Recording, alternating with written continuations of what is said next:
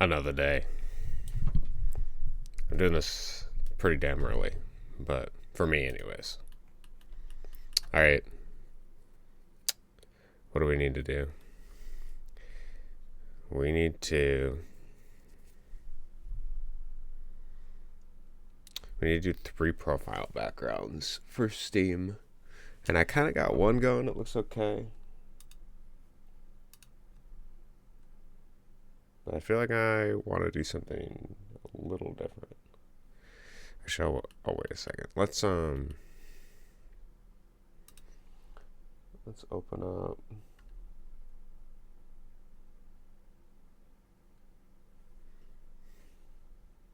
Do I have a version of this? I think I do. What is this one called? Profile background.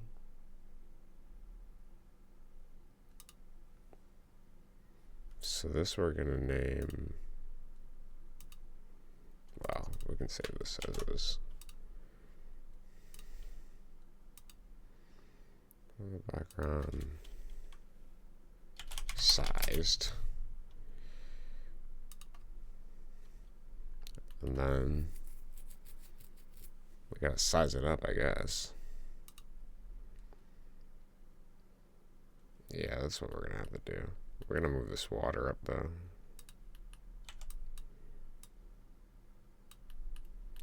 I'll just put it up here for now. I'll change it later. Because what I'm going to do is I'm going to resize this so that it fits within the specification. Because right now it's at 483.60. So we're going to up it by 400% because it needs to be 1920 by 1080. Okay. It looks relatively the same, but each pixel has been increased by 4. So, or no. Yeah, it's been increased to a 4x4. Okay. And then we got to change the actual size of the canvas to 1080.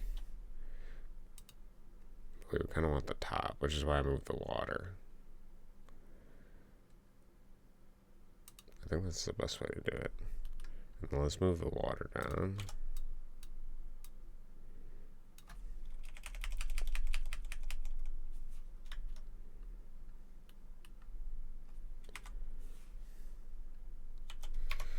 Looks pretty good. I actually might raise the water.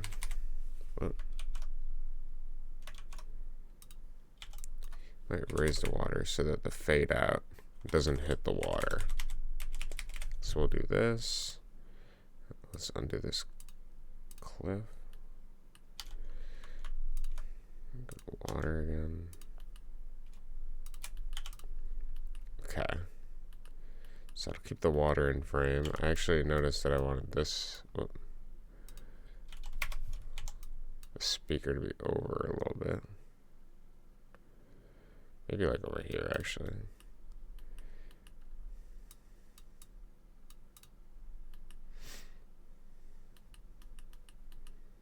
You know, I feel the player holding this scythe would actually be cooler. Let's do that. We gotta do a little bit of work, but I like that idea more. So we need to get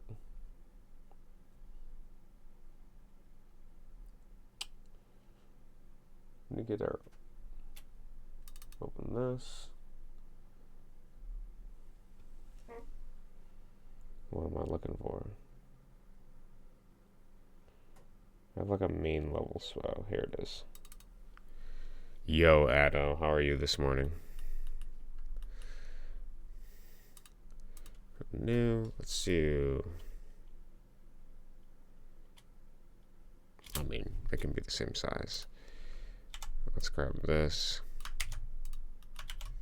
Paste them literally anywhere in here. Just got back from school. So you must also live somewhere in the other side of the world.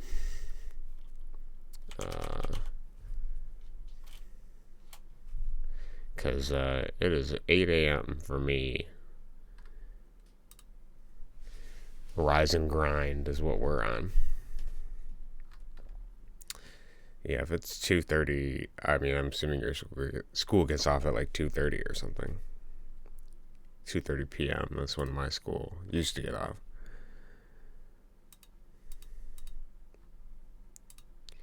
Let's see, what am I looking for? Time Wizard, and then we want the Scythe. I see Scythe. Is the holdable variant just in here? Yeah, it is. Okay. Out of curiosity, let's run that. When you grab the Scythe, does it reorientate itself? I think it does. I think it rotates 90. I don't remember what throwing the Scythe looks like. We'll compile that. Because you don't hold it like this. That doesn't make sense. I'm pretty sure you hold it like this.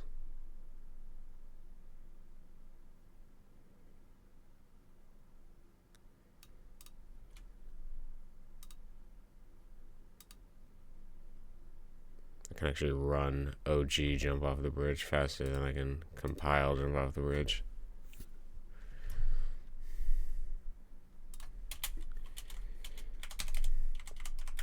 My God, what is this menu?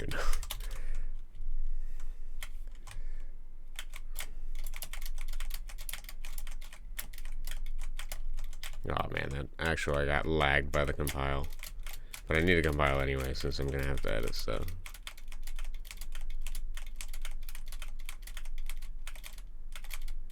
Okay. Okay, I'm terrible.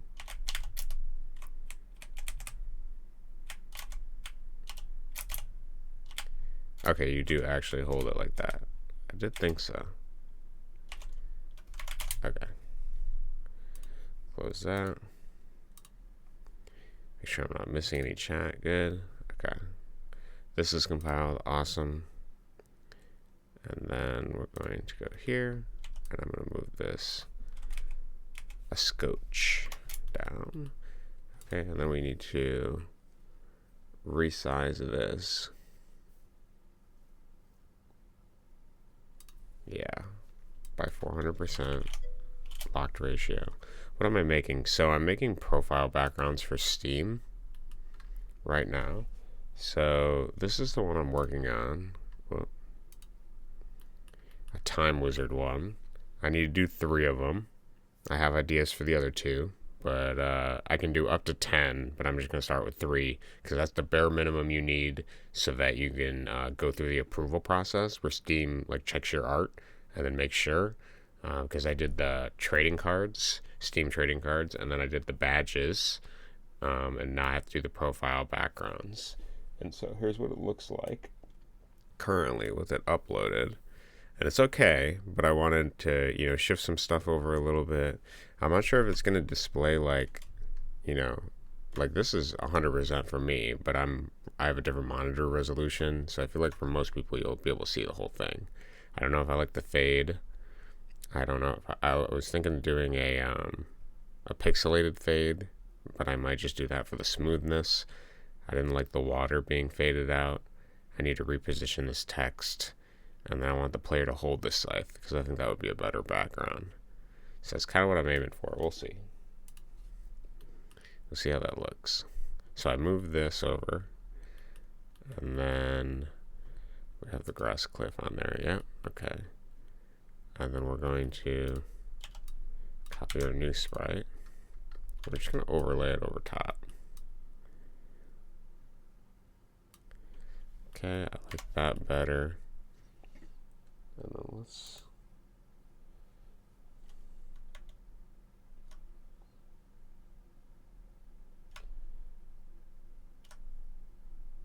Yeah, it's not bad.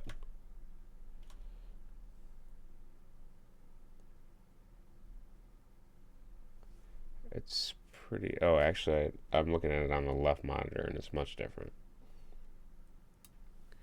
If I look at it on this monitor, it cannot contain the whole thing. But if I see the second monitor down here with the different aspect ratio, It actually looks pretty okay. Hello, Thomas. How are you? How's your day going? All right. So we got that. Let's I want this text moved. How do I want to move this text?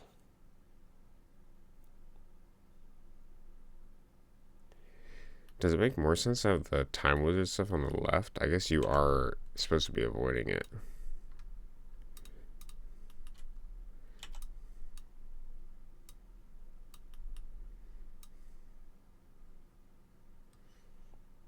Because there's just kind of like a dead space over there.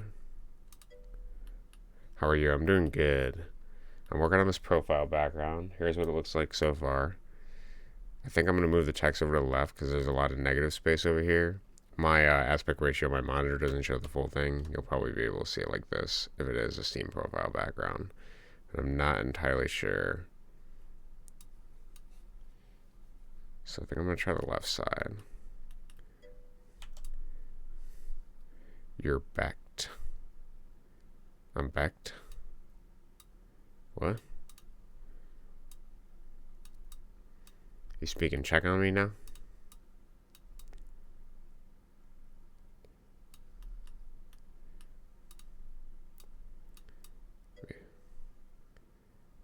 My filda is broken. Is that keyboard?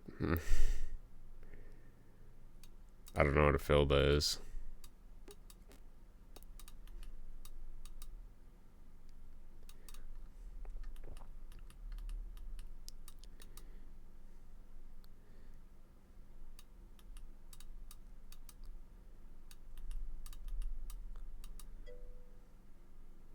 My unfriend. Tom's is talking riddles today, dude.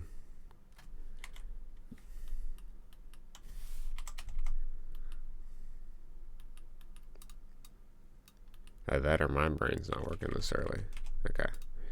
2, 3, 4, 5. Let's do even spacing. Let's try to get 5 between 3, 4, 5. Okay. Okay. The time wizard. I'll do it like this. A little offset. I'll be back in 20. Okay. I'll see you shortly.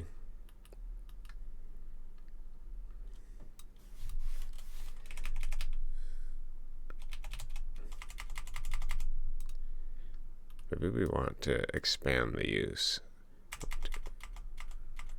8.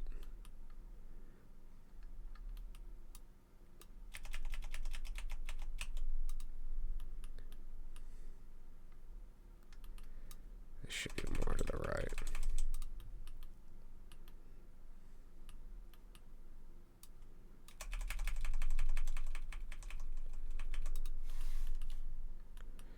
That looks better. Alright, and then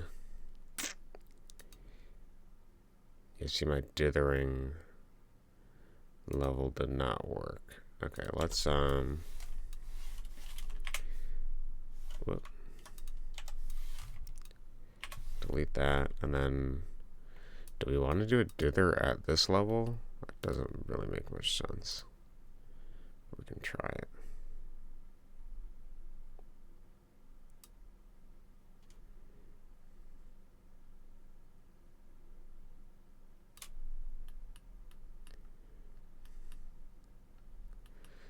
Do I want a pixelated dither like this?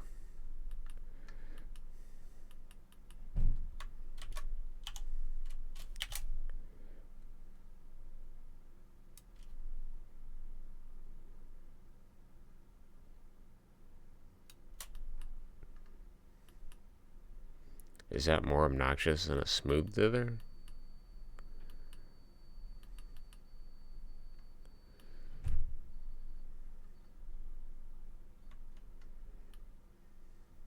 It's not terrible looking. I want to see what it actually displays as, though. Alright, here, let me give you 2 seconds to upload it. Not sure how much of the Steam stuff I can show, so that's why I'm gonna just err on the side of not doing it just in case I can't show it. I have to read the contract again. So we're going to export. So right now I'm just exporting this as a JPEG. Actually, we don't need to export it as a JPEG. We can open it up in Paint.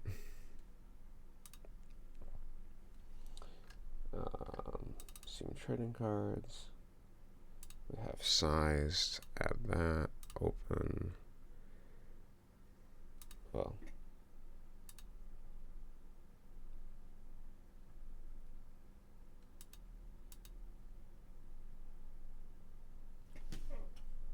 Did I not export it? I thought it did. Oh yeah, here it is. PNG. Okay. Open. And then I'm going to save this as a JPEG because Steam is very finicky. It only wants a 350 kilobyte thing. So I gotta reduce the quality by like a shit ton. Yeah, 56%. No, 55% is under 350 kilobytes. That looks like ass, but we gotta do it that way. I understand why we can't use PNGs. Okay, then let me upload it real quick.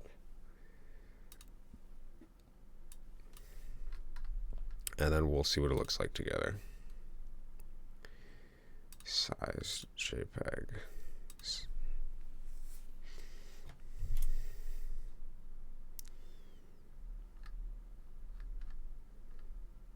Oh my god, I hate that.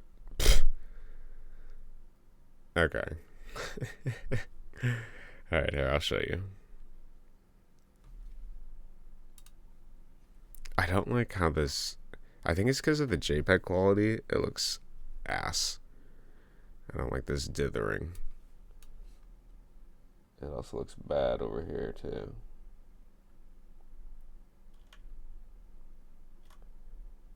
Honestly, everything else looks pretty fine. It's just the dithering I don't like. Okay, so then we can fix that. Let's do, let's open this up, and then we're going to copy this layer, because I actually like this dithering that I came up with. Or, I mean, this,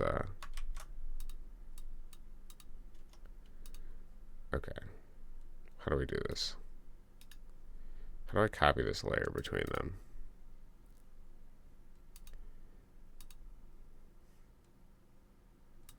I thought it'd be simple as...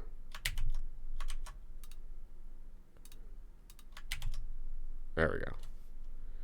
And then, oh, actually, I need to export this without that layer. Okay, get rid of this. That looks actually like ass. Save. Export.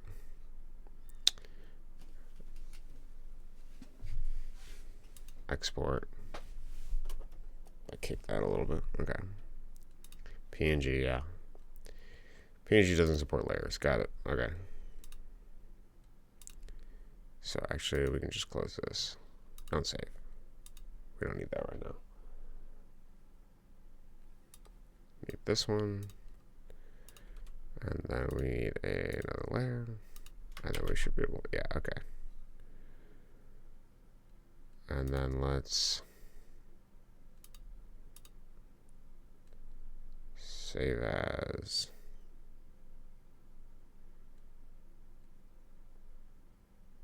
I mean, we could save it in case we need it. But we really want the JPEG. Yeah, we're gonna replace it.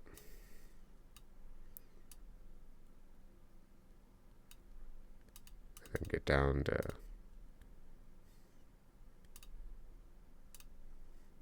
could do 98%. That's better. Flatten it. Okay. Alright, then I'm gonna upload again. Just give me 2 seconds. Upload this again to look at it. I just don't want to show too much of the Steam partner thing, just in case. To reiterate. Just in case it's, you know, trade secrets or something. Upload that.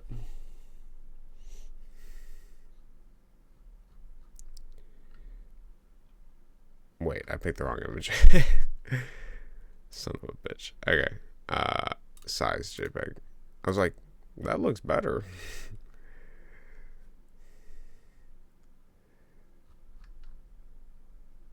Alright, that looks pretty good. Here, I'll show you. This looks pretty good. I like this. A good Time Wizard one.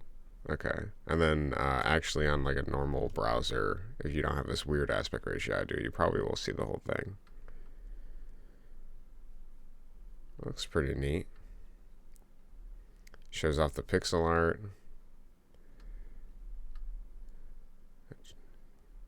I'm pretty happy with that. We can work with that. Okay. So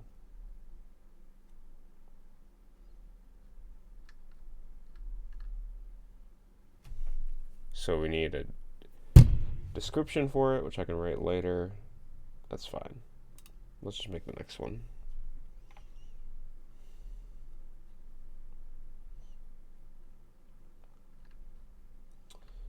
So we're gonna do new profile, hard mode, dragon. Is that what I should do?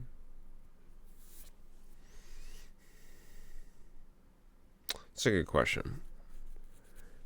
What did I have in my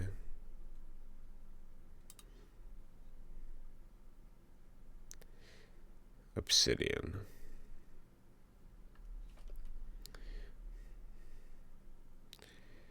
The Time Wizard. Oh, the Journey is the other one I was going to do.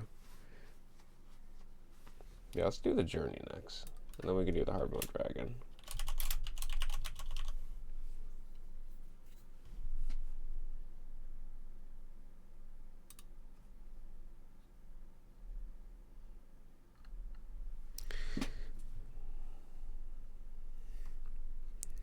Okay, how do we want to do this? This is actually going to be a little bit of work. So, what do I want to do? Good morning, matey. Yeah, good morning, Bronoham. How are you? How's your day going? Okay, this is good. We need the base.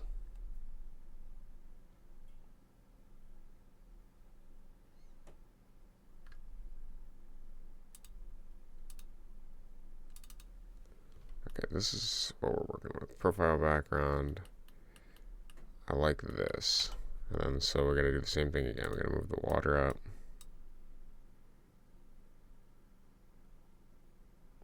Well, yeah, we're going to end up moving the water up anyways.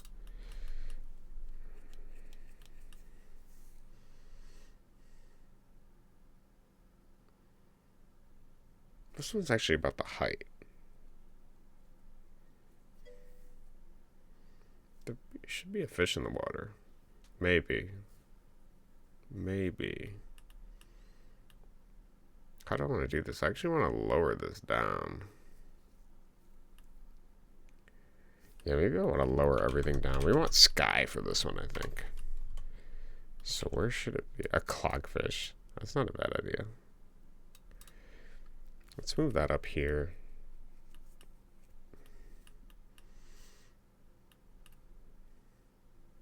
And then let's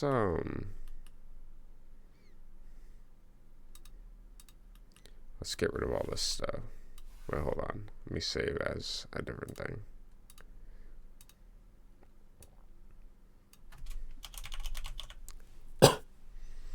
The Journey. Okay. So let's get rid of all this. Actually, we can keep the player.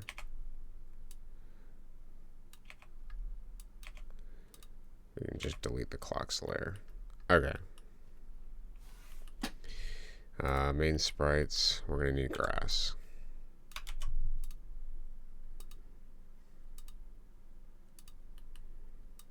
And then we don't need this anymore. Alright, so then grass layout. Gotta place our grass. Yeah, Tyler, did you see you had like 225 messages in the Discord, dude? I was like, Jesus. I skimmed it, but I was like, oh my god. These people be yapping, bro.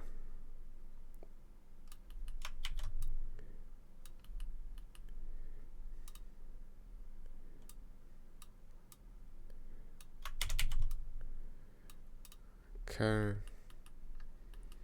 And then we actually need the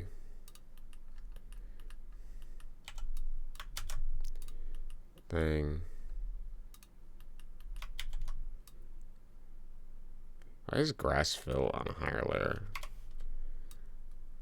Get down here. Oh. Guess we got. Oh, no, it doesn't matter. This shouldn't even be here. Okay. And then this for grass fill. Perfect. Okay, we kind of got to jump off the bridge thing going on here.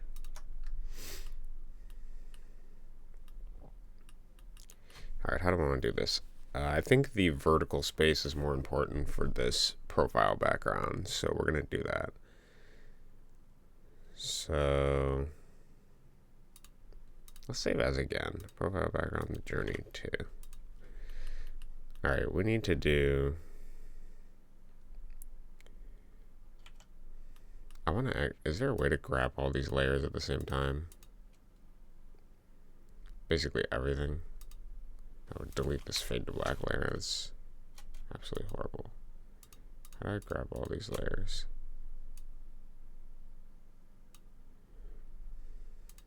Is there a way to grab each layer?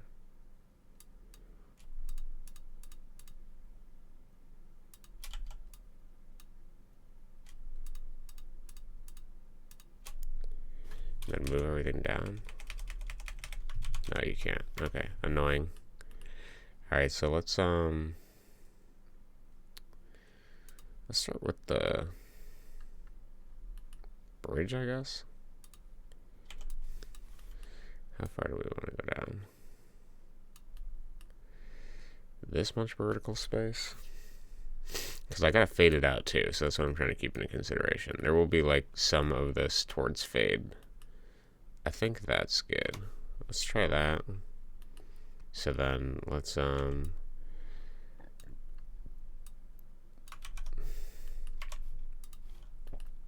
just straight up delete the grass fill for now. And then grass layout we bring down. Okay. Player we bring down. Okay, and then cliff we bring down.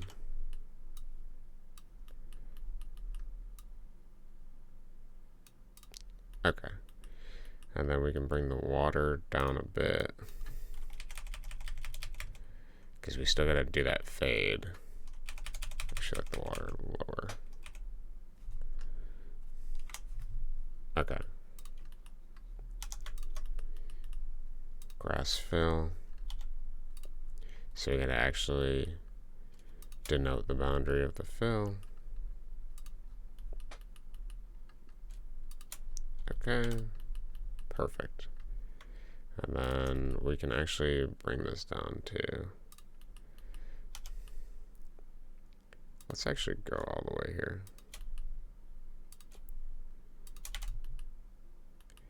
And we'll duplicate this. Oh, that was on grass fill. Okay. Good, good. Okay.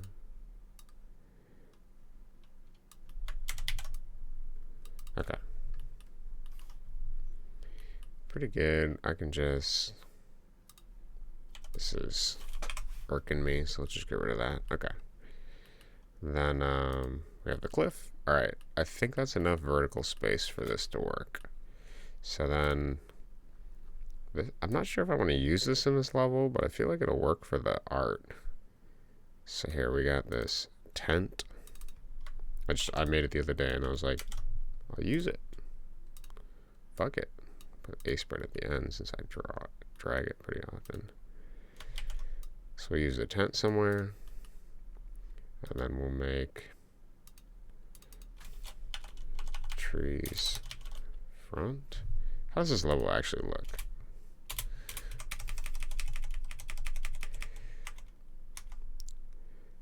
Fire, fire, fire, fire, fire, fire. There it is. Okay, so we have some dark trees. We have some light trees. So we have a front and back. So we have trees front. We need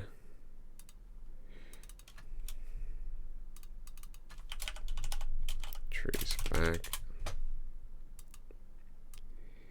So there. There. Okay. And then we're going to have to make trees. Do I have a bunch of trees? Is this random or is this the same? Oh, it's the same stump every time, I think is what it is. We'll make some variant stumps. Yeah, because I noticed it's the same stump every single time. We can do better. And then we need these guys. So let's grab them.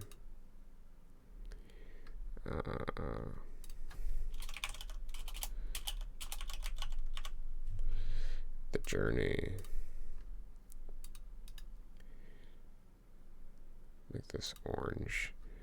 And then can I, I'm just gonna move the tent in there. I feel like this level needs the tent. I'm just not sure what to do with it. Okay. So we got Geezer. Grab him. Put him in the stuff. Oh, he needs his log to sit on too. Okay. Is that a separate layer? Oh, it is a separate layer. Okay.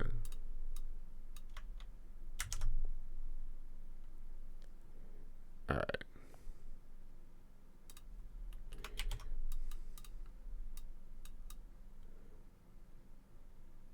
Okay.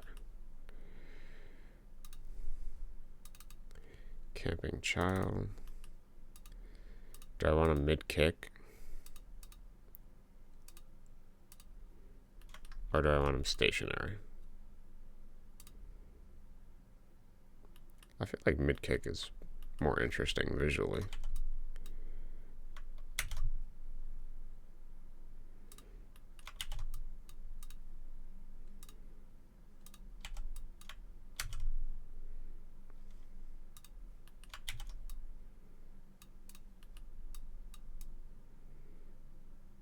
Okay, that's good. And then we need the fire. What is the best frame of the fire? I'm gonna do this one.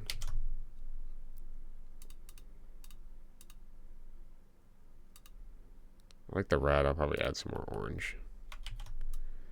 Okay. Perfect. We have stump.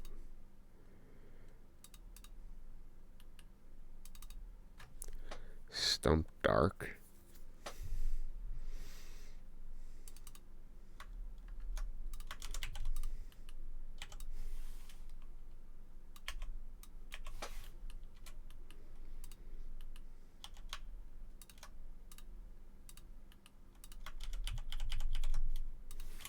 Let's at least do like 4 more variants of stumps. Let's give them an interesting profile first.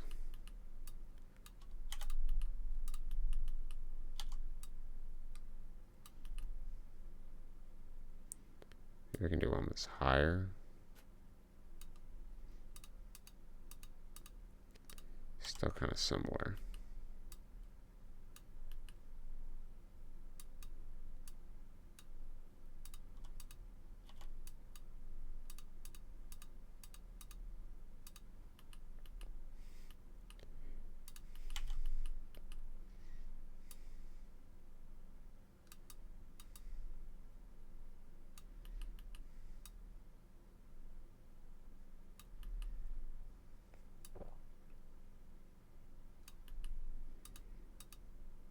Even if they're just slightly different, that is enough for me.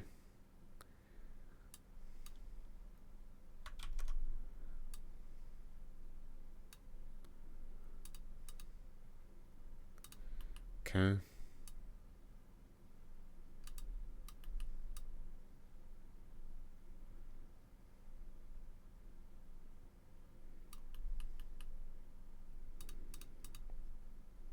Okay.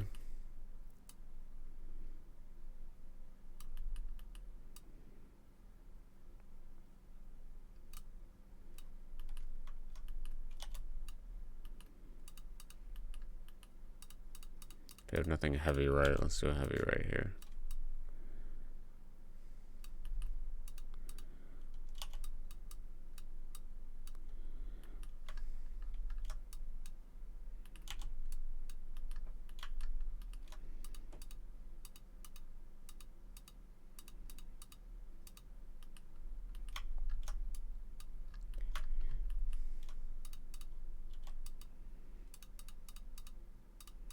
Okay. Then we're going to do this. Which my pattern is kind of like lines with some dithering.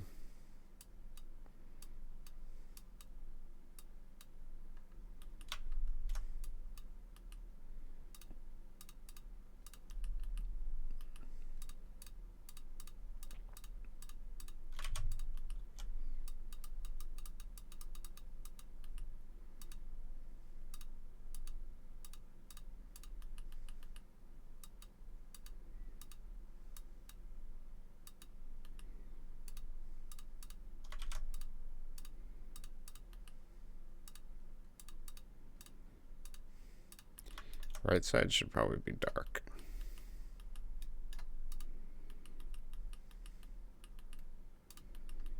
And then we have nothing touch the edge. Whoa. Thank you for the follow. Appreciate it. Well around. How are you today? I purposely made it like super loud and it just blares in my ear even though I'm wearing half headphones. It's great. Okay. Well around. Thank you for the follow, man. Appreciate it.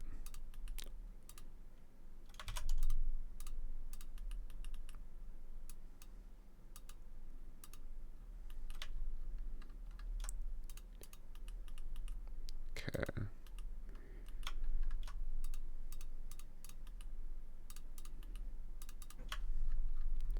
It's looking pretty good. Well around. It's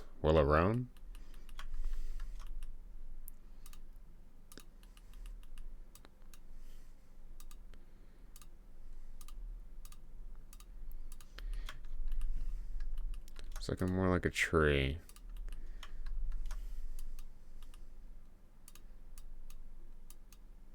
I want to try to do that like bark groove is what I'm looking for here.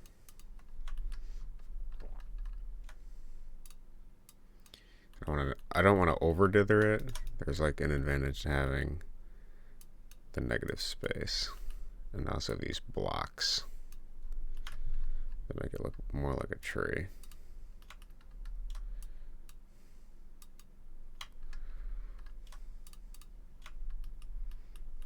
I feel like I want more dark space here.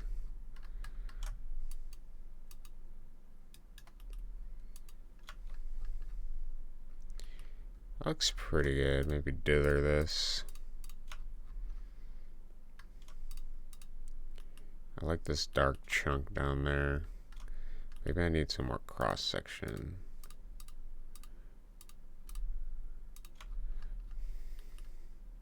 Yeah, it looks pretty good. It looks tree-like. Alright, next. We go next. Progress over perfection here.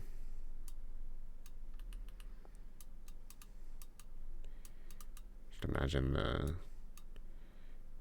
things of the tree. Actually, let's clean this up. I like this line, but I want it to be okay. Maybe that's too wavy for a tree, but we can sort of follow the outside a little bit here.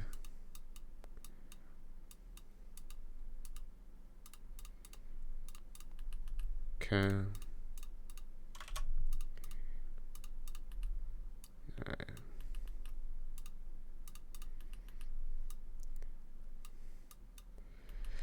Actually, you know what's a kind of a unique trait? Trees have those like sort of holes Let's see if we can recreate that a little bit.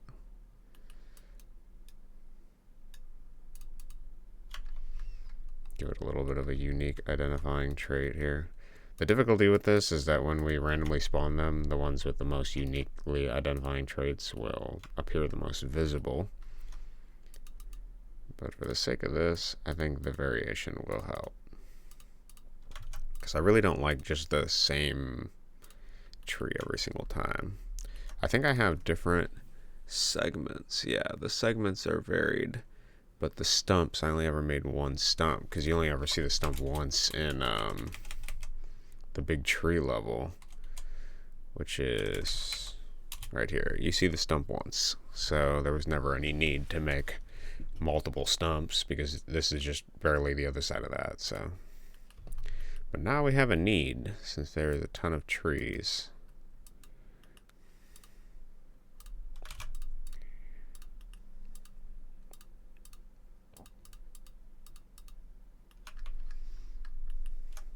Looking good, liking it.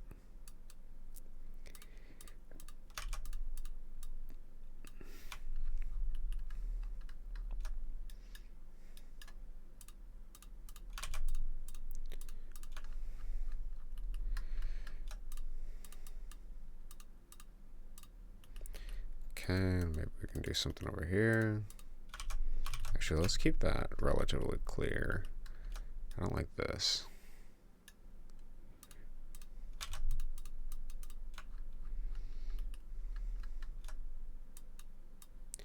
We need more blocks, I think.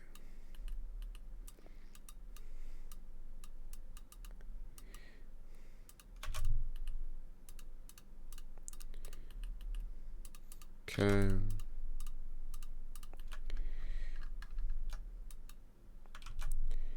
Try not to do anything on the outside to keep it more consistent, since our first stump does not have anything on the outside.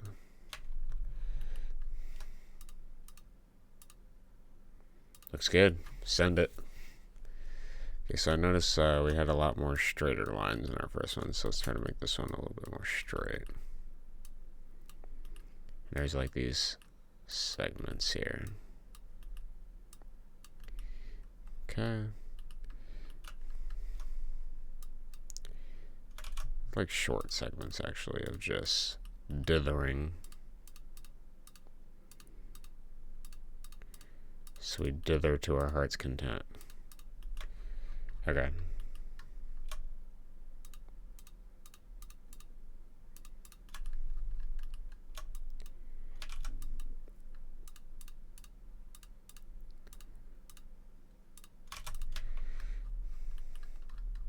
Good basic start.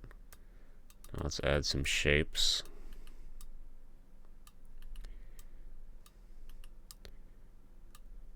Maybe forms is the word I'm looking for. Just some kind of like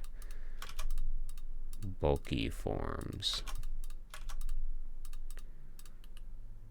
Maybe there's too much dithering here.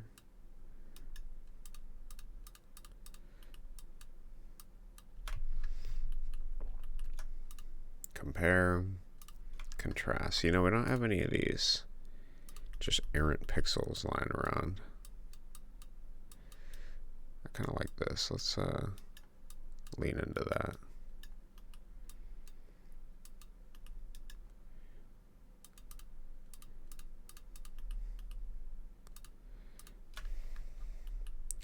Some errant pixels. Everything doesn't have to be connected.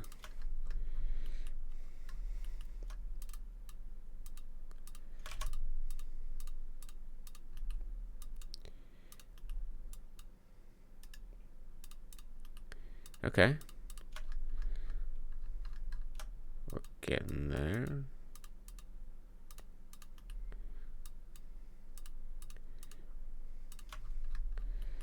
How's that look? Maybe remove some stuff on the top. Add something over there. Looks in a similar style. Alright. And then one more to go. Let's lean in to something like that. I am back. What are you working on now? Okay, so I'm trying to make a background for Steam profile, and I'm gonna do kind of like this, but the problem is for this is I only have one stump variant, so I'm working on different stump variants, so there's some like differentiation between it. And then I'm gonna make the background. So right now I have just the guys here, and this will kind of be the background, but then I'm gonna have the trees go up, and then that'll be this background. And then I gotta do the smoke and everything, which I'm not sure how I'm gonna do yet. And then we gotta do the dither, but I think this will be a cool normal background. Yeah, I know you'd like that background. Me and Thomas both like this. So, but first we gotta add some variants to the trees. The midsections of the trees are variegated, but the stumps are not, because I only had a purpose for one large stump ever, and I never had a need for others.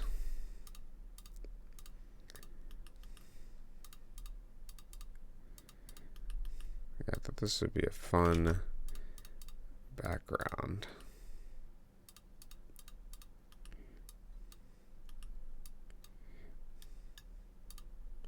And then we just got to do one more, and I think I'm going to do the hard mode dragon for the final one, as per, I think it was either Thomas or, I think it was Thomas's suggestion for that. Or maybe it was Addo yesterday, I don't remember. And then with those done, I can send them off for approval later, it really doesn't matter. But, it takes like 2 to 3 days for Steam to approve it. So we got 19 days till Christmas, so that's plenty of time. I can just send them the approval to see if I can get the trading cards approved, and then that's it. We're done with the trading cards. I finished all the rest of them last night. They're just basic. I did like 7 of them. I don't know if the number of them matters. I can add more later. We'll do like we'll run it back. Round 2 Electric Boogaloo or something.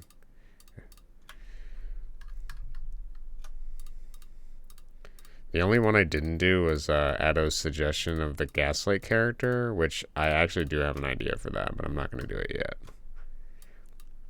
I'm not really sure how. I've never really done the trading card stuff or like making a badge or anything like that.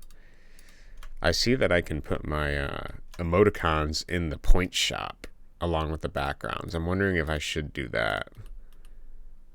There's like you can it's a checkbox or something. You can check to have your stuff in the point shop versus completely being on the open market.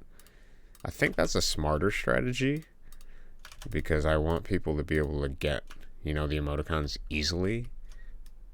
And emoticons are kind of like a form of soft advertising power. Because like people that, play your game and like your stuff, they'll like use it in different places.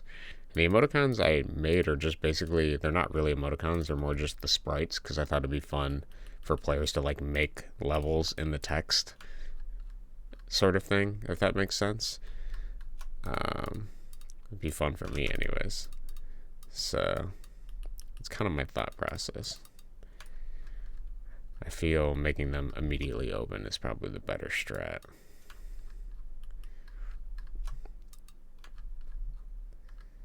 Okay, this is pretty good.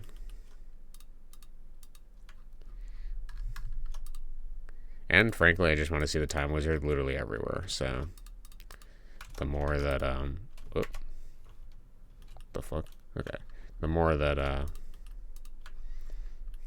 we can make that happen, the happier I'll be.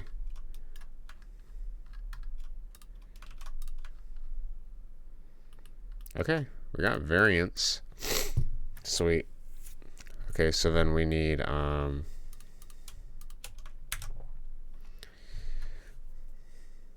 we actually, how do I want to do this?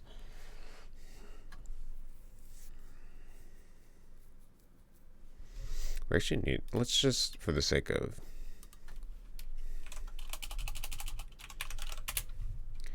gotta do the light variant too. Since they are different colors and I don't have like an immediate shader changer thing.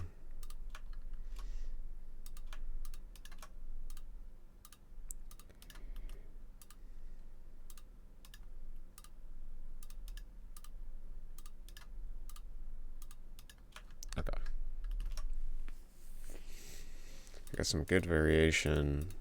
The only one that really stands out to me is this one because of that. But I'm gonna roll with it.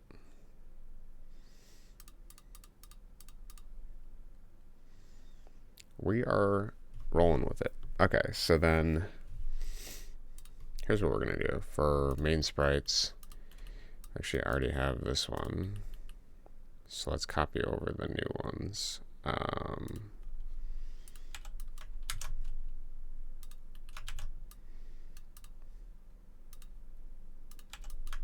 Bring them over to A sprite where they're easier to manipulate.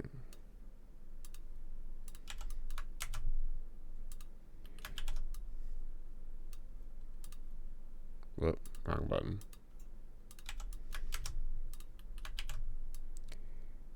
Okay. Different stump variants, and then we need the tree parts. And we also need just the color, I think. I don't think we need to bring the other stumps over. Just grab the color for this. I should probably put this over here. I'm going to keep clicking it. Okay. And then I'm pretty sure that's in the big tree.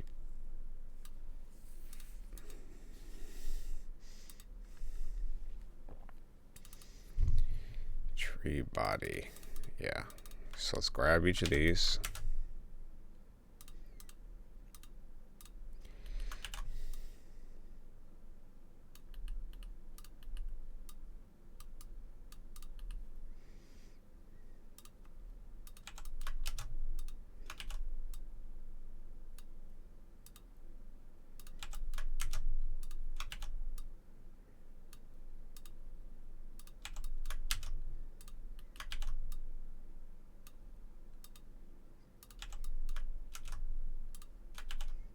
Okay. Well, there's got to be some sort of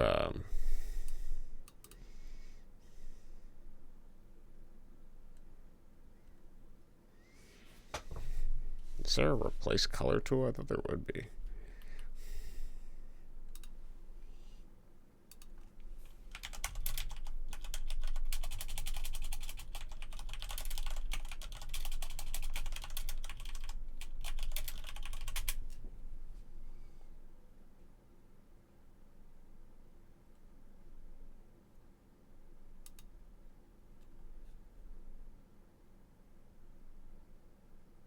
Edit, replace color.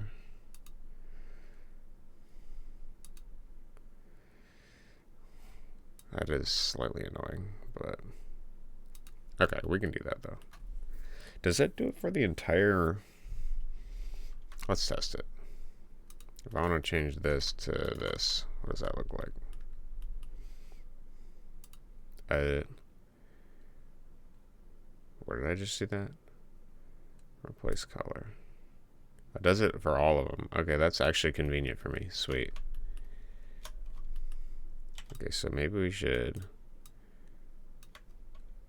Well, maybe we should just copy all these, frankly. And put them on a secret layer. Secret. Okay. We'll put them over to the side over here. Then we'll start building our scene. Oh, and then we need the smoke. Which,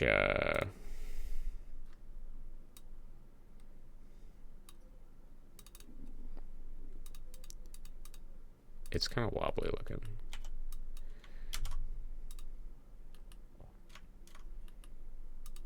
I'm going to put the smoke over here for now. We will get to it later.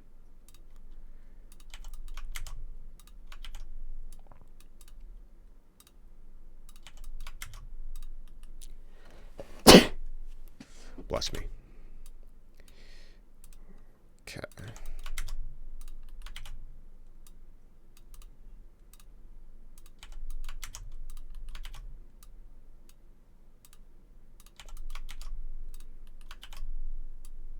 Okay.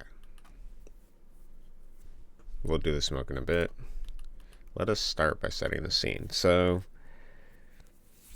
how do we want to do this? Since your scene profile is basically like taken up in the center, we probably want to do like the action on the right rather than in the middle like I have it in the actual level itself. Because your steam is going to be like right in the center of this whole thing here.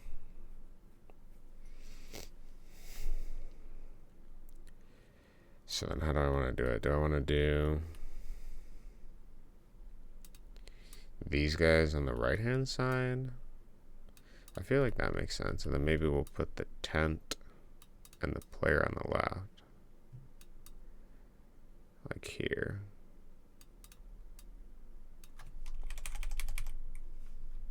Maybe I should do this way?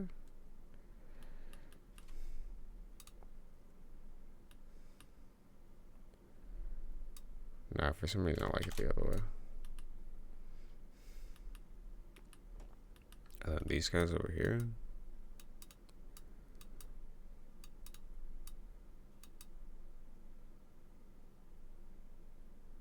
How close is he actually to this? Oh, he's like in the fire. I don't want to overlap the fire, so let's do.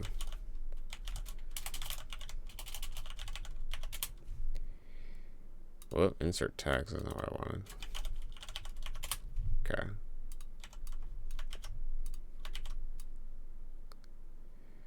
Oh, did I hit something? I hit snap to grid on. I don't actually know what the shortcut for that is. Shift S.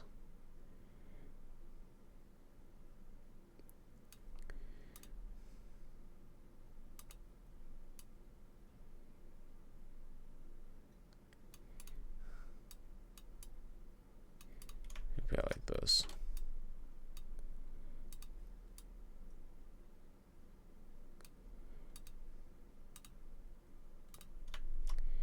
That's pretty good. This needs more orange though.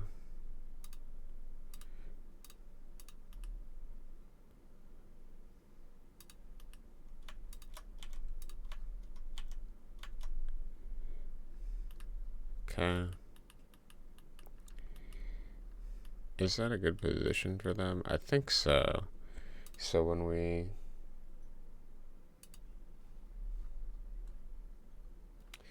can test it, I guess. For now, we'll leave it like this. I actually think these guys need to come over, though. Alright. And then we do trees. So these are the front trees. What does this level look like?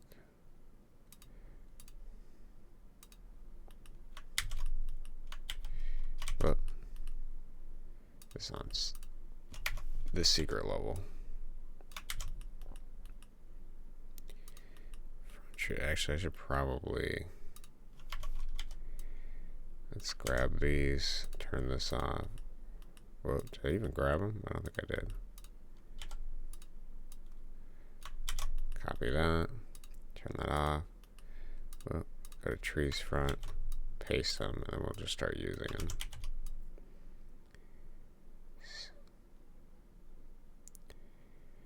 Should I do a clearing? No, that doesn't make sense.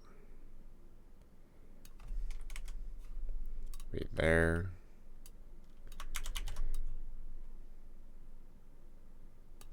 I guess I want to see them with stuff, but I also want to.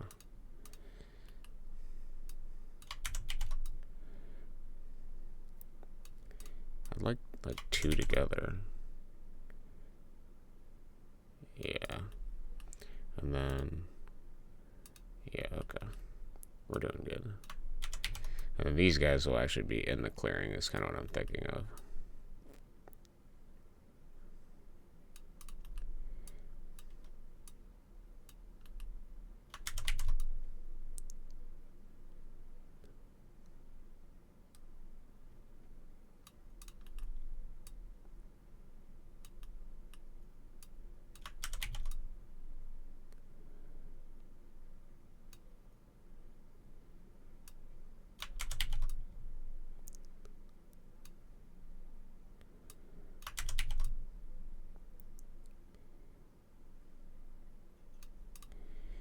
Okay, pretty good start.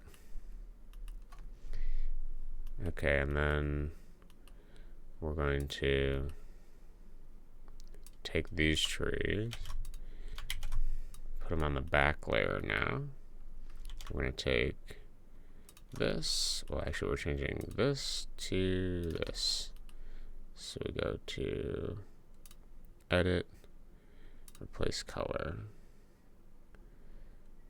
Okay. Then we're changing this to this. Replace color. Okay. So now we have the back. And then, so those are all just kind of like slightly offset from there. So let's take this, like here.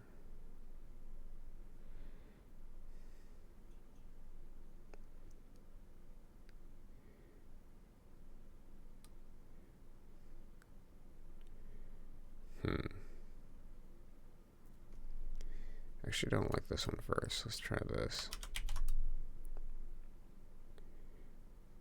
Okay, not bad. Work with that.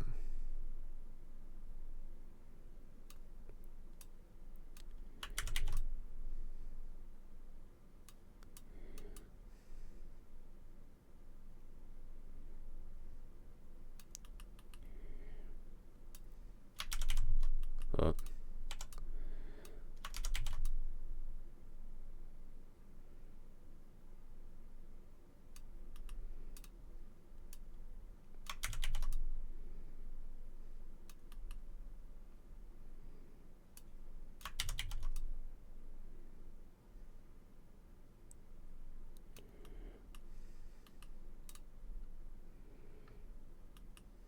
It's looking pretty good.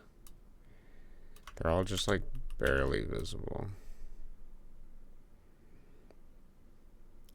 Now, do I want to do a tree like this and then shift them over slightly? I actually think I want this like here.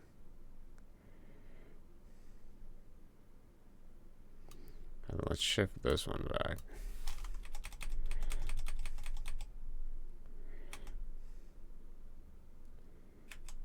Yeah. Okay, and the only place there isn't really something is like here. Do we need to fill every space visually? Not really, but I would like more overlap to make it more unique looking. Okay. Delete these. Go to tree front. Go to secret.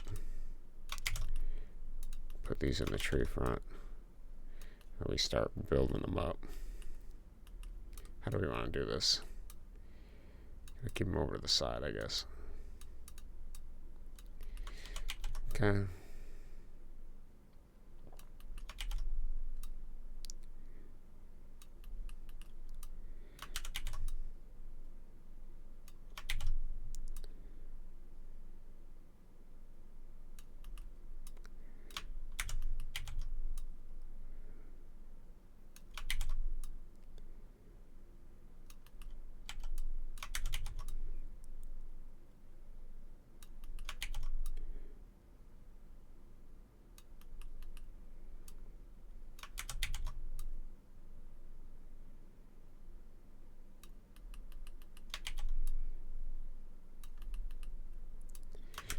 Build them up.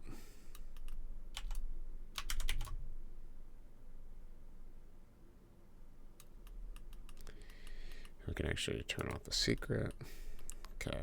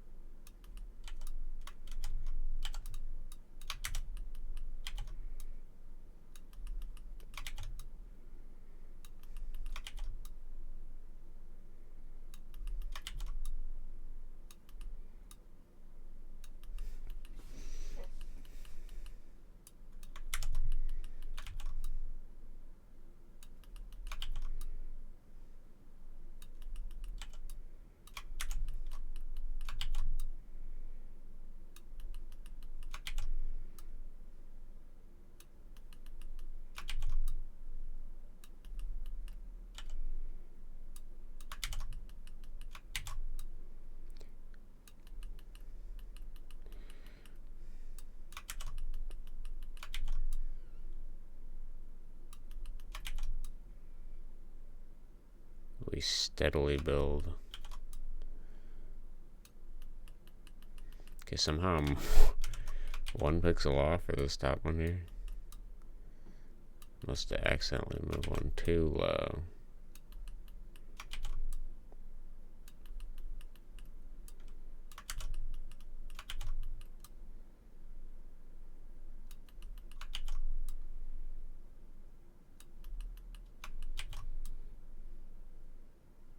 No one will expect the double the same. I'm just trying to keep it as random as possible in my head. I'm like, how do I make this random? Well, randomly things would duplicate, that's for sure. Oh.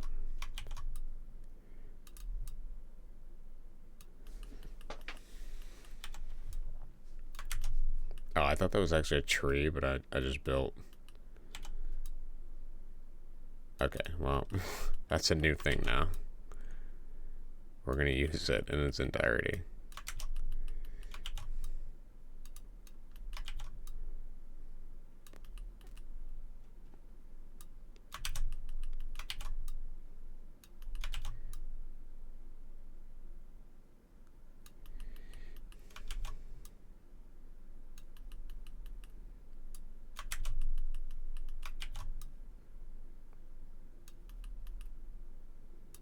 Let's just take a piece of this, because this will be actually random. Be its own unique piece.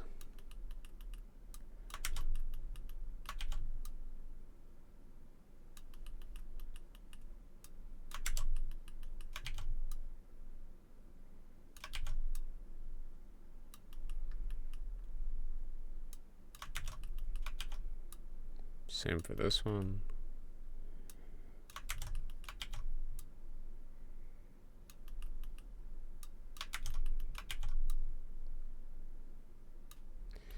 Okay, looking pretty good.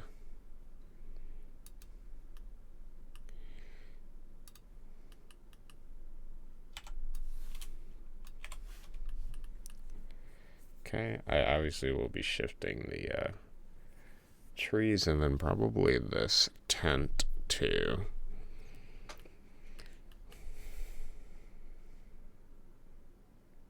Yeah, probably. Okay, so actually for this then, let's move the trees back above. And then let's just grab every single one of these and then switch them around.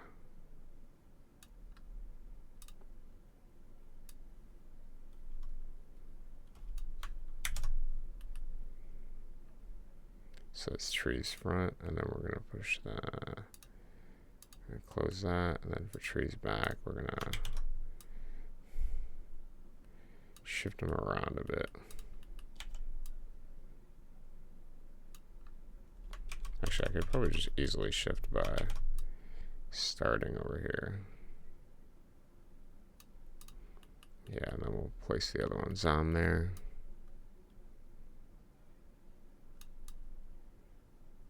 And then we'll swap the color.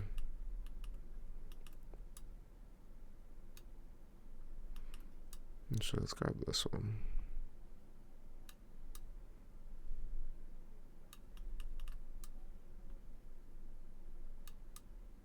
Oh. It's the problem. They're all in the same layer right now. I should have done that differently. Okay.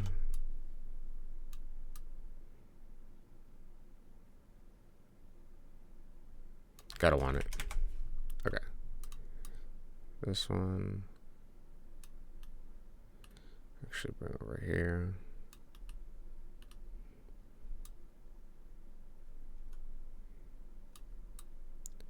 This one over here. And then we got one more. Wow, we somehow ended up with an equal amount of both front and back trees. I was not expecting that. Okay. And then we gotta change the colors. So let's do the black first because it's easier on my eyes to see what I'm changing. Edit, replace. Okay. Edit, replace. Okay. For some reason this one's off.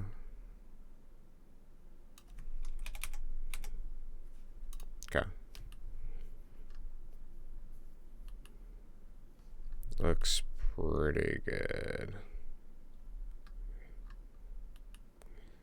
Tree front. Gotta move the layer.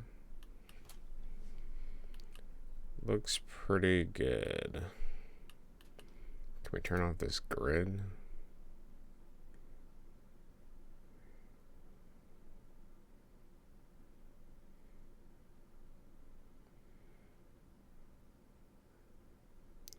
I don't see a view grid.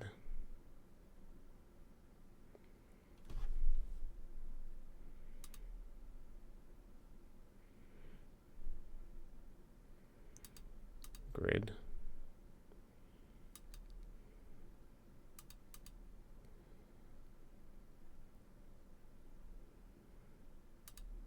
Visible pixel grid. Okay. Looks pretty good. I actually think I want to move this.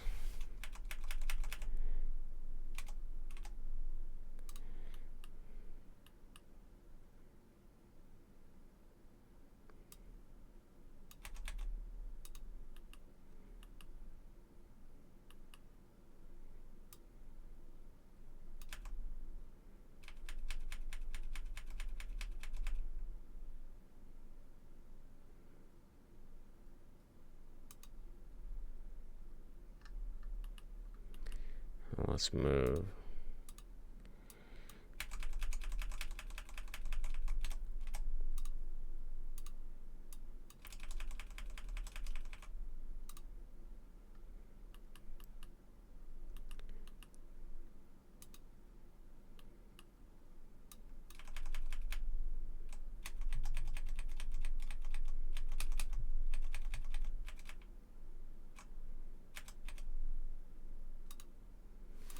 I feel that the tent spokes thing here needs to actually be not the same color as the trees. I would actually see it. The stakes. Maybe we should make them red. Yeah, let's leave black.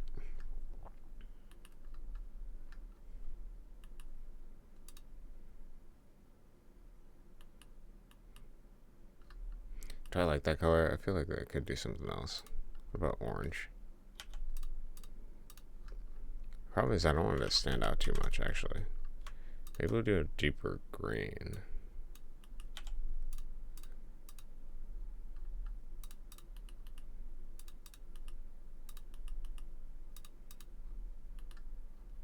This doesn't look like a stick anymore. I'm fine with that. That looks pretty good.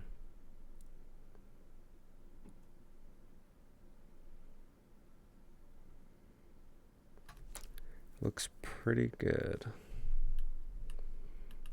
Okay, so save. And then we gotta... How do we gotta do this? Let's save again.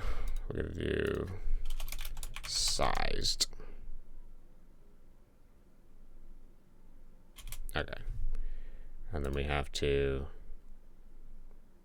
expand the sprite by 400% so we can get to the 1920.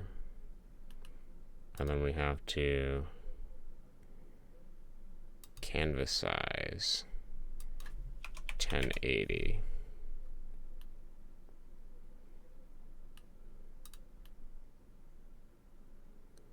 From the bottom, from the middle.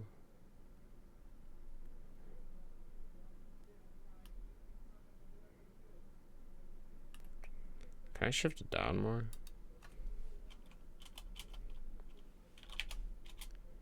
Oh, that's not what I wanted.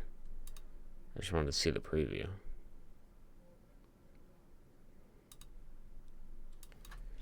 $10.80.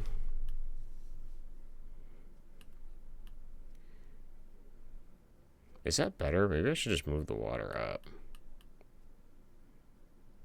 I kind of like the trees being the primary focus. Less green. Let's do that. Let's just move the water up.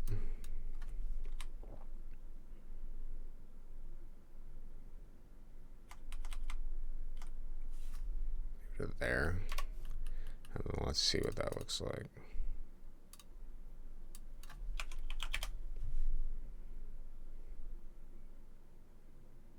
Okay, do that. Yeah, that looks good. Because then we're going to have that black border on the bottom anyways. Oh shit, I didn't do the smoke. Okay, let's do the smoke. How are we going to do the smoke? We're going to make the smoke. Then we got to resize it. Okay, so let's just open up the one we just did. Okay, this is normal size, right? Yep, okay. We'll do it here, and then we'll resize it and copy it over. So that's the size one. Put this here. Alright, well, let's do the smoke. I think the smoke in the level I just faded out. Faded in, actually. Okay. I'm not going to do the fade, I think. Do this.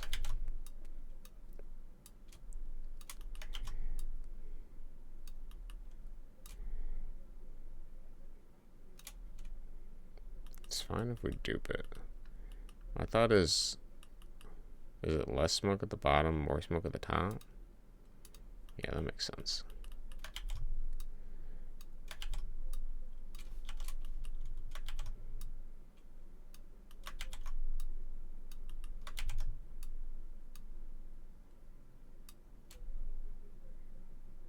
We can afford to have some new looking smoke things.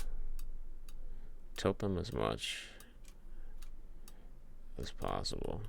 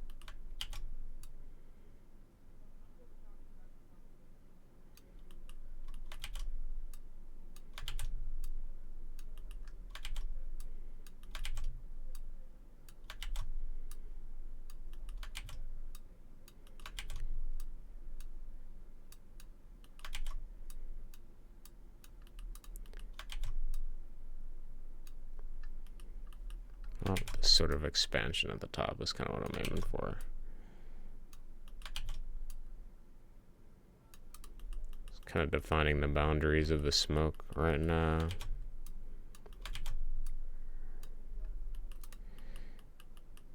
Looks pretty good.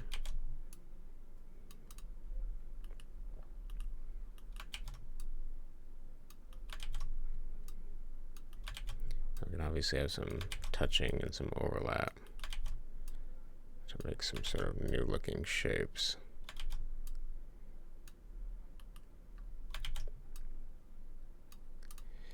Okay, let's grab another shape and work with it. With this.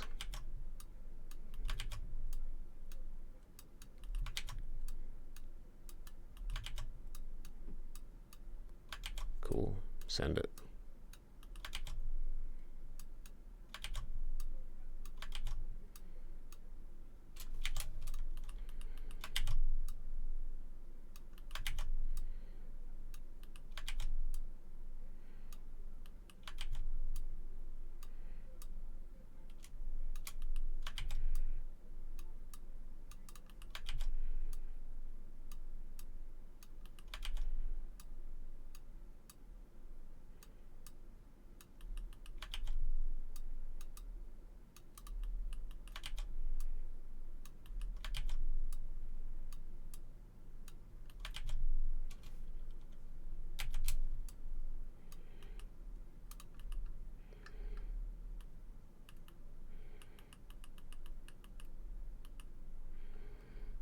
Okay.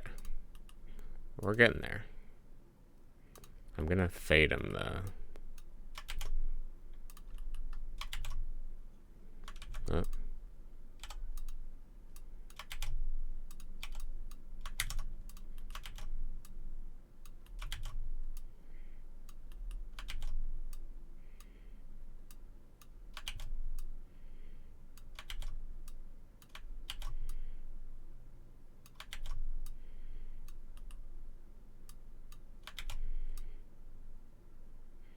Just gotta trust the process, honestly.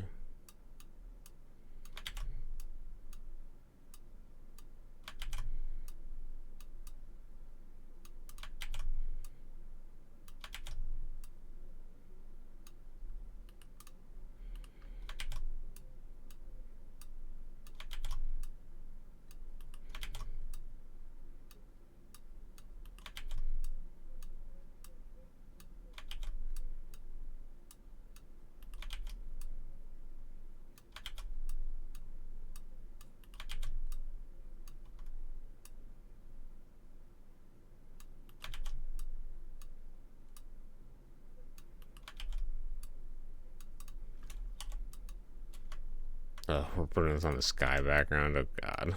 Okay. Mistakes were made. I fucking messed up. Let's fix that.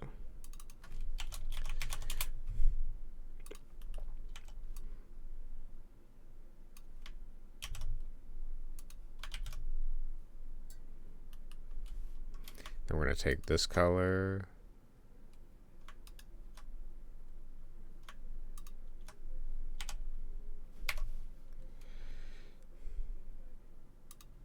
Oh, wait, which one's my first? Okay.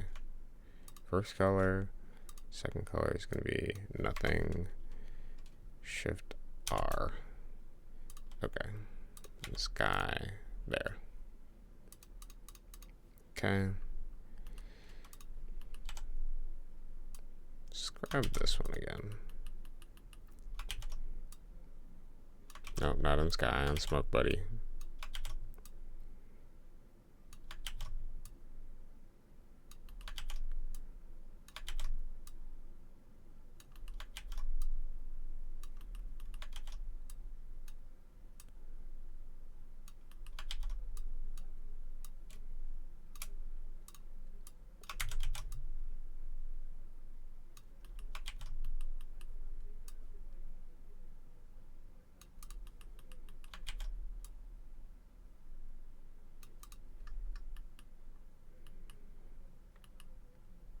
Pretty good.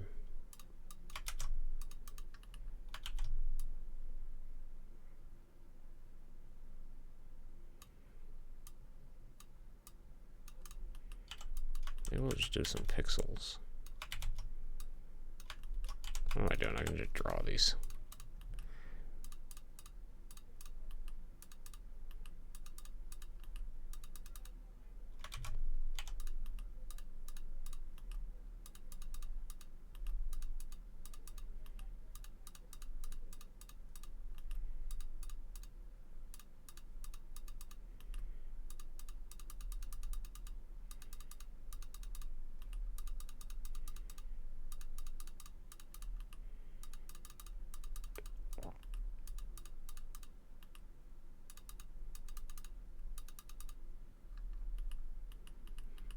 Okay, maybe a little bit more variance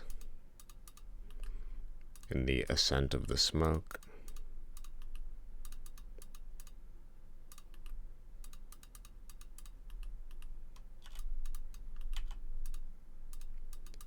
Perhaps some more errant sides. We can condense the middle a little bit.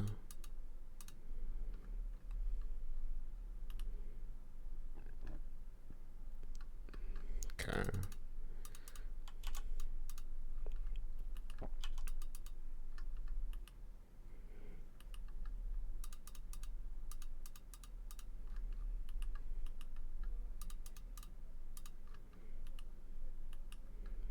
Want this top stack to be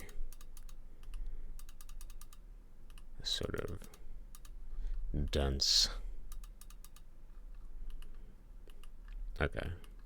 Actually, don't like this errant one.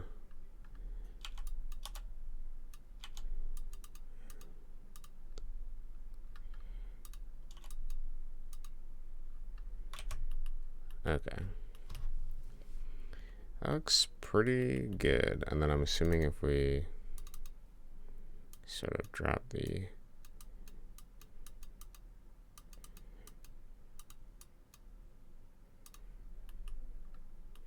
just a little bit.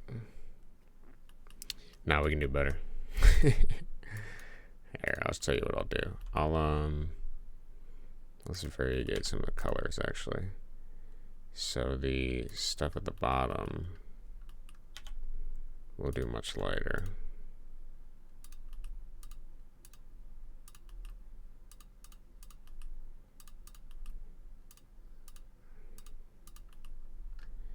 Okay, so lighter, and then we'll do like actually kind of like a dithering effect,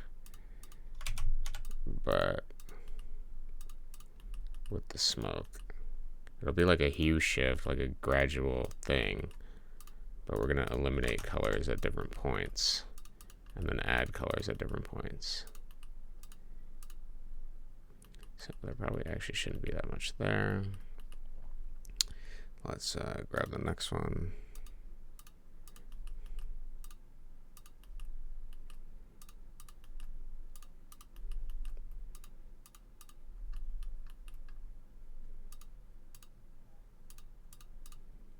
This can be more primarily focused.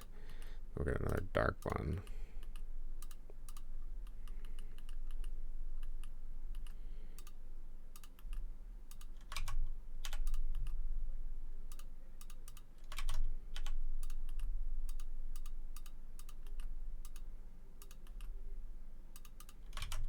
Gotta hit it right. As soon as I say that. Okay.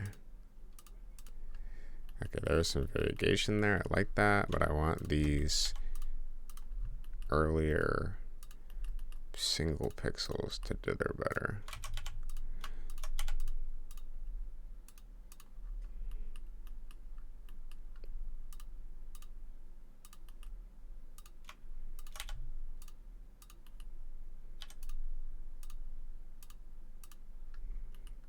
There we go. And then actually let's do some bigger forms up here. I kind of like how it looks.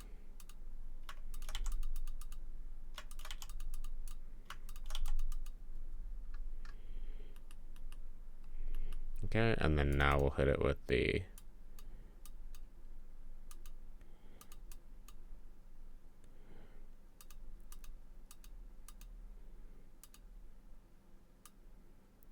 do I even need it, honestly? Or do I just like it at this?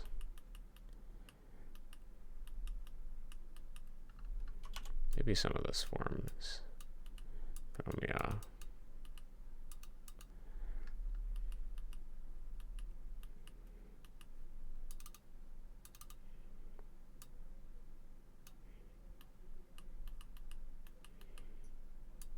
I feel like it needs some sort of translucency. Yeah, I do like that. Let's go with that. Okay, and we have kind of a smoke effect. Alright. So now what we gotta do is save this as...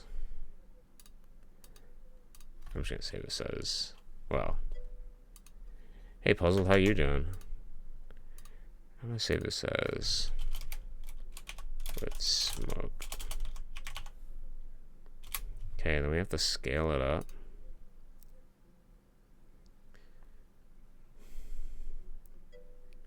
Doing pretty good. Awesome. Yeah, I saw you guys had like a huge conversation last night. I scrolled through it this morning. It was like 200 messages. It's like, what are they talking about in the Discord chat for Tyler's stream? 400. Oops. Lol. Yeah, we're gonna do 400, and then I should be able to just take the smoke layer entirely.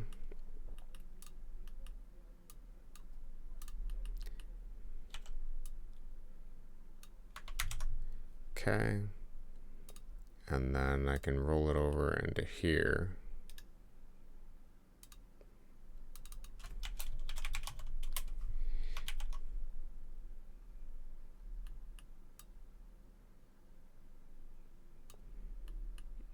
we actually don't get the full top of it because of the... Okay, we gotta reduce the size a bit. Because we shortened it up.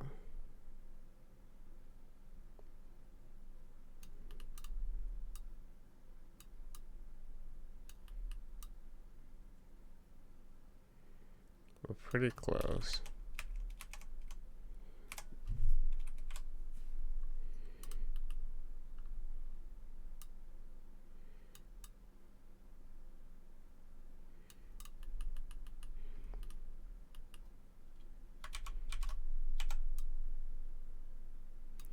Okay, let's eliminate some of this.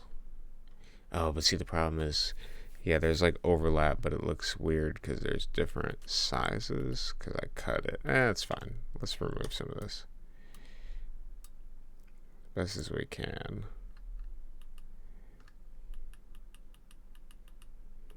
Is that gonna work, or do I hate it? It's hard to say.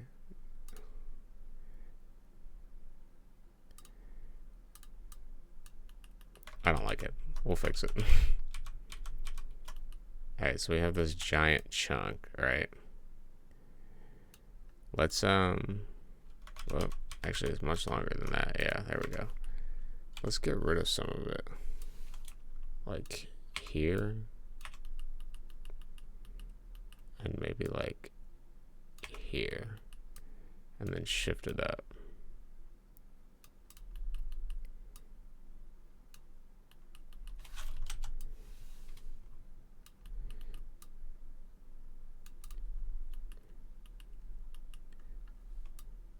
Get rid of this. I might have to change the sort of like way this forms. Whoa, whoa, whoa, whoa. We're not doing that. Okay.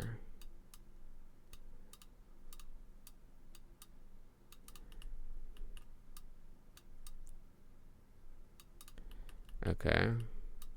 How close are we? Oh, we're pretty close.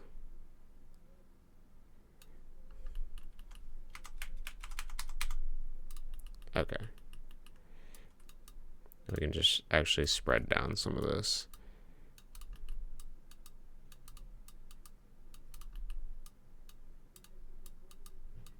Because the problem is I scaled it up by 4, so... Oh, what are you doing, buddy? I don't want the pixels to look weird.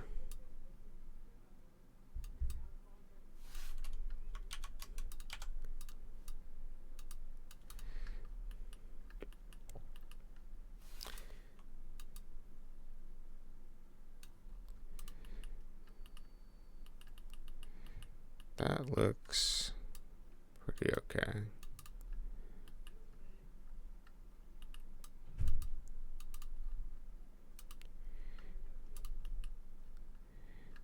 I think we'll roll with it. I like it. I'm going to add some more of these around here, though.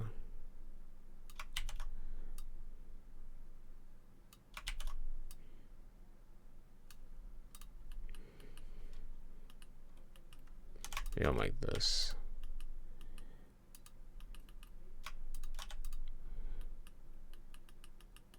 Okay.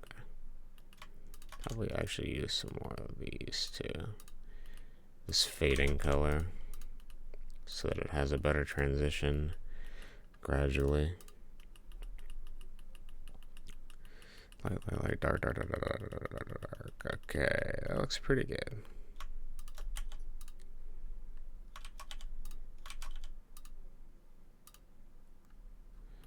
Okay. I'm pretty happy with that, I think.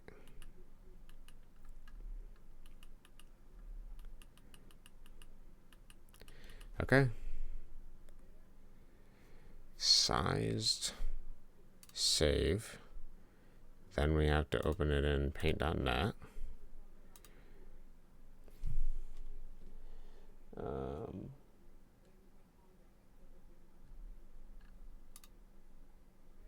Oh, we saved it. We didn't export it. That's my bad. Export as just this, 100%. PNG. Okay. Now we pull up this.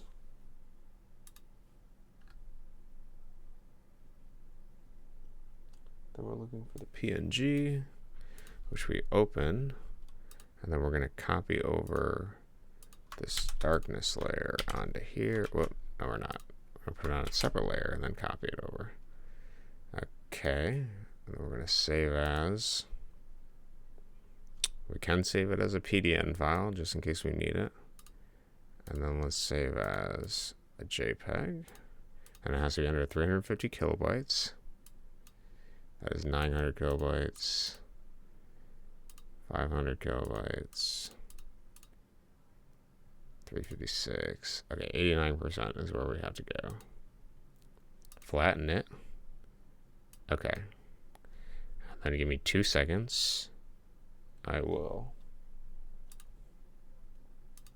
I'm still going to be here, but I don't want to show the seam stuff in case, like I said, it's insider information. Okay, so we're going to upload our JPEG.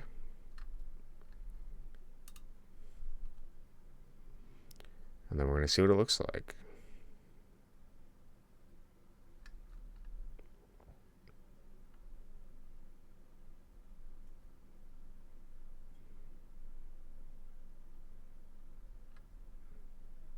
Okay, so here's what it looks like.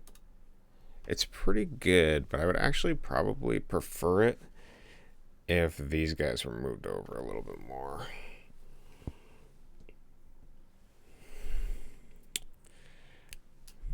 It's not bad. I like this. This looks good. But I feel like I need to move these guys over more. And then I need to fade. I think I forgot to fade out the smoke.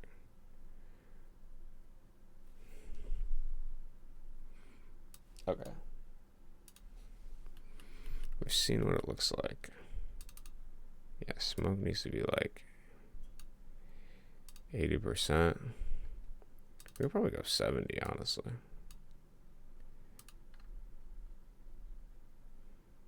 Maybe 75.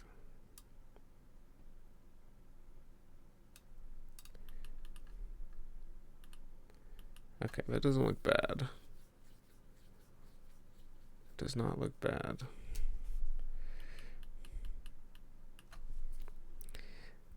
I was just thinking, is there a way I can gradient fade it?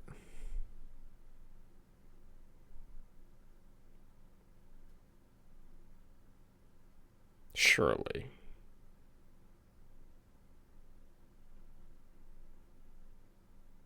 I don't know. For now, it's fine. Let's just move these guys over.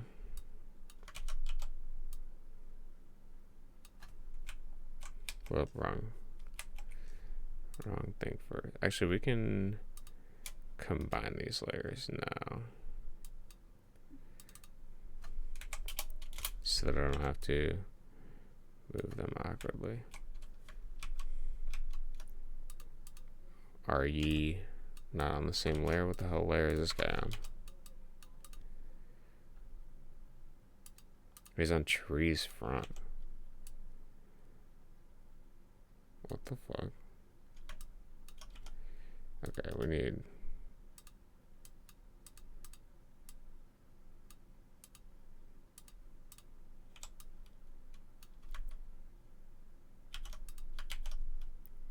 We're gonna merge these. Okay. You're killing me, buddy. What do you mean? New layer. Trees front. Grab these guys. Take them out. Put them on this layer. Merge down. Am I doing something wrong, dude? These are on this layer. Oh, is this merged down? Oh, okay, weird. That's obnoxious, actually. Alright, stuff. Where do I want them? So in this thing, if I just move him to the edge, is that gonna work? I feel that's fine, but I need to add more trees. So we'll duplicate some of our trees.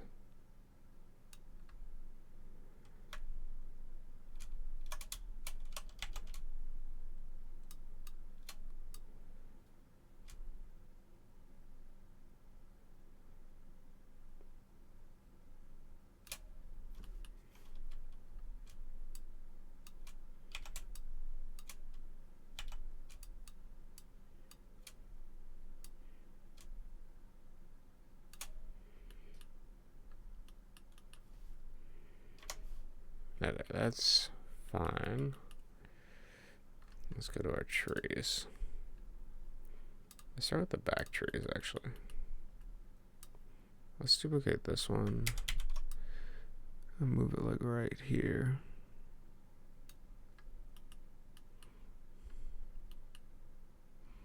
Okay. Maybe that's better. Maybe I don't even need another tree. Maybe I'll just move this one to tree front.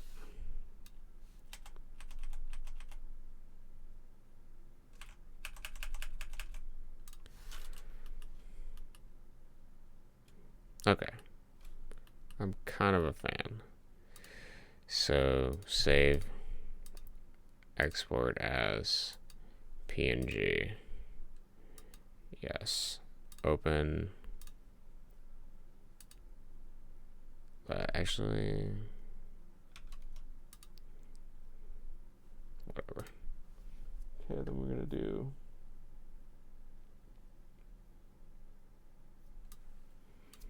PNG again. So these are faded. Guys are moved over. New tree in here. That's already good. Okay. We need to add a layer.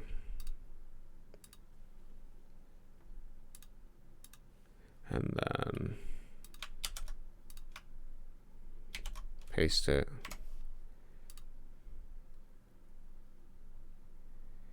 Save as PDN, replace. Save as JPEG, replace. 89% is 3, so we gotta go 88 for this one for some reason. Okay.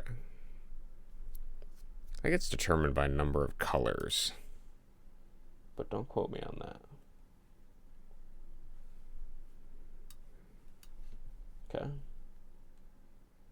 So me main, then I'm going to upload it and we're going to test it. Upload JPEG, save.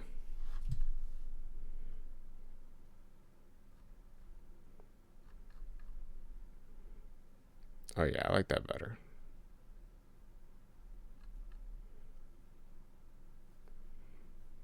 Okay, so to show you, I feel like this looks pretty good. Looks pretty good. So got the bridge in it, which I want. It's got the player. It's got a fall type vibe.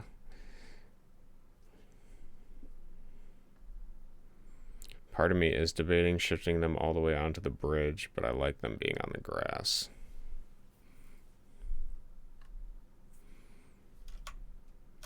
Especially for my view, this is what I see because of my screen resolution. I feel like it's good for now. Can always make different ones later.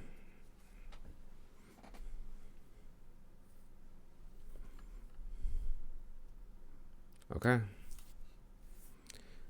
Another one down.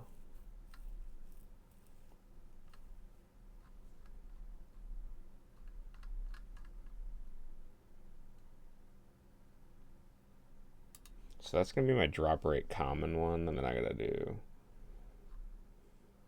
one more.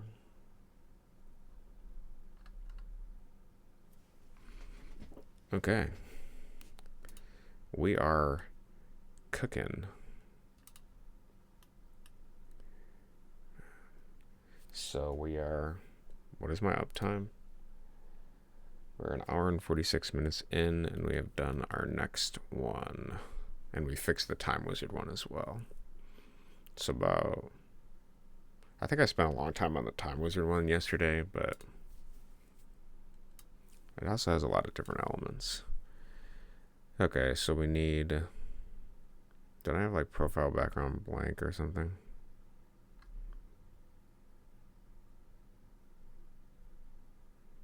I thought I made a blank one.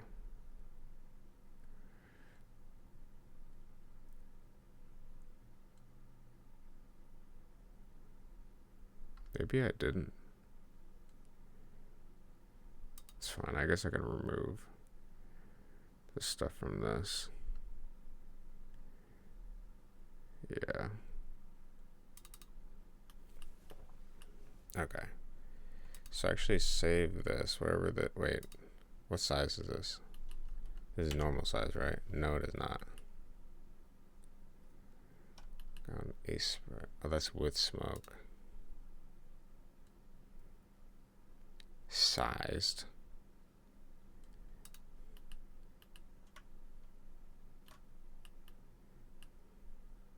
Do I save this one?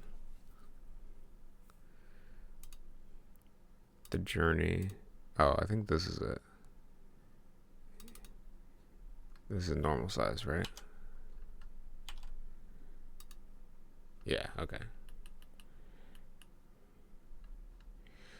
Okay, so save this.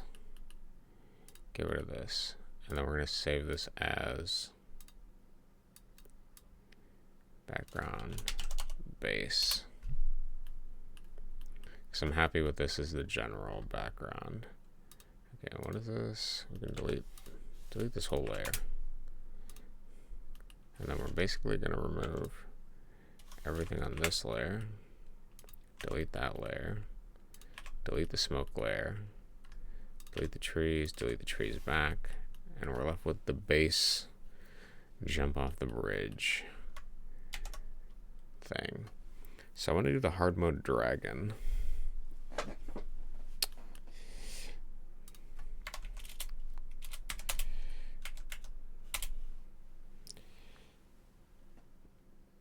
For this one. It'll be a pretty simple background, but I think that'll make it nice and chill.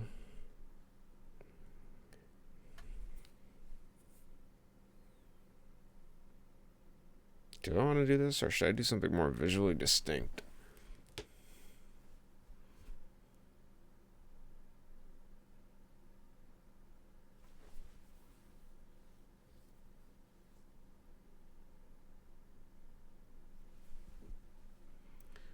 I feel like we're going to do art, so we want to do something more visually distinct, don't we? I could do the final level of the game. That might be an interesting background, visually.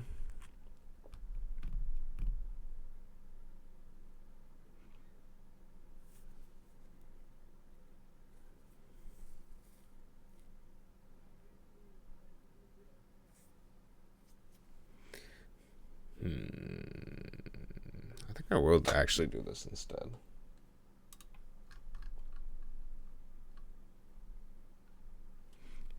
No, I like the hard mode dragon idea too, though.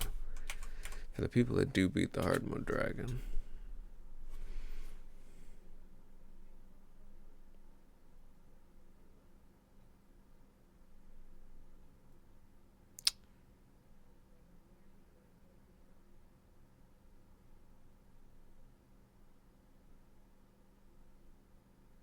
Such a difficult question.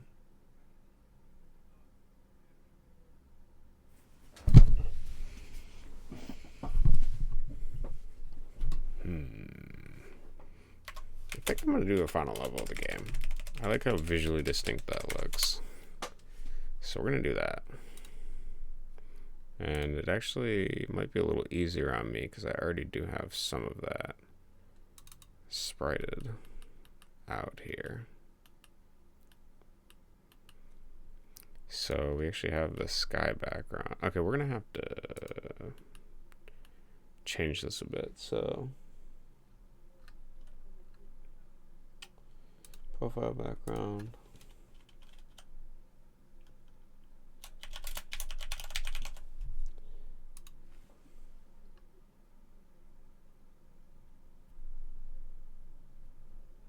This is gonna be my uncommon one.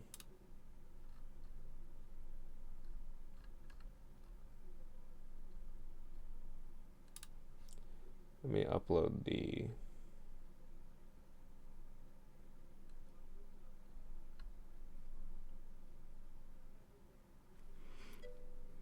Hey Cody, back again. Hey dude, welcome back.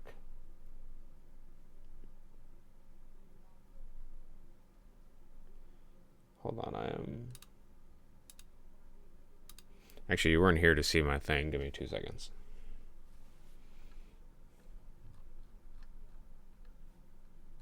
This is what the background looks like. What do you think? You think it's good? Technically, it'll actually be zoomed out for you if you have an actual normal aspect ratio. You a fan? Yes, no, good. Oh my god. Okay, that's a great. That's all I wanted.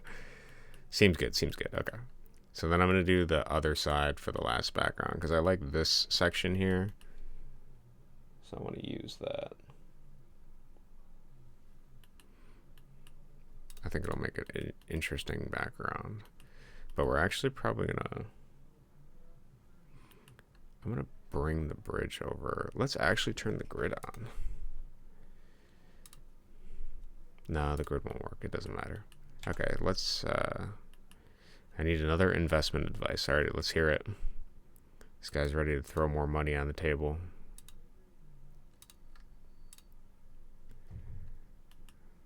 Let's get rid of the fill for now too.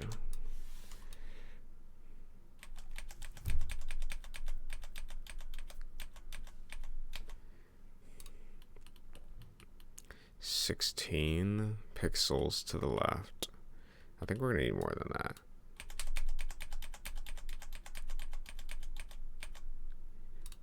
Okay. We could do more. Nah, let's leave it at that. Okay. And the bridge will be here. And then water. Shop out World War Z or Red Dead Redemption 2, same price. 20 euros. Is World War Z that Daisy game? That's going to depend on your like of either of those games, honestly, I think. Ultimately.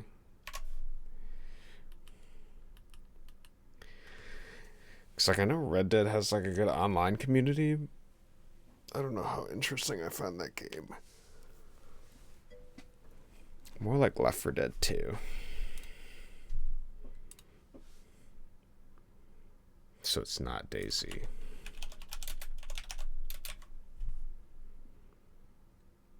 World War Z is $10 for me. I'm assuming you're buying the bundle.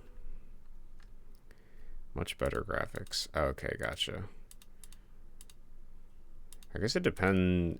I mean, if this is Left 4 Dead, it's like you're basically got to base it on how much your friends are going to play, right? Do your friends own it? That might determine it.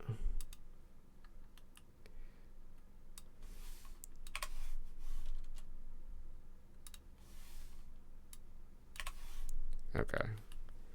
Let's take the grass fill. Nobody. Well, then that's an easy thing, I think. I think you're probably going to get more play out of the Red Dead Redemption, frankly. If none of your friends got World War Z, then how are you going to play Left 4 Dead with them?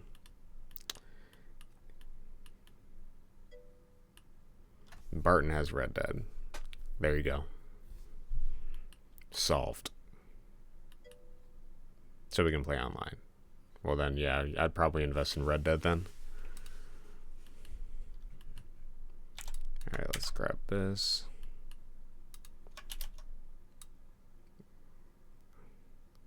Is there a way to position this to where it's Yeah, no problem, dude. I'm here to help you. Is that visually interesting enough, or is this more interesting?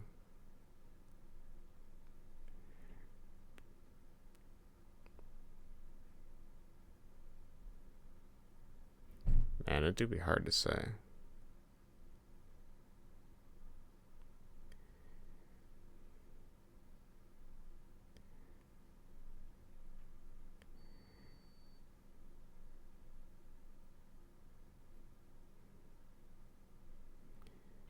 This is visually interesting, but I like this border.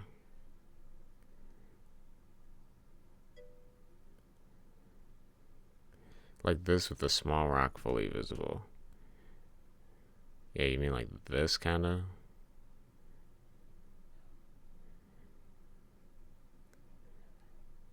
Alright, what about that? I'm kind of thinking this positioning.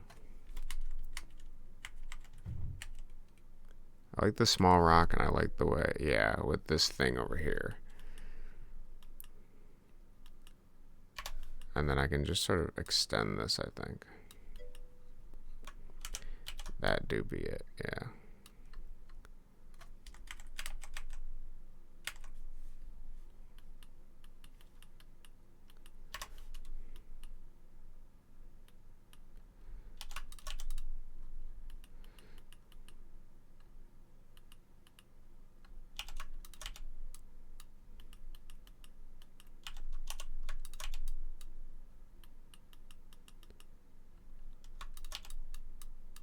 Okay.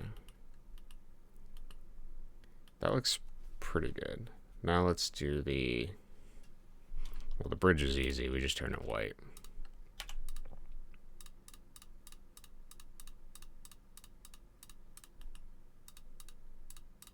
Okay. And then we gotta do the cliff.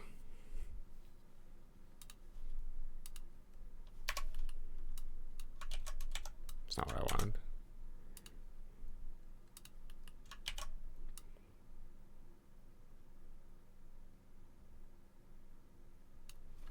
Okay, and then I know that I removed some pixels for some reason from there. Okay, pretty good. And then actually the top of this is, well, we can grab it actually.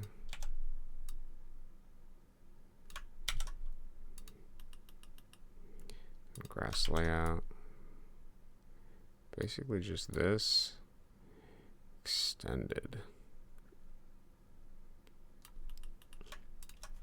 Grass fill is black.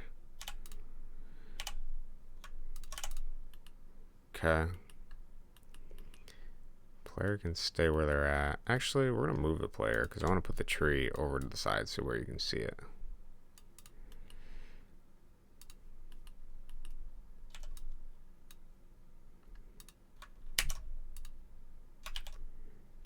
Whoop.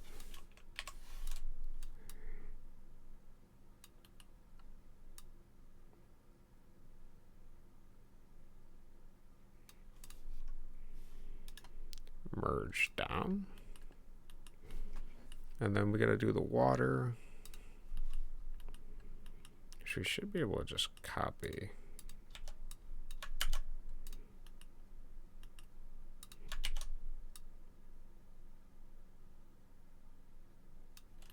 Good. Good. And then we need the little spout.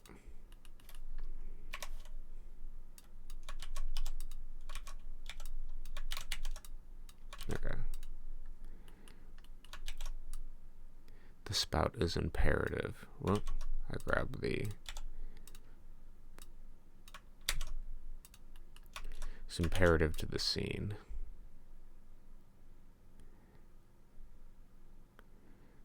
It's kind of weird positioning, but let's put it there. And then maybe I'll actually do the water shooting out of this one. What is this thing? It's a little water spout.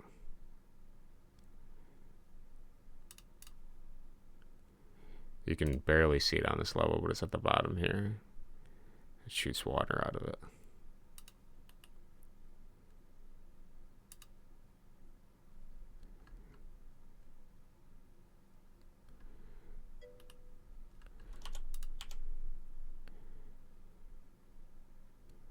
Yeah, I'm sure most people don't notice it, but I want it in there. Maybe I'll keep it filled. This is integral to the scene for me.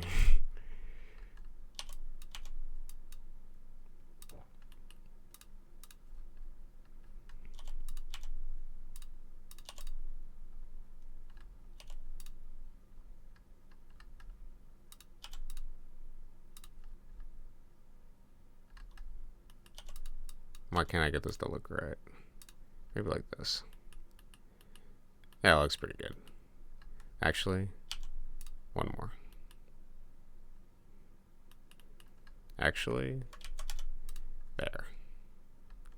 Splash tail.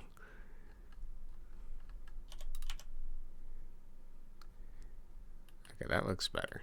Okay.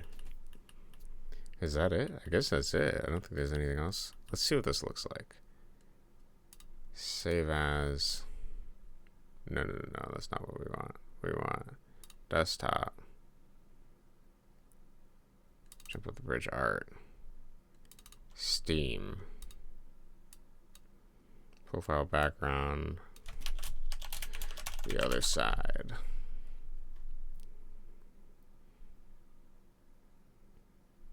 Okay.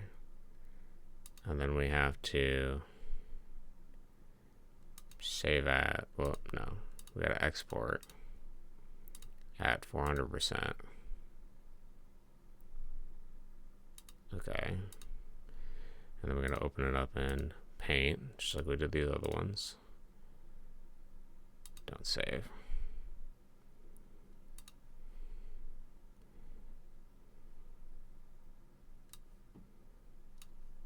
Okay. And we gotta copy over that layer and add it in here. Oh.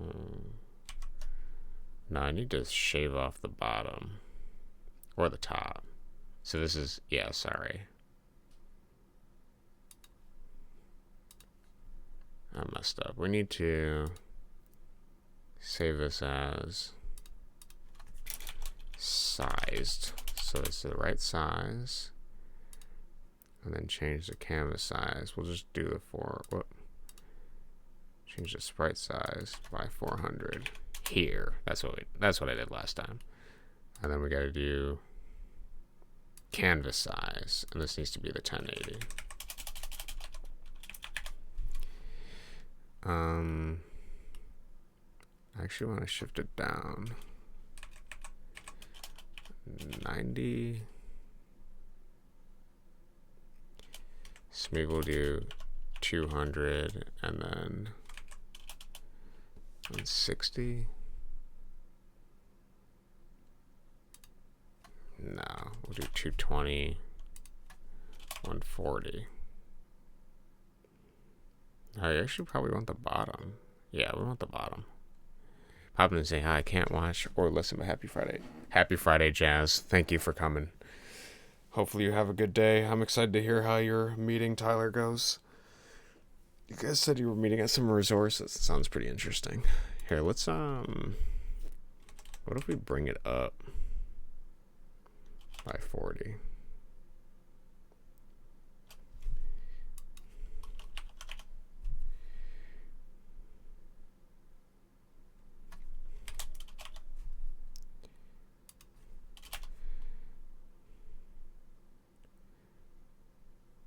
I feel that's pretty good. Let's do that. It's kind of in the center, kind of barely gets the black. I think I'm cool with that. Yeah, let's try that. Save, export, PNG.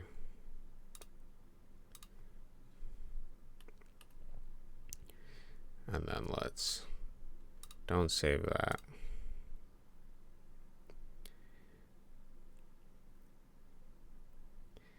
I'm gonna pull up the sized PNG. Okay, and then we're gonna add this layer.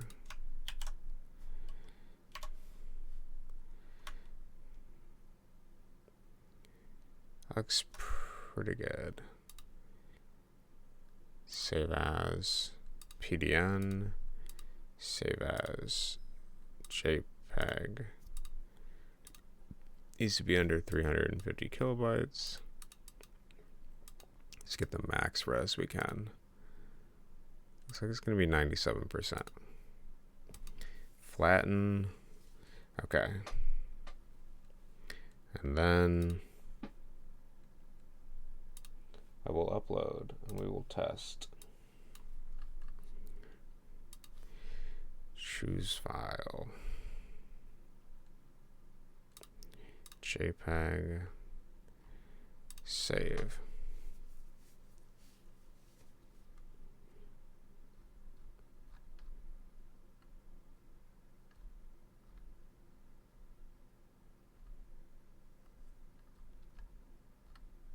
Why does it look so weird?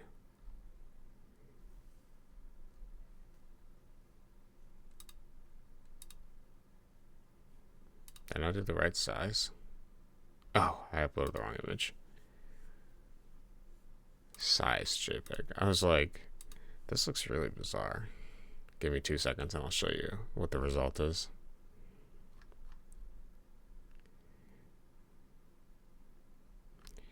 I'm pretty content with that. That looks good. Okay, so here's what it looks like. I feel like that looks pretty good. Theoretically, most people are going to see it like probably zoomed out.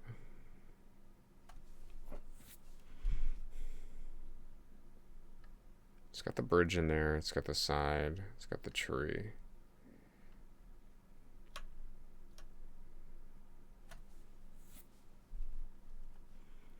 I might shift over the player. Yeah, let's shift that over. Let's shift over the player and let's shift over the tree.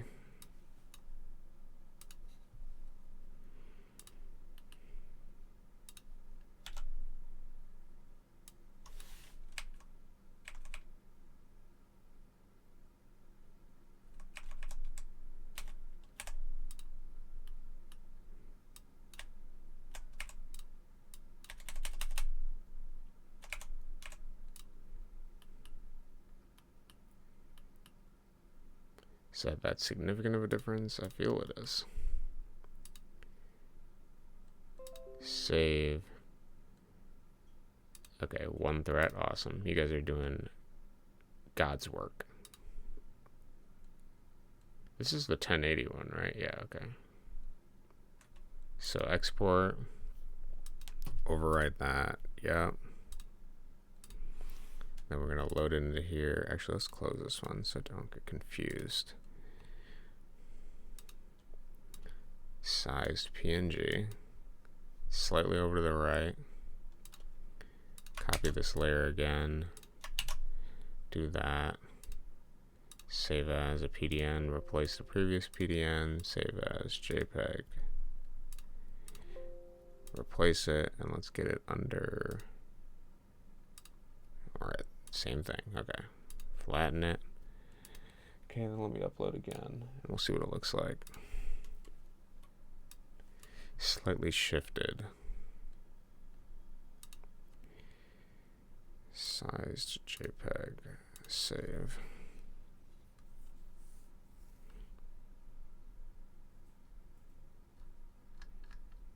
Oh yeah, I like that much better. Oh yeah, boy. Okay. At least for me, I like this on the. I like the tree. The spacing's pretty good. Yeah, it looks good. I can handle that. Sweet. Okay. First task done. So we got the 3 backgrounds. We ended up going with the other side. I might make a hard mode one later, but I'll probably do a zoo with all the animals when I get my buffalo level done. So those are both done. I probably will do a Journey to the West one later too, because I have some cool. I really like this. I think this like spire on one side would be really neat. with like other characters or something. I don't know. So, anyways, that's good. Return to list. So the only thing I have to do later is I just have to write descriptions for the templates for the profile backgrounds, which I can do later, and then I can send it off for review, and then Steam will take like 2 to 3 days to approve it, and if they do approve it and I don't have to change anything, then Steam trading cards are done. They're basically done as of right now, but so Steam trading cards will be in the game. I have to decide if I want them to be released in the shop. I think I will do. I was talking about that a little bit earlier. For points, so you can just buy them with points. But for now, what is this? Hard old rust. Okay. Just trying to close everything I'm not using. Okay, so we were working on the duck level. All right.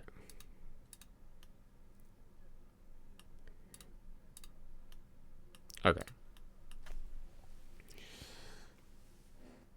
I think we're at like the 2-hour mark right now, right? I'm gonna work on the snake next. Yeah, we're at 2 hours.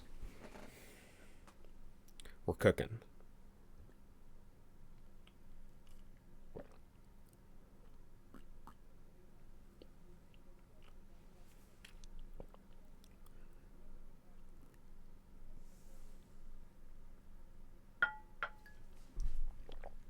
All right.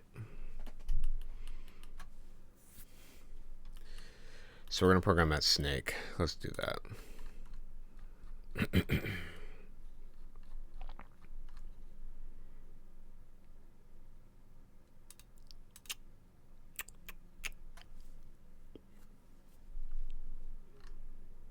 So the level is the tutorial duck. Let's go to duck. Let's get duck open in each of these windows. Whoop, that's sprites. I don't want sprites. There we go. Alright, and then we're working on the snake of ducks. And actually, I don't want you to be able to kill the snake at all. So we have new phases too. Let's copy this over.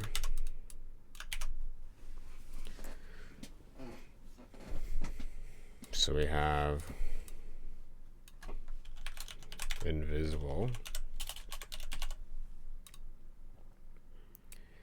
We have slither.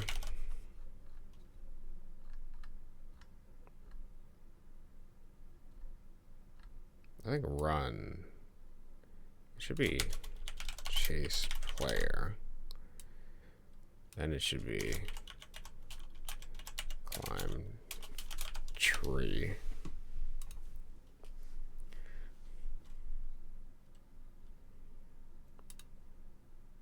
Pre-attack, attack. Fall, land.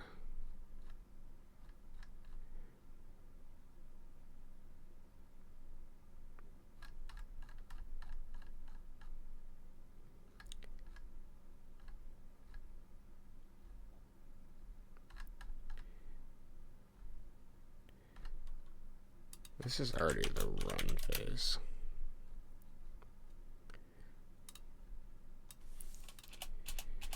Okay, so we got 0, 1, 2, 3 is the climb wooden tree. Yeah. 4 pre-attack, 5, and then allow them to jump randomly. Okay. And then these are animations, right? Animations. So I'm repurposing a snake from the pot level a little bit because I wanted the snakes to be consistent, but we're changing them up. So phases 1 or 2, no. If phases 2,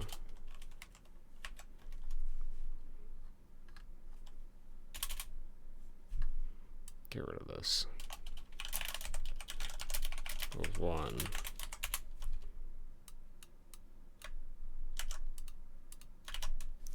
So we're going to set the snake to slither. Okay.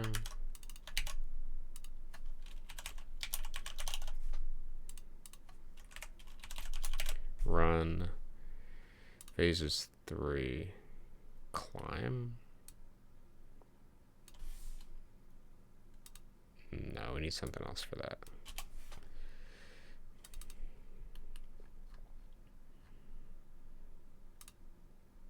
Okay, this does just have the code in it. Okay. Our snake should work. So let's do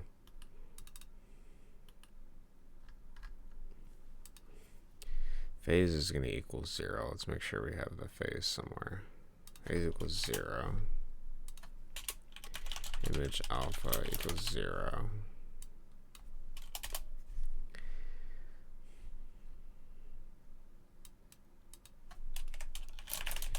Instance exist obj player.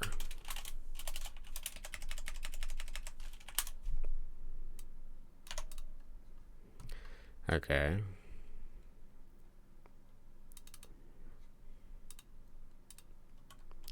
So we have if instance exist obj duck controller.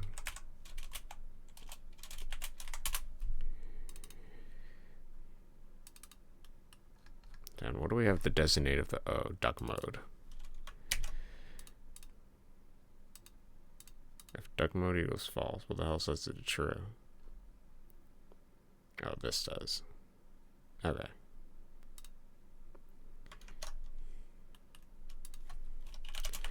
Duck controller dot duck mode is true. That's what we want to check.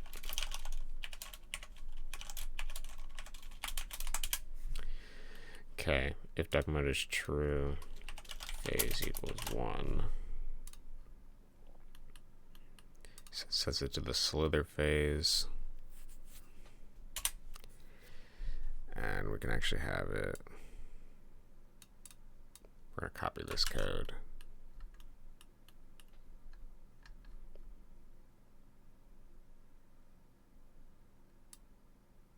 Byte pre-attack. Okay, we actually have just the same code here. Except we're just going to be in slither to start. So, okay. If it's less than 40, and then it goes to byte, and it goes to phase 4 if it's getting ready to byte.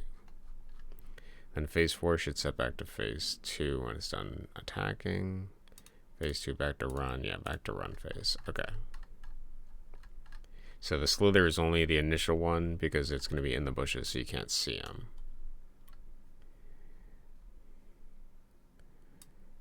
I should actually wait maybe till I get a bit closer.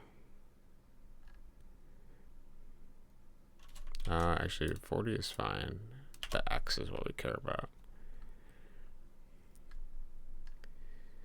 Okay, and then for the grass, not the boat, for the grass, place meeting,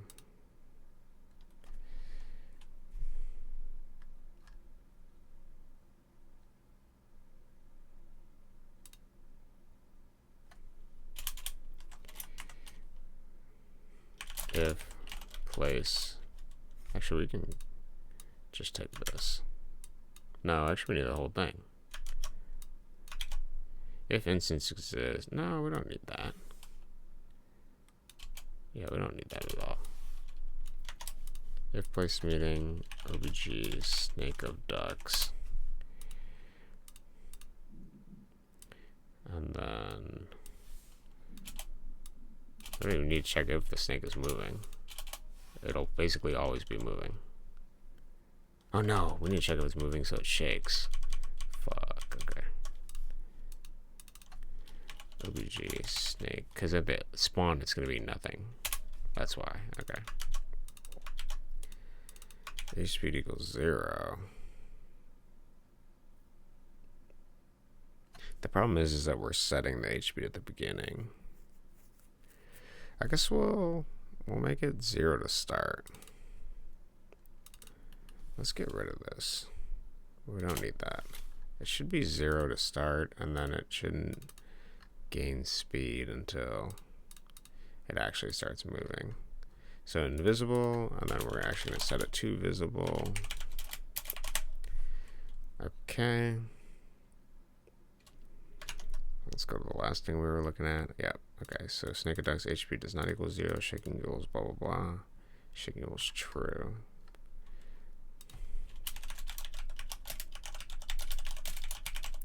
Okay.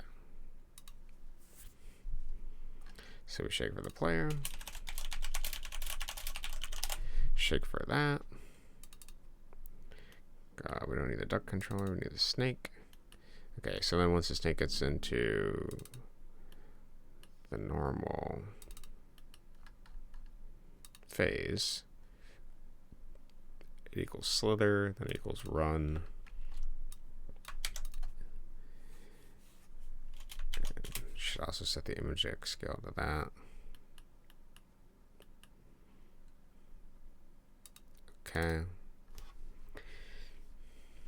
Is that pretty much it?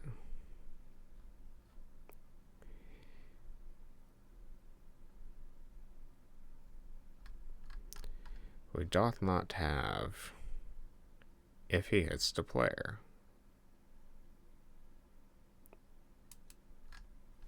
So if place meeting X, Y, J player, well, instance exists, J player, so the player exists, SCR player killed.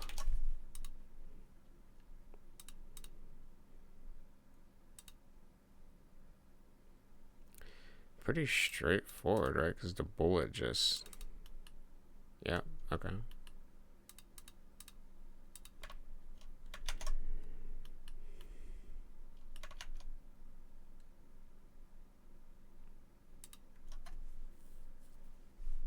Let's close everything but this.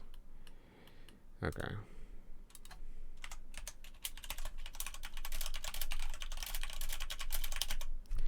All right. Then we gotta do the climb the tree. So we should do end step.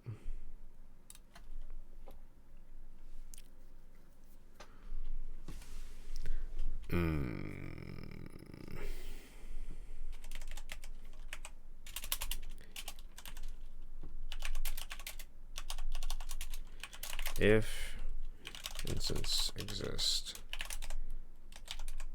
obj player, and then if the obj player dot x, well, it's going to be based off the y more specifically. Well, the x2 minus my y is less than a number, and yada yada yada. So if the difference between these is a number, then we're going to go to run to the tree.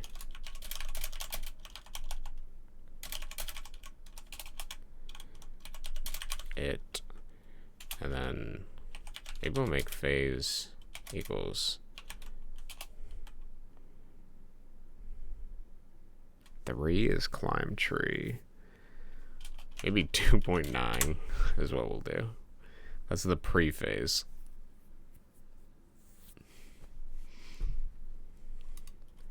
So we'll do if instance is a player and phase does not equal 2.9. So in any other phase,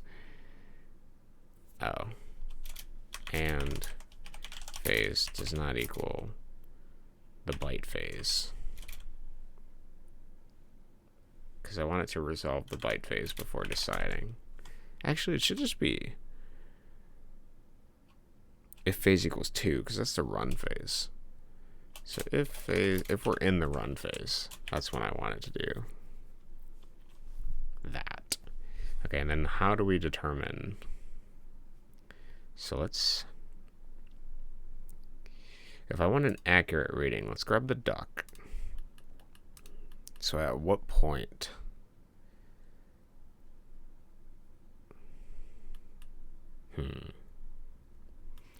At what point, if I was a snake, to empathize with snakes here, and a duck was flying over this, at what point would I decide that I'm going to climb this tree and tackle that duck?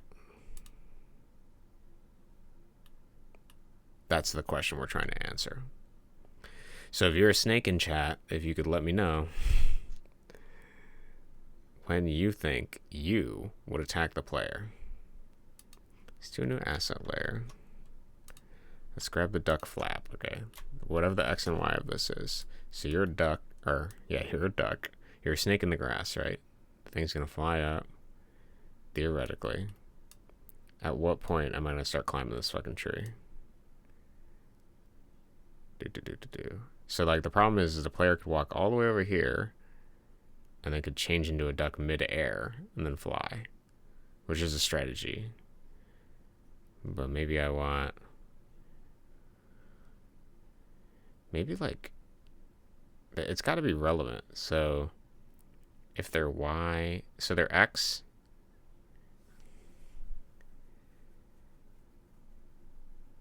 maybe I can make the snake wait up there. It's actually a funny idea too. Okay, so if the X is greater than 1, no, this is, if the X is greater than 160. Okay, so if OBG player, this is just based off there. It's not, I don't even need the absolute. Player.x is greater than 160. And their Y.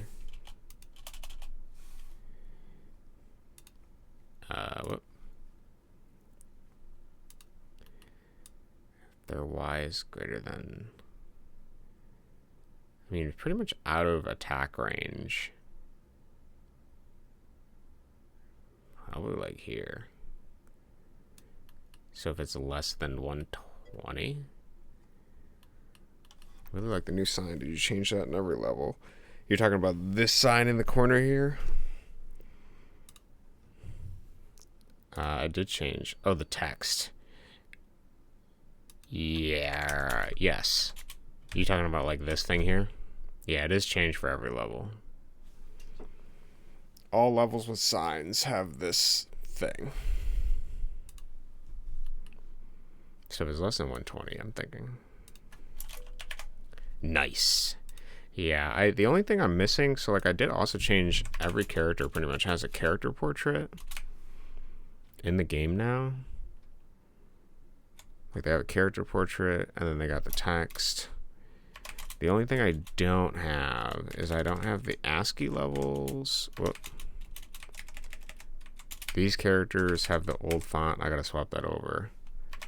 And then there's a couple other random things that have the old font that I need to change.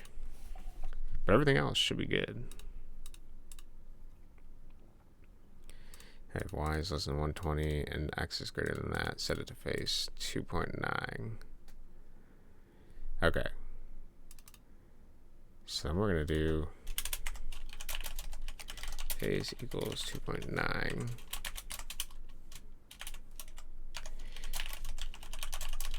X is not equal, whatever, we're going to fix that. Okay, so run, what is my run anim? Snake run, easy, I should have just copied it. Didn't even need to type it. Set it to run. If not, place meeting X plus a speed, Y. And then we're trying to hit the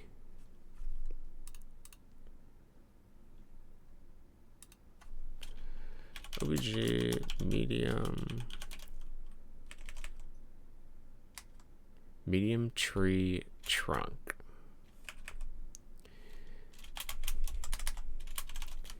Chase or run to the tree.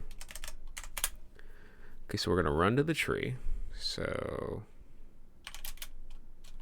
if there's only one tree trunk,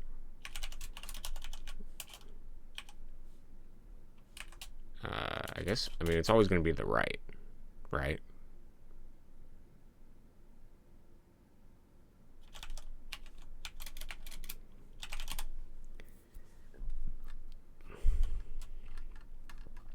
Do I have movement code? And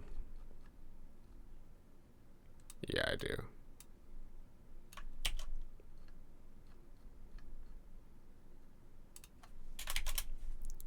So I need movement code and slither too, right? Okay.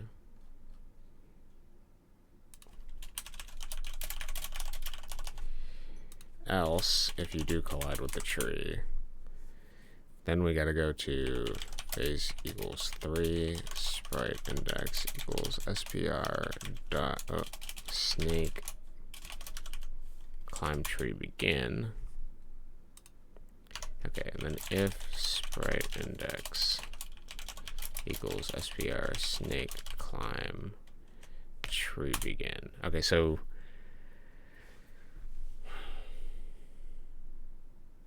we gotta think about this. The snake is gonna begin the climbing of the tree. And so this pixel needs to be the same as the tree trunk. So if instance exists OG medium tree trunk, my x equals medium tree trunk. Whoa, hold on. We can do this better. If place meeting x pledge h speed y obj medium tree trunk var tree equals instance place x pledge h speed y medium tree trunk. So we're grabbing the tree trunk, and then we're going to do whatever one we collide with. And y equals. So that way it's not just like, in case there's multiple tree trunks. In this level there isn't, but when I go to make the level editor code, if I want to add the snake or some of the code in there, I want to make sure that I have it programmed like this. I don't know if the snake will be necessary in that, but okay. So set proper chords. Okay, so that sets it properly. So it's adhered to the tree. Okay. And it has, we can do 3 frames for the end. Okay. Then undo that. Okay. Climb tree begin. And this is climb tree continue. So how do I want to do this?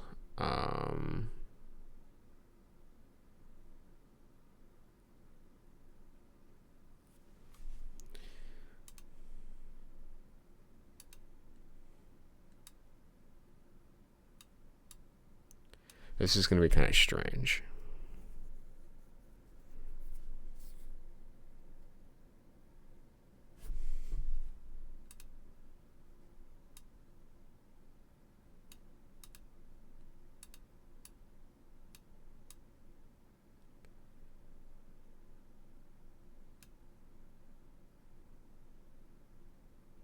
Yeah, so the collision is going to be like here. And we got to do some funky shit, dude. We have to do some funky shit.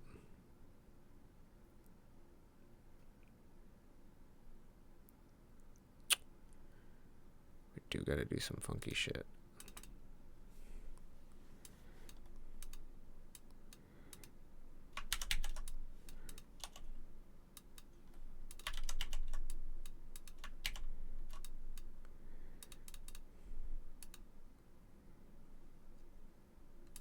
Okay. Hold on, I'm thinking. So if the collision is here, this is going to be so jank. This is so weird. Okay, let's try it. I got to think through this in my head. Okay, so... Is this a snake? Okay, yeah. So we set this. If it equals this, if image index is greater than or equal to image number minus 1. So if we're at the end of the animation, then I want the sprite index to equal SPR snake climb continue. And then we're going to subtract the y by a number. I'm going to call it climb speed because I don't actually know what number I want to do yet. So let's do climb speed. Actually, do I have a climb? No, I don't. Okay. Let's do 4 pixels to start. So then we're going to go up by the climb speed. And then we're going to do if sprite index equal, whoop, it should be a double equals SPR snake climb continue. Oh, we should set this to image index equals 0. Okay. And then we actually have the same code pretty much. If image x, so we're at the end of this animation, we're just going to do the same thing again, but we're going to go up 4. Now, if we're in this sprite, and if we are, if we're not meeting, if we are not meeting tar solid, then we have to change some things. How do I want to do this? So this is assuming that we've climbed the tree. If we've climbed the tree, because that solid I put, that weird solid for this, my thought is like when he reaches this point, then we gotta do some finagling here. Okay, let's put the log back in so I can see it for reference. Much finagling at play. So I want to set the sprite index back to SPR snake run. Okay. It needs to be snake run. And then actually we'll do face equals 3.1 stand. So this does nothing. So if I just immediately change it to snake run, then we have to account for the difference in pixels, right? Because theoretically, yeah, this is fucking confusing. Okay.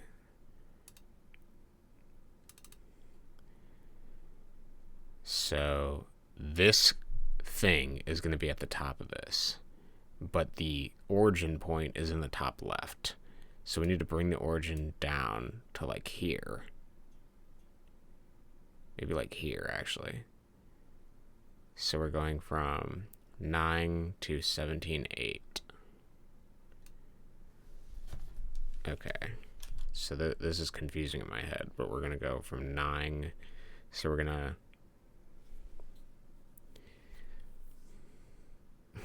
How do we do this?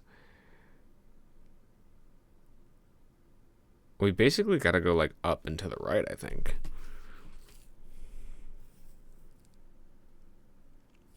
Nine, 17.8.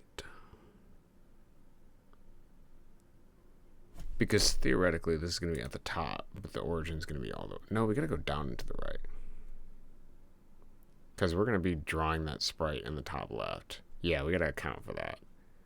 So then 17 minus 9. We're going to go 8. Basically 8, 8 is where we're going. Let's see if that works as well as it does in my head. So x plus equals 8. Y plus equals 8. And then we're setting the phase equal to 3.1, which does nothing.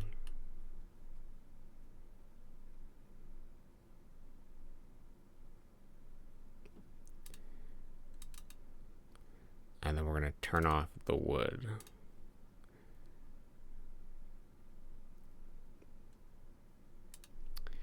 Okay, if I programmed everything correctly, this should actually work. So let's put them on the enemies layer. Where is this at? This is on invisibles. Why is it on invisibles? I mean, I guess it doesn't matter, but that's just weird.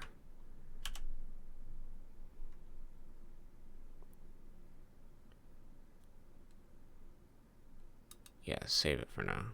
We're going to put it on the behind player layer.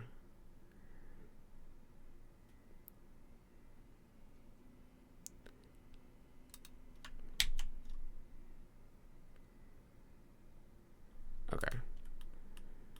I was expecting something to break or whatever. Is this the right angle, though?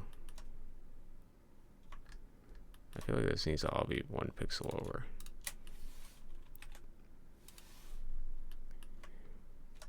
What does it look like in here? We'll cross-reference. Looking for grass. Where the hell is... Oh, here. Nope, it is like that. Okay. I was second-guessing myself. Alright, so then we're going to place the snake in the grass. Snake is actually going to be on the player layer. Oh, he is in there. Okay.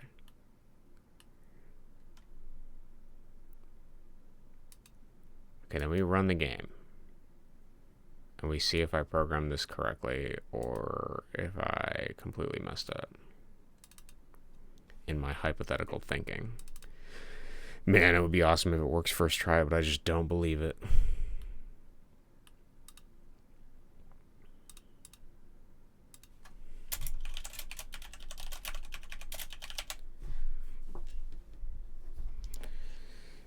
A man can hope and dream, though.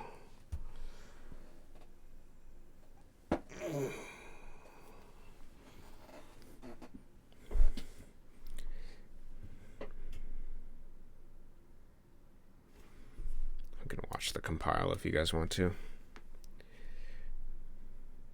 Look at it go.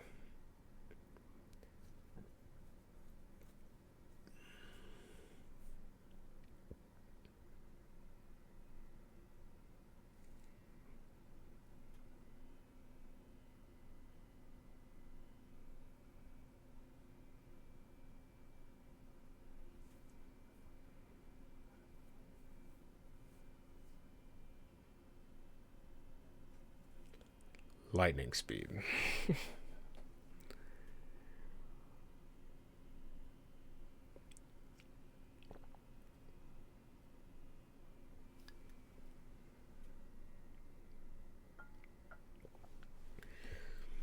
Man, I feel this will work. But I gotta wait to see how that snake moves. Actually, now that I think about it,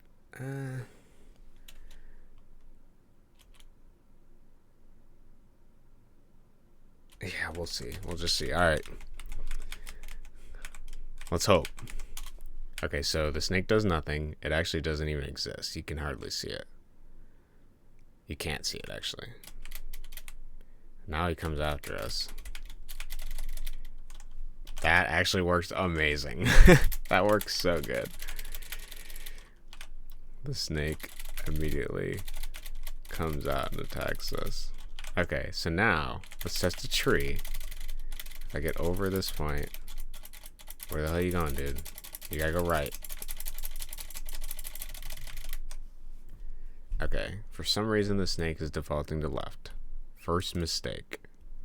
The snake needs to go right. So we go to phase 2.9. Phase 2.9. H speed equals speed if not meeting tree. Were we even in phase 2.9?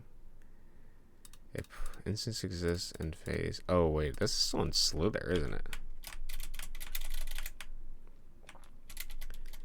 Yeah, it's still in the slither phase. So let's do... If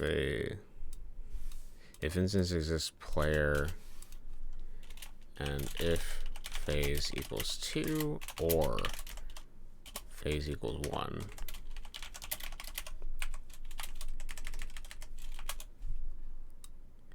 And then slither should also go back and forth, should it not? Let's just assume there was something else wrong with that. Okay, now we're just working with code, so the compile should be faster.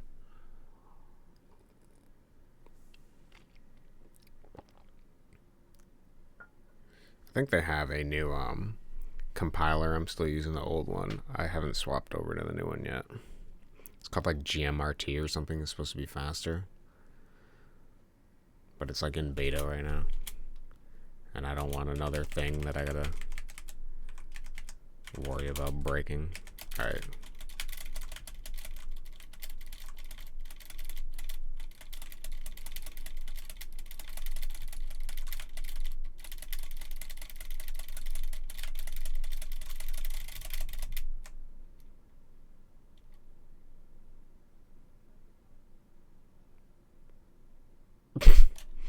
What the fuck is this snake doing, dog?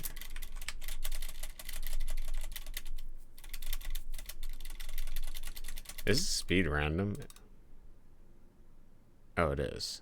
No, we need 3 speed for sure.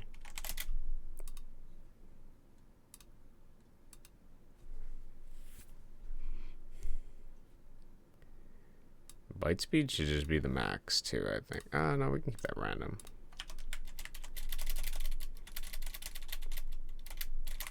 Okay, why doesn't... Oh, it does turn around. It's just only when I get low enough.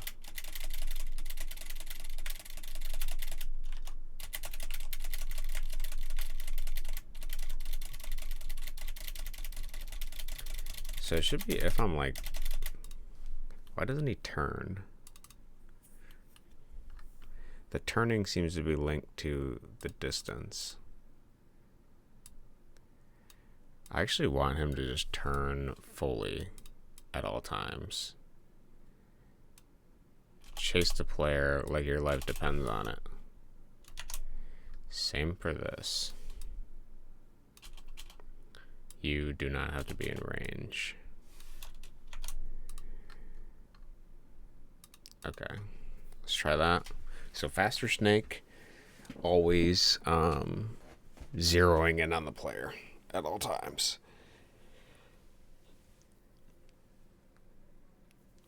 And then when it gets within the short range,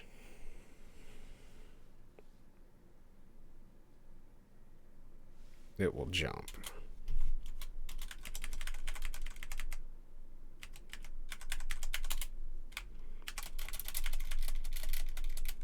Maybe 2 is way too fast.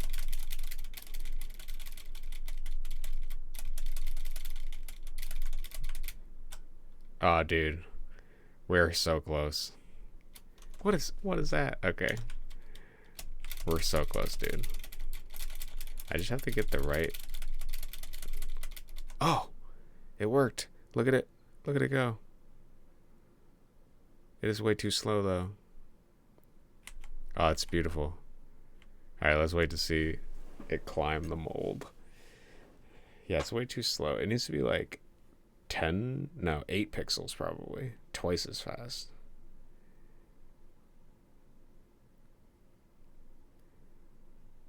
Dude, I actually love it. But it needs to be like twice as fast. Alright, let's see how the finale goes here.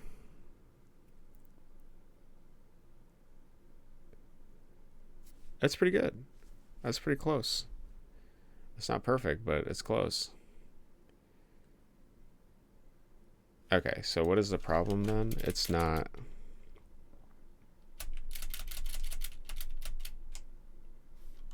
Yeah, there's some, it needs to like,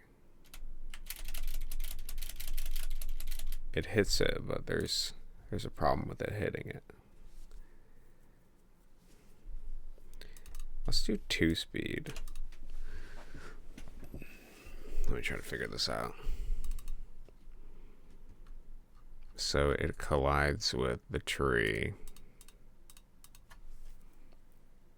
Medium tree trunk. Medium tree trunk, the thing is going to be in the left, right? Am I right? Yeah, it's in the top left. So then, what's the problem?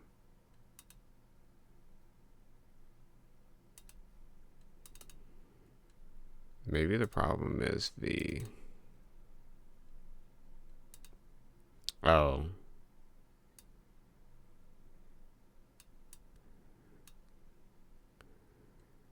Yeah, the begin animation. Well, let's make this longer. Let's see if that changes anything. Because it should be sitting at the X and Y. And this is already accounting for that. Oh, actually, we need to change the speed too. Speed is way too slow. Oh, actually, let's maybe the actual animation should be faster too. Should be twice as fast. Yeah, it should be. Do 20 for that too. And let's do, for the climb speed, let's also go up higher. All right, we'll test that. So we increase the collision boxes. I might need to hide the grass so that I can watch this. Seems good, seems good. Yeah, we'll see. Front player, we'll hide that grass. Or it won't hide on this compile, but it'll hide for the next compile if I don't see what the error is. I seem like the type of person that would easily be able to cohabitate with a clone myself. Do I agree with this? Yeah, probably. Is there some quality that you think makes it easy to cohabitate? I really don't think I'd have trouble doing that at all. It would just mean I'd be able to get more stuff done, frankly. And I'm not opposed to that. Do you consider yourself somebody able to easily cohabitate with a clone of yourself?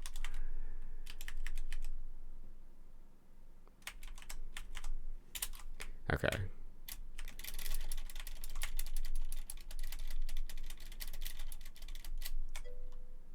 Army of Cody clones.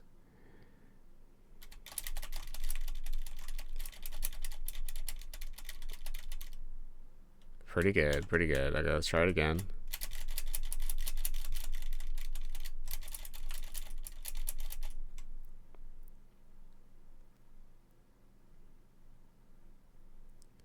I almost feel like we gotta go up by like 16 or something. Like something really high. Just so it like, because my thought is like if the player gets to a certain point, I want that. Oh, okay, we need to make sure the image X scale is set too. You don't seem clingy. Keep to yourself. It's giving a bit of autism. Quiet and smart. Just doing your own thing. I would say that, yeah, all those are probably true. I definitely like to just do my own thing. I appreciate the compliment. I'm going to consider it a compliment. I just want to do my thing and not be bothered. Really, that's kind of what I feel. So yeah, my clone could coexist perfectly. Awesome. Yeah, I think it depends. Maybe there are people that want to be clingy, you know? Maybe they revel in the clinginess or something. Okay, so what is the problem? We need to make sure that the image X scale is set to 1. Because yeah, okay. So the end step. Yeah, when this collides with this, X scale has to equal 1. It actually cannot change because that will mess us up. Because this is only set for the right-hand side.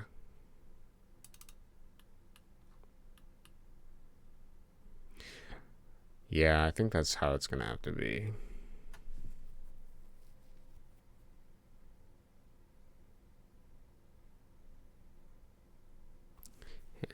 I mean, it's fine for this level, but if I wanted to do it for multiple levels, I'd have to come up with some sort of way to determine which direction the snake is going, and then when it collides with the tree, what direction that would orientate itself. But yeah. Yeah, because it would have to be like if the snake collides with a tree trunk and the origin of the tree trunk is greater than like 6 pixels from it, then it would have to... Yeah, we don't have to worry about that for this. That would be my solution, though. I don't know if I want or need this snake to do that. It should just probably exist in this level.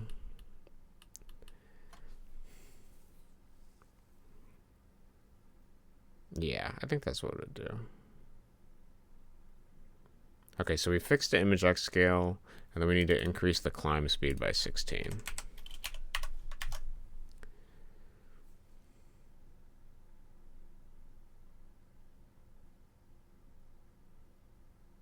And then that increases the speed of that.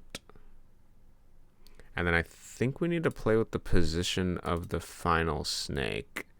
Actually, let's just add gravity to it and see if it makes its way there. Because right now I have gravity defined in each of the phases. Some of the objects that I create, I have gravity scripts that play throughout the entire thing. But for the snake, because it has a biting, like a jump bite thing, I have to toggle on and off the gravity and change it. So you'll see for the pre-attack, it sort of just jiggles back and forth, and then it starts using coordinates to determine the point direction that it's going to jump to. And then I add back the gravity during the flight so that it has that arc.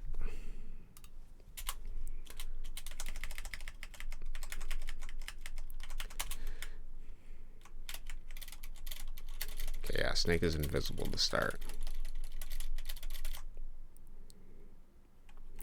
Pretty good.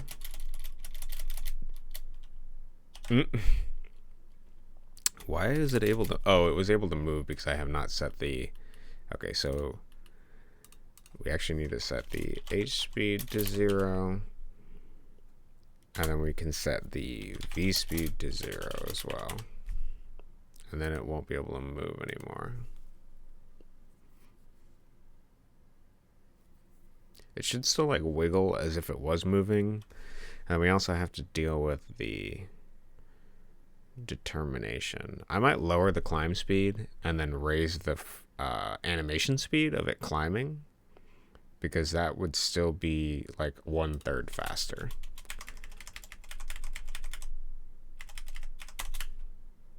So he's invisible till we turn into a duck.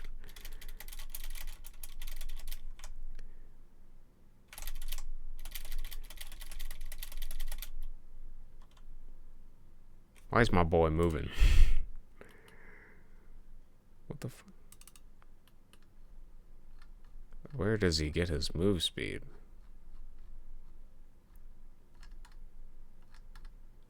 That don't make a lick of sense.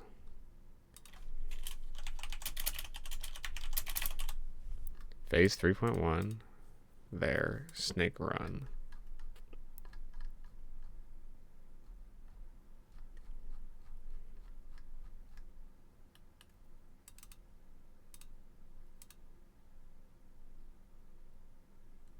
Alright, well, it's pretty close. Let's watch that a few more times, and then I'll determine.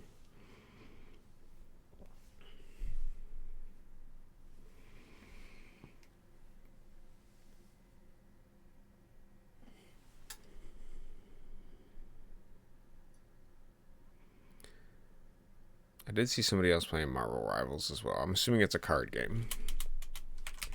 But I don't know. Just sounds like it.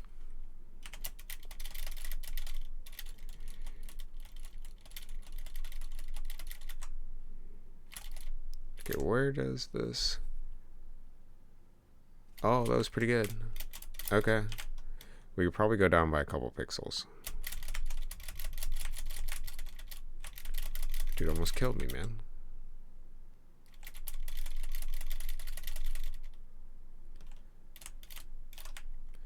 So the question is can you get up there fast enough to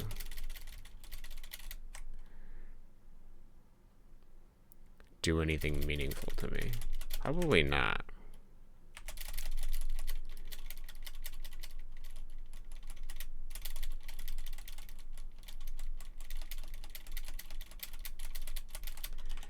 He needs to be much quicker if he wants to do anything meaningful to me.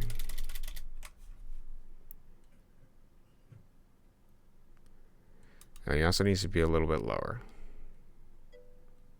Is the tree? Yeah, the tree is random. Its only code is that it chooses a random image index from the thing, and then I have like 4 variants for the trunk, and I have 4 variants for the thing. Just because I like variation with the trees slightly. We actually have to add variation to the trees in the other level too, but I can do that later. Pretty cool. Yeah, there are other... That's kind of like a common thing I do because I really dislike like the same thing every single time. And I made it so that if I ever use the medium tree trunks again and the medium tree middles anywhere, it'll at least be random, so it'll look different. Okay. So, and I think even the top is different too. No, maybe... Oh, yeah. No, I think this is just... No, it's just trunk. The trunk is just the top of the... It's different every time. Okay, so we're going to drop the distance slightly. I actually think it's just the Y that needs to change. So let's move it down by 2 pixels so that when it ascends the tree, it goes down by 2. Yeah.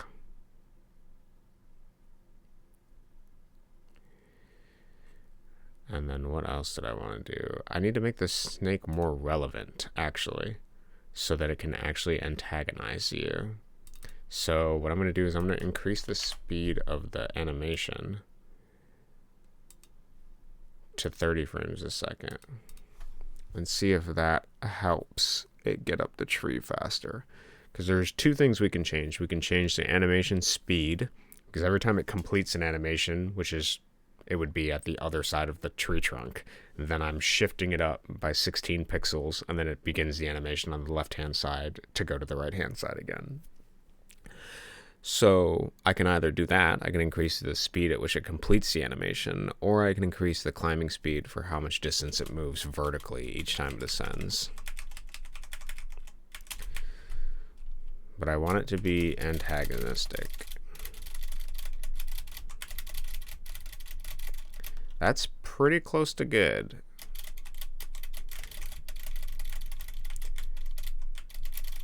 So now, actually, theoretically, if you change into a duck like over here,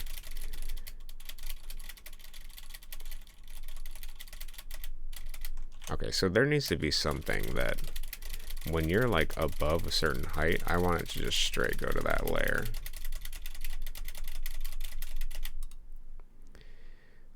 That's my problem. So right now, it is if the player's Y is less than, or maybe we should do or here, or X is greater than 160.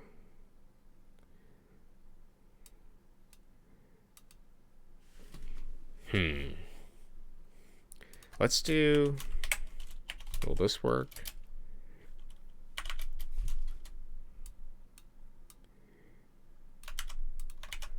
Because I don't want the player to be on the ground and the snake be running for the tree. So I want it to be if the player is like high in the sky, then automatically run to the tree. if the player's X is greater than half of the width he has to go, and the Y is less than 120. Well, it doesn't matter because that's always going to be triggering. We will make this less.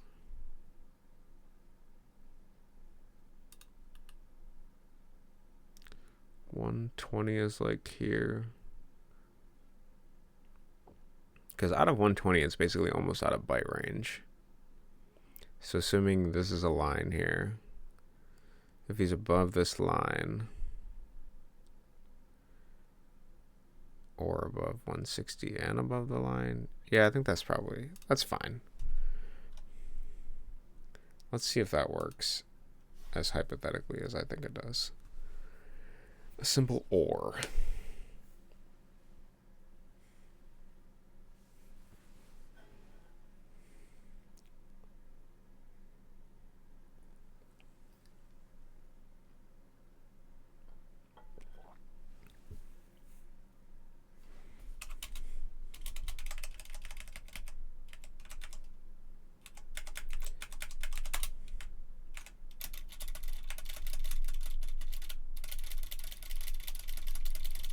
Yeah, and then he just waits for you. What a troll. Yeah, so if you're like trying to outsmart him by going up here, he just straight up climbs the tree. We could probably go 2 pixels lower on that, and then just waits for you. And then if you're trying to outsmart him by going like here, he probably won't get you here.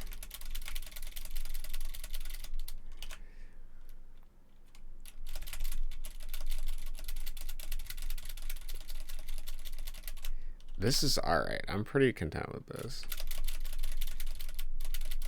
And then we gotta let him jump at you. Let him bite you. And let's see how that looks. So let's do, so let's make the animate. I want him to, so his direction he's facing is gonna be always facing you in this phase. Like he's ready for you. Waiting apprehensively to bite you.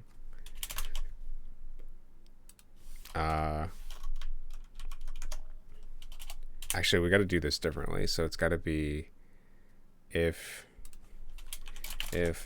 instance exists obj player. So if the player exists, I just do this in case, since like, you know, in case the player somehow is removed or deleted, the game doesn't crash.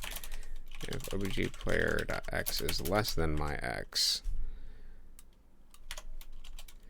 then, so if the player is to the left of me, then my image x scale is going to equal -1. Otherwise, image x scale equals 1. So he's always going to be facing you. And then we got to do in the same thing, if the absolute value of obj player, if I can spell player, dot x minus my x is less than 20. Less than 20? Less than 30? Or, so if it's within a certain range, or the obj player dot x is greater than my x plus 20. So if the player is within distance to me of 30 pixels on either side, I'm going to jump at them. Or if they have already passed the tree, then we're going to go to the jump phase. And so what do we need for the jump phase? So for the run phase, to go to jump phase, run phase to byte pre-attack is to set it to byte, set the image index, and then set it to 4. Okay. Well, we're going to do the same here. So this is going to be byte if in range or player is beyond me. This is face player, stand and wait apprehensively, mockingly.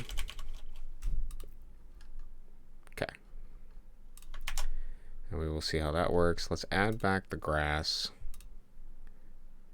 I actually also want to do a temporary delay. So wait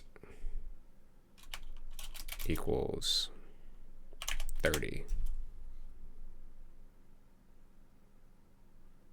Yeah. We'll do maybe 45. Actually, we'll have to call this something else. Let's call this wait to jump, because I don't like that random jump that happens when he like sees you and gets like excited or whatever. I want the jump to wait. Oh, can jump. If, oh, wait a minute. We have a can jump? What the hell is the can jump for? Whatever. If wait jump is less than or equal to 0, then you can do that. Else wait jump -1 each time. These in the right bracket. Okay, so wait jump is just going to go down from 45. So the game runs at 30 frames per second. So that means it'll be about 1.5 seconds before the snake is allowed to just randomly jump. And then it can start jumping as much as it wants.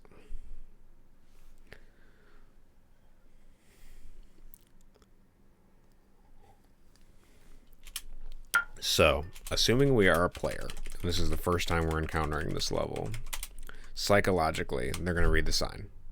Okay, then they're going to press down, and then the snake's going to come, and it's going to kill them. They might move or something. They'll probably read the sign and then move, and then they'll have to, the next thing they'll figure out is that the jump probably can be mashed. And then they'll try to mash it as fast as possible, and the snake will just wait for him.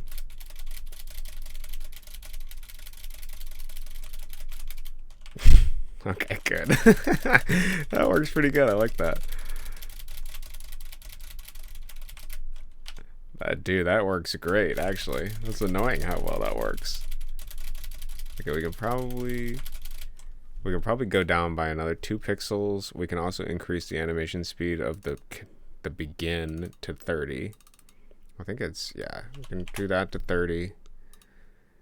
The snake, we can set the, I don't know why I find it so funny. It's just a hilarious joke. Okay, the snake, what are we looking for here? This is the after phase. It needs to go down by more Y. I want it to basically be sitting on the thing is kind of what I'm aiming for. Oh, you know what we should, no, it's not going to work. Is it going to work? Hold on. I have another thought. Let's make it so that the snake can only collide with the tree when it's actually on the ground. I don't like that it like jumps and snaps to the tree. That looks weird. The tree is flat. So that should work. So what we got to do is we got to do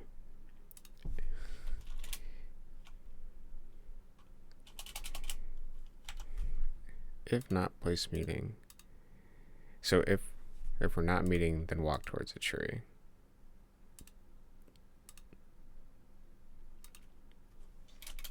If place meeting.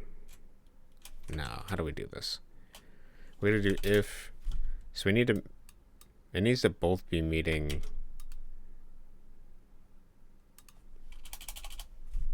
What the hell am I doing here? If place meeting x, y plus 1, assuming it's on the ground, par solid. So that's our parent solid. So assuming it meets the ground, then you can run this code. Run into the tree. If we're not running in the tree, move towards it.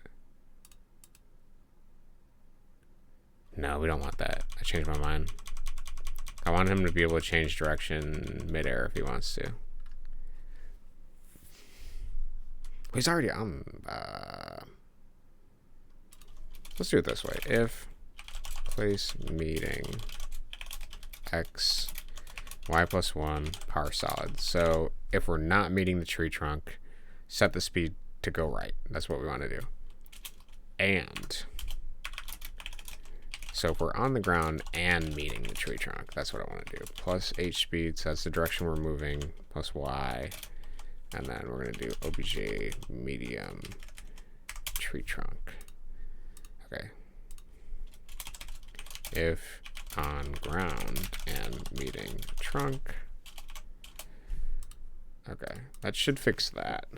So we changed the animation. We moved it down, the snake down by 2 pixels. And then we made it so that it doesn't snap to the tree anymore, because if it hits the top of the tree, I want it to be on the ground when it hits the tree.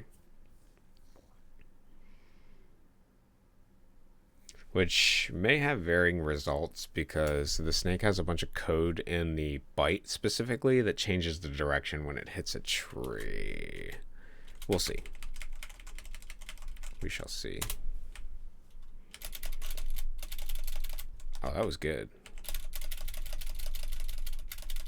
Waits till it gets to the ground, and then it goes up. Dude, this snake is going to be a pain in the ass. It's amazing. Dude, that actually works amazingly. Awesome. Okay, so you gotta race it, basically. And then it just jumps into the water. Okay, perfect. This is even better than the obstacle, I imagine. Oh, wait, we can still go down a couple pixels, though. Maybe 1 pixel. No, it's actually pretty good. I'm gonna leave it at that. Oh, can you bait it? I think you can bait it. Kind of. He's moving to the left, 1 pixel at a time.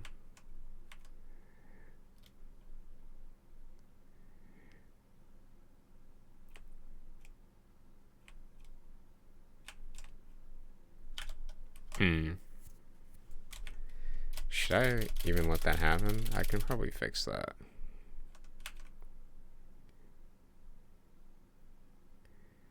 Yeah, let's do it so that stand and wait.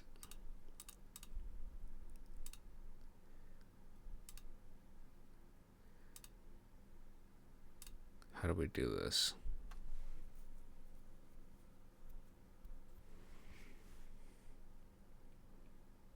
We basically need to separate this into 2 segments because always, if the player is greater than me, I always want to jump. There is not going to be a moment where I do not want to jump. So if the player is beyond me, jump. And then we got to do another one. And this has to be this. So if the player is within a range of 30,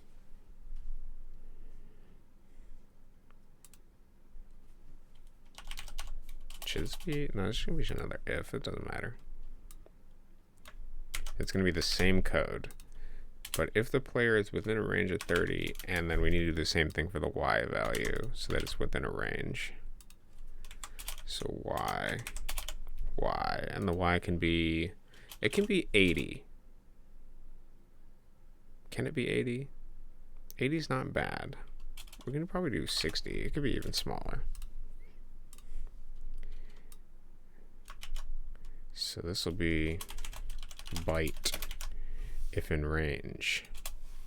Bite if player is beyond me. Okay.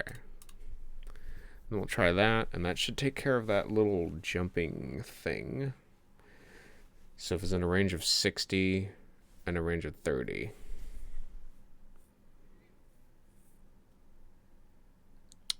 It will do that.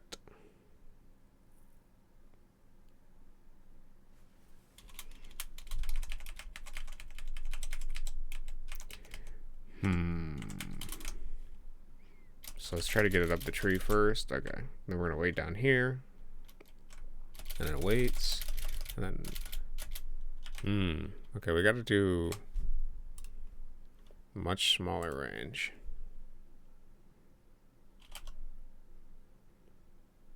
Maybe it needs to be in like a range of 10. No, 10 might be too short. Let's try 20. 60 to 20.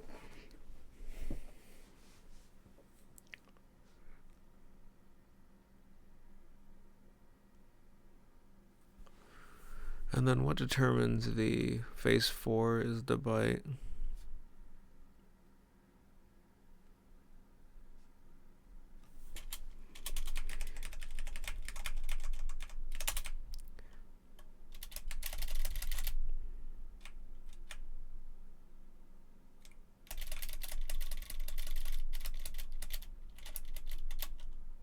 So why didn't he go left there?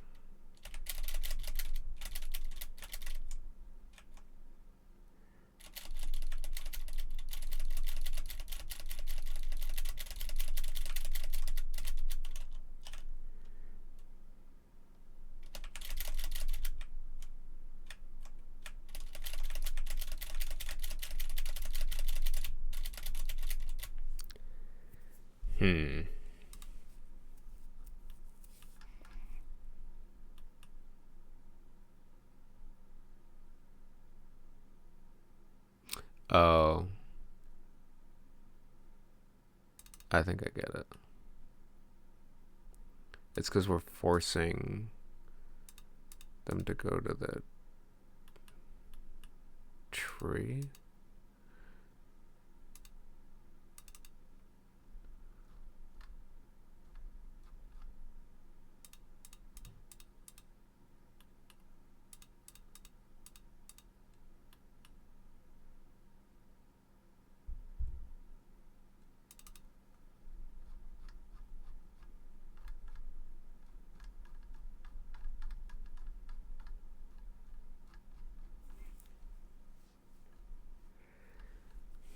It should not be able to.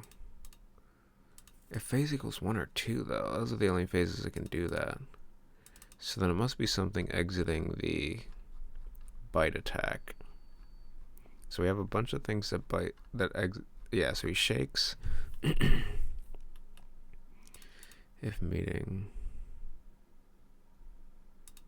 Like to run phase.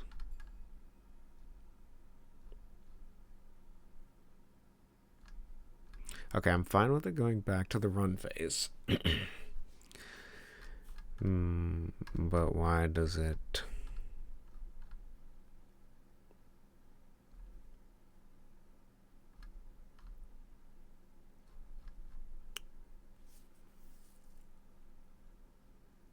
Oh, maybe it's hitting a wall in reversing direction. Or something.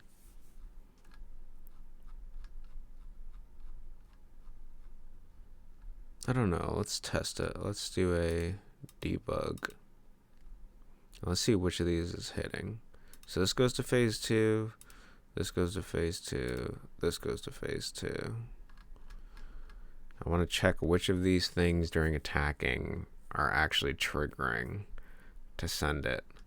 And then from there, we can figure out why it's determining its direction is right instead of left. Because I'm fine with it not jumping. I would prefer it would jump and bite. But I want it to walk off. It should go through with the bite, though, to begin with. So we're in range. Okay, what is determining this here? If place meeting, v-speed is -3. Length add is 3.6. What the hell is length add? Length add is 3.0 because length direction. So we're technically barely by 0.6 touching the ground.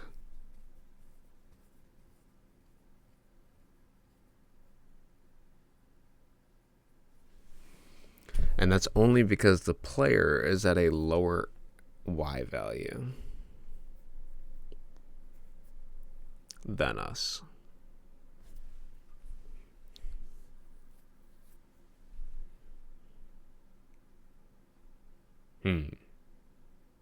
So how do we solve this problem?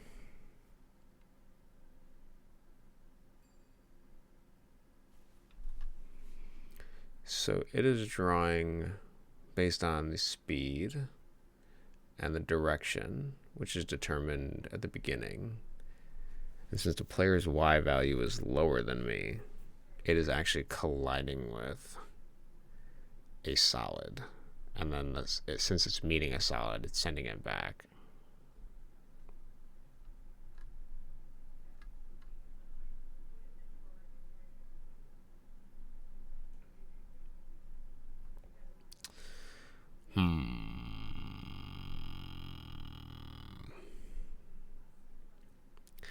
You know what I want to do? I want to do it so that this might break stuff. But I want to do it so that can collide equals. How do we want to do this? Collision free equals 2. Because I think if I get past the first 2 frames of the snake moving, it wouldn't be a problem. Ever. So in order to do that, we have to... Okay, yeah, I know the code was changed. Relax. So for the first 2 frames, we need to reset those each time. Do we do it that way? I had to type it like 5 times if I do that. Let's just put it in the run. So here, collision free equals 2, and then here, this is basically a run. Let's put it over there. So what we're going to do is for the first 2 frames, it can't run any of this garbo. And then while it's in this, at the end of this, yeah, if collision free is greater than 0, collision free minus greater than 0. So we're going to subtract that.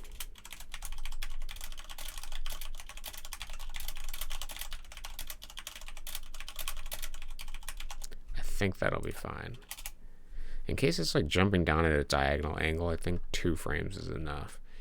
And then we're going to do and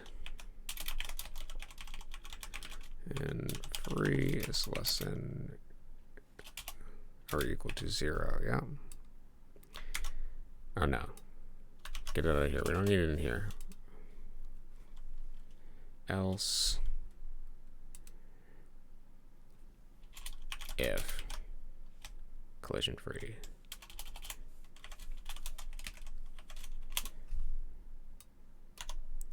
yeah, and this one can be and. Well, okay, and this is fine, right?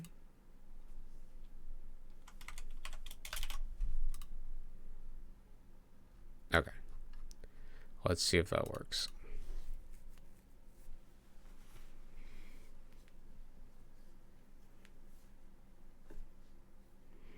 I might have to do more than 2 frames. I'm not going to do it with the debugger. I'm just going to see. And then we'll go from there.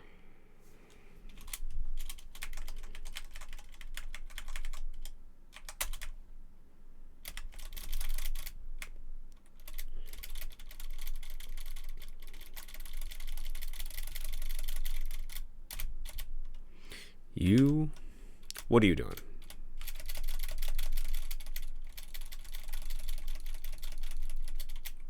Oh, it actually is running it.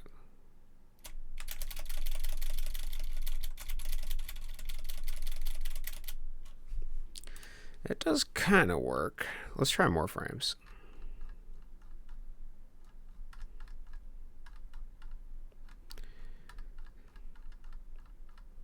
So, collision free 4.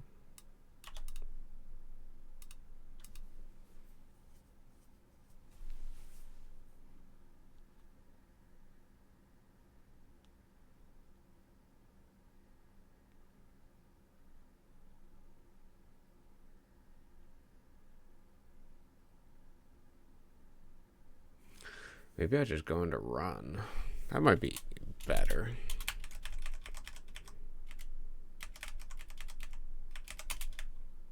Or maybe I can check if the Y value of the player is a certain height.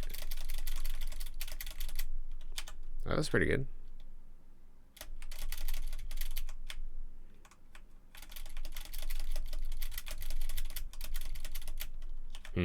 So not when it's like completely like that, but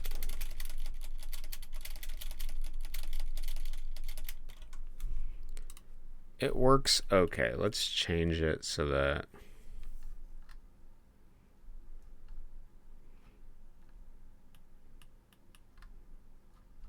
for the weight,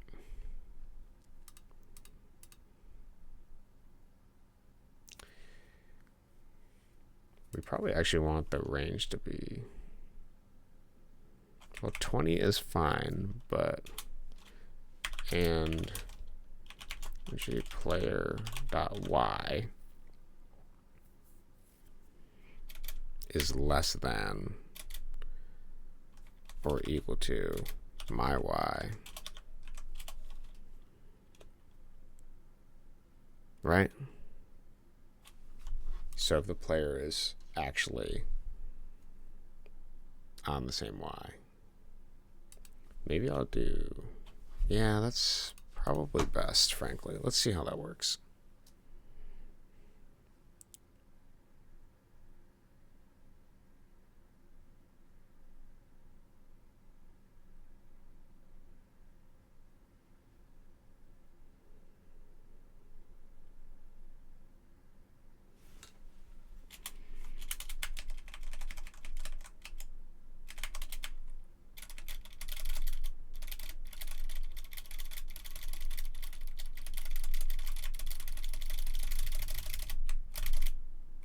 Okay, so the problem is that it sets its point direction. Actually, we got to do this in debug. I don't know why it's...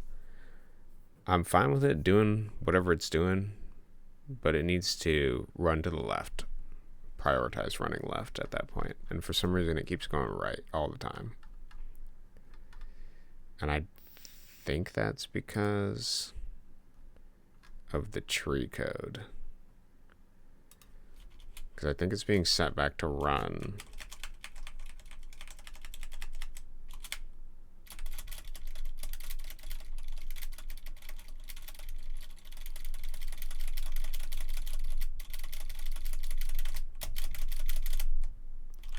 Damn, he got me. Okay.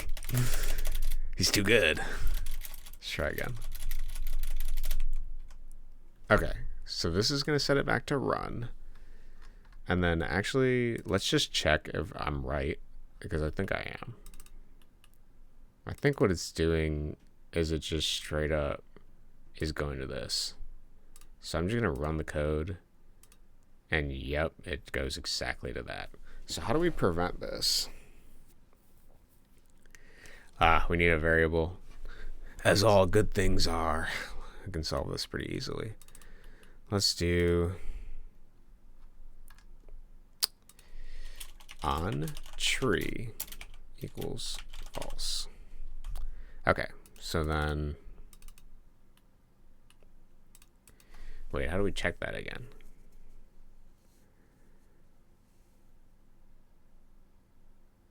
Okay.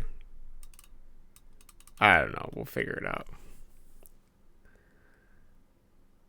How do I do that?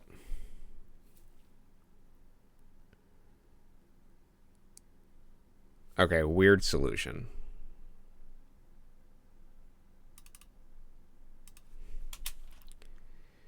We're going to create tree Y. That's what we're going to do. Very strange solution. Hear me out. So theoretically, the second this plays, so wait, if instance exists, if on tree equals false, then do this. Okay. If we're not on the tree. Now, where do we set that to be true? The only place we can set it to be true is after it's done climbing this tree. So this is on tree equals true. And then at this point, we will set the tree y. And we're going to record our current y position. Okay. And then in the end step, if our y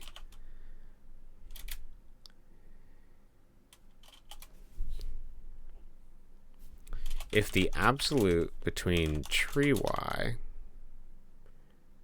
minus my y is greater than 30, so if the distance in any direction, actually we can do more, if it changes to 40, so like theoretically if my y changes and I fall down from the recorded y, then I'm going to assume we are not on the tree.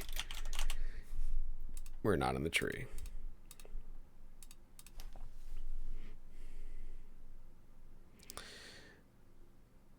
But then we're just going to go right, and that's not what I want to do.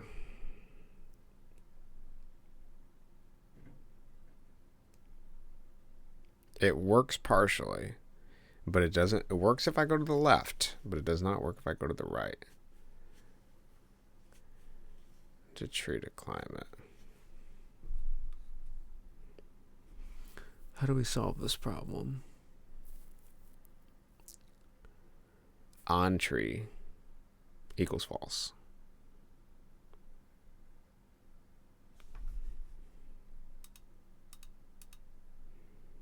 Maybe I should do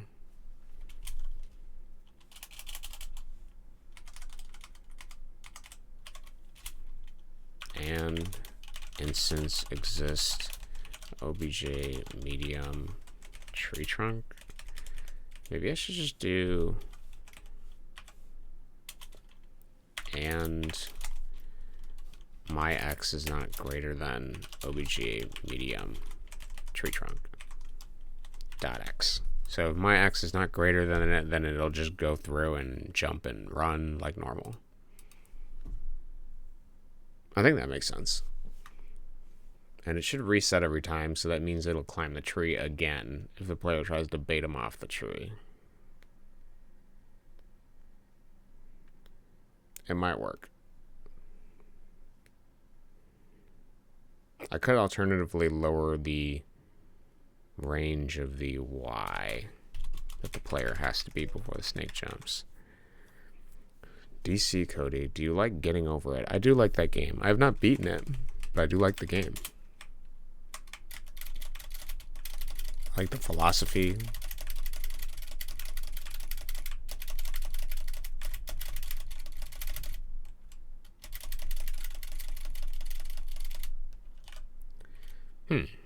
Interesting behavior.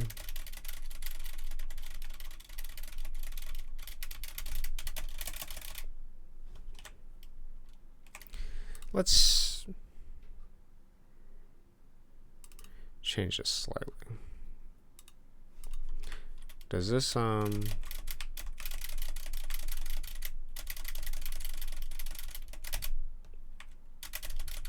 should just go back to the tree, right? Okay, it does climb the tree again. That code is correct. Now for the range, I will click on it and add it to the link. Sub 110. Damn, bro, that's insane. I can watch that in a minute. Let me finish my thought here and then I'll do that.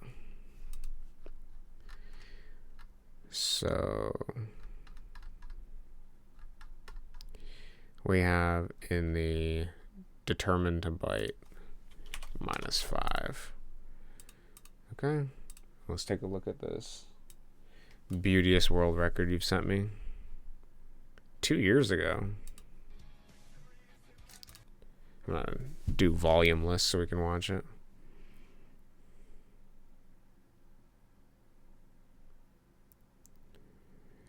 This is crazy, dude. Is this the world record?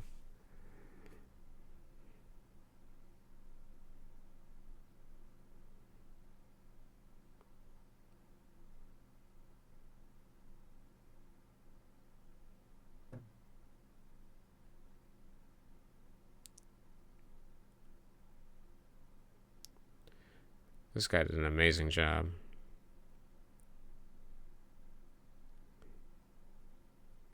I didn't realize. I wonder if you can just mod your cauldron, because I'm surprised there's a Studio Ghibli My Neighbor Totoro cauldron.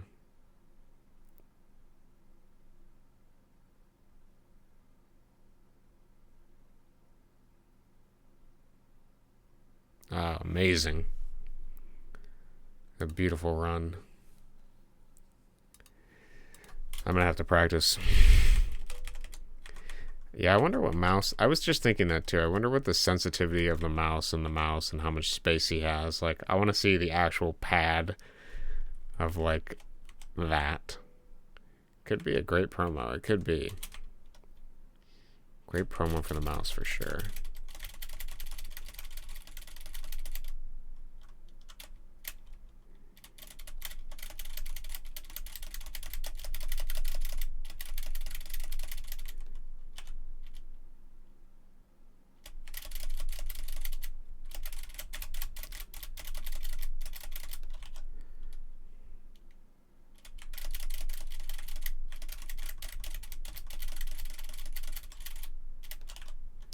It's pretty good. You can't like fake it out anymore.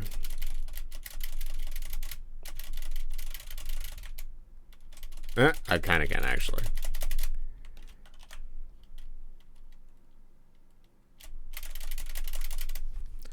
I should actually change it if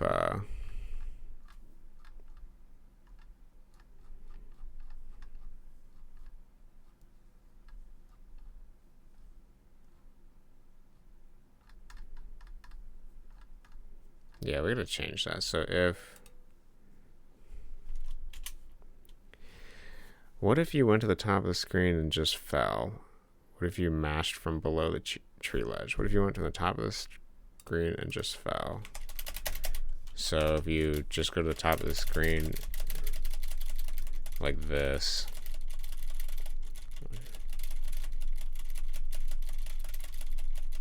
he still does get you.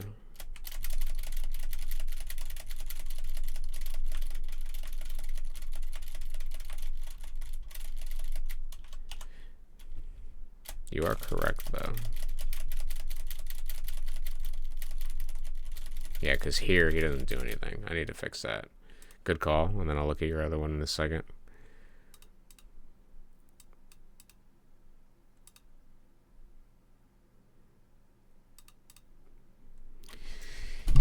We need a lot of edge cases here.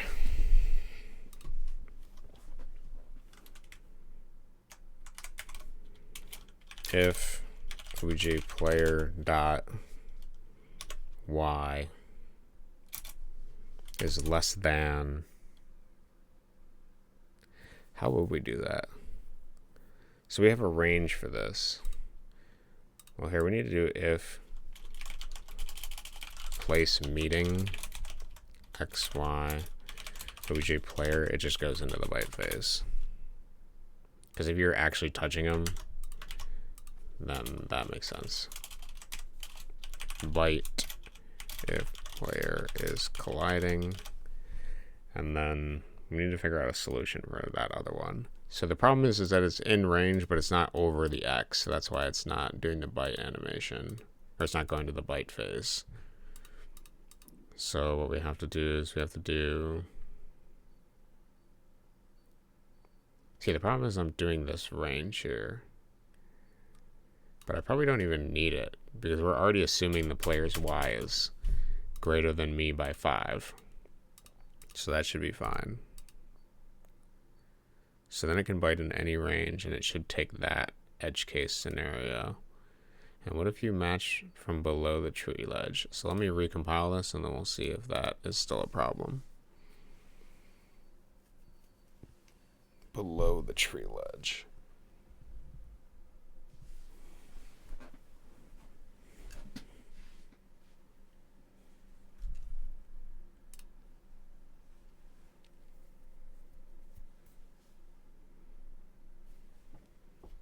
Oh, I have an error. It's because I'm missing a parentheses. Parentheses. Parenthesis.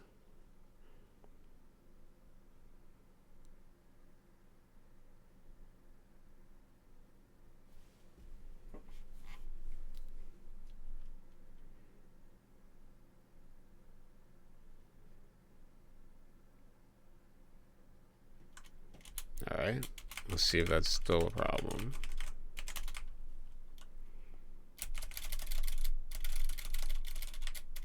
So match from below. So, I think that's what you meant. You meant just like down here and then mash really hard? Or are you talking about like holding the ledge? So at this point, he just kind of jumps until he eventually gets you. Which is a little weird, but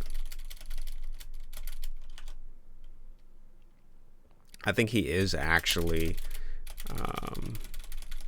going into the bite phase, but it's only for like a frame and it doesn't update it.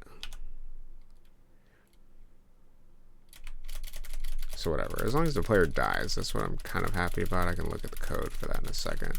And then if you try to get above him now, it doesn't matter. It's so over, basically.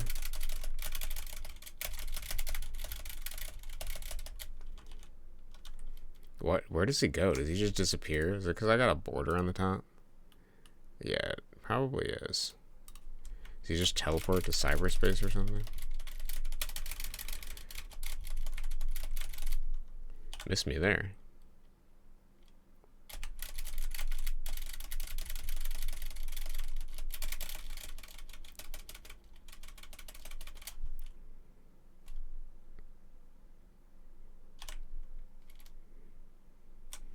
Yeah, I don't know where he's going. Let's investigate that slightly. I think he's like teleporting through the top. I'm not sure. Oh, is it just if he gets out of the room he dies? Yeah, if we can get rid of this actually. Oh no, wait, that's if y is greater than room height. If you get below the room, you die. Okay, we'll figure it out. We'll determine where his x and y is after that. I mean, he still kills the player, so that's all I really care about. And then I also want to see why we got that weird backwards moonwalk wiggle thing going on when I just stay within a brief close range of him. What am I running into? Oh. Go to the tree, that's fine. So what is it? What is it? Okay, that works. I'm good with that. I'm good with that too. There's a double hit on that.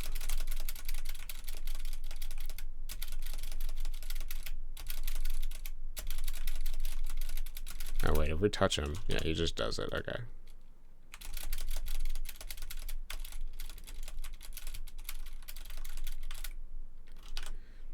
I can't seem to get that wiggle to happen again.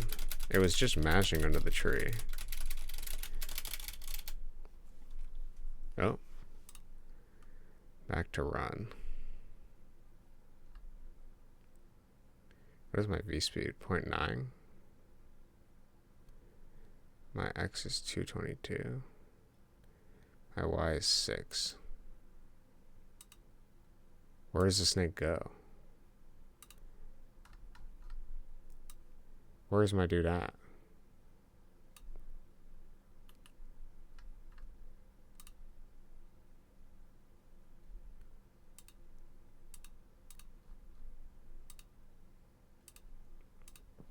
Does he exist anymore?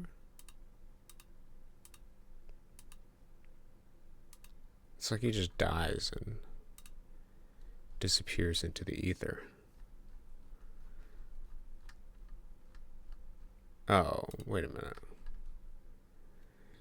If y is greater than room height, destroy.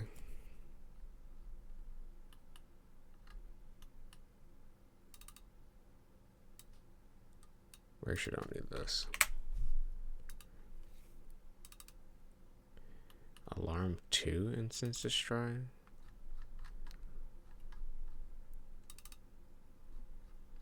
He is still alive, is he not?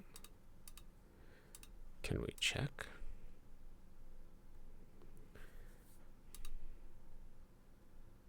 Isn't there like a debug window?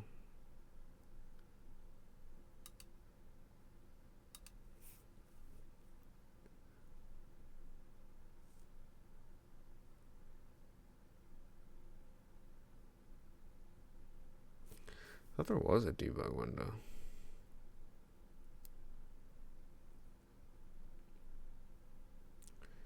Asset browser output search results. Source control output.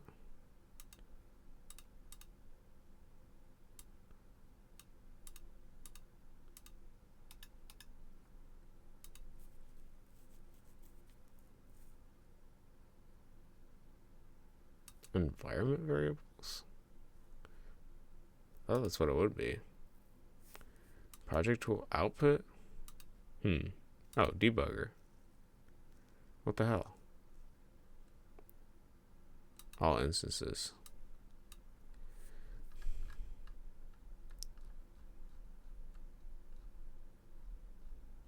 My duck is dead. He doth not exist. Or my snake is dead, that's what I meant.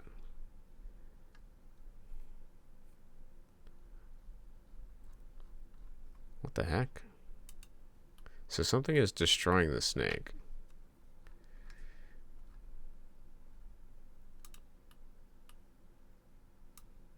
But what?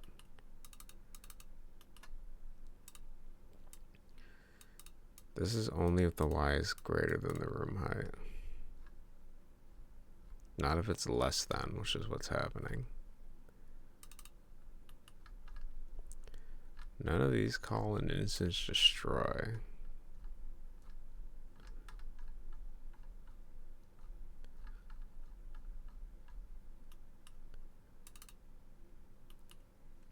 What if I just get rid of that? Is that causing my problem? Because surely he still exists somewhere. Just started the game and fell to the start, bro. The game is difficult. Yeah, it is a difficult game. I always get stuck at that orange on the table. It's like I don't think I've ever made it past that. And I thought it was like a limitation of my mouse.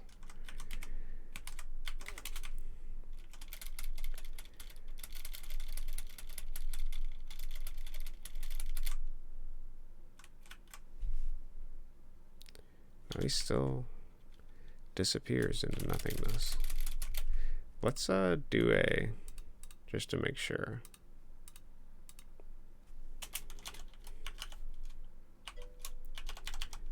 The orange, you don't have to tell me, yeah.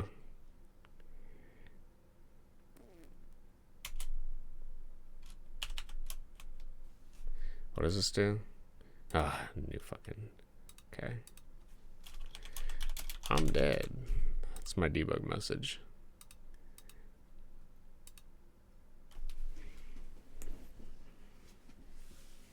I want to know if the snake is actually destroyed.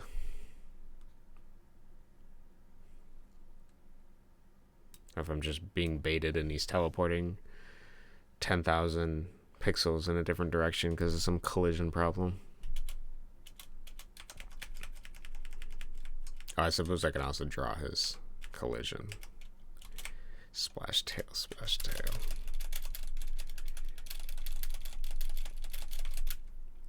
Okay, that worked.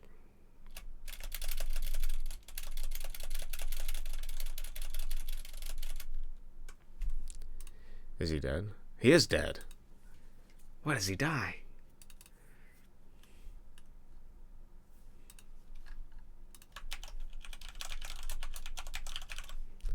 There's no instance destroy here.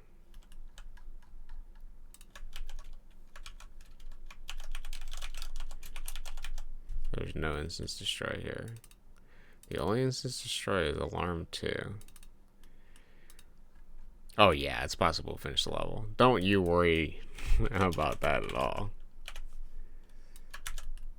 The level is totally possible. You just gotta want it, honestly. Show you, okay.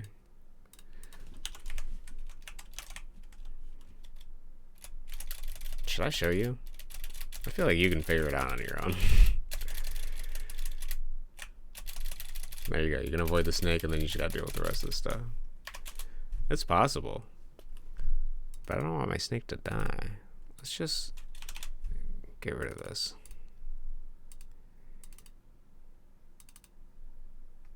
Let's see if he still can die.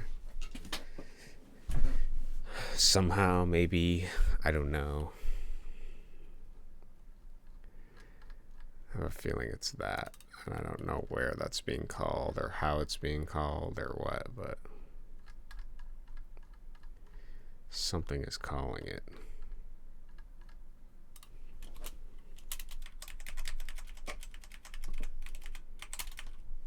Yeah, the level's completable. You just have a fun little snake to deal with now.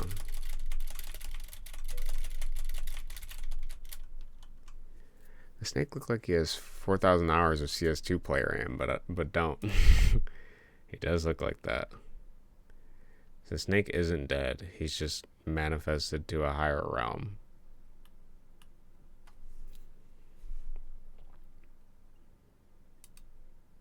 He's just going places. Is that really a problem for me, I guess? I don't know.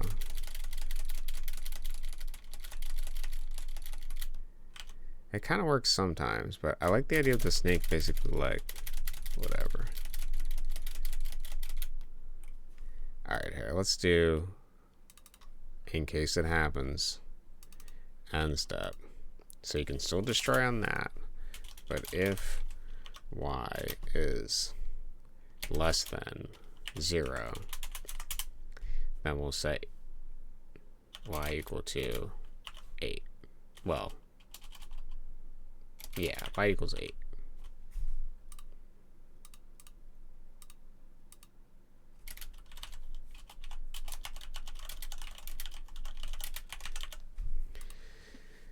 Because I feel like it's just colliding at a weird angle, and it checks collision and does some weird stuff. 3:59:33. We're close.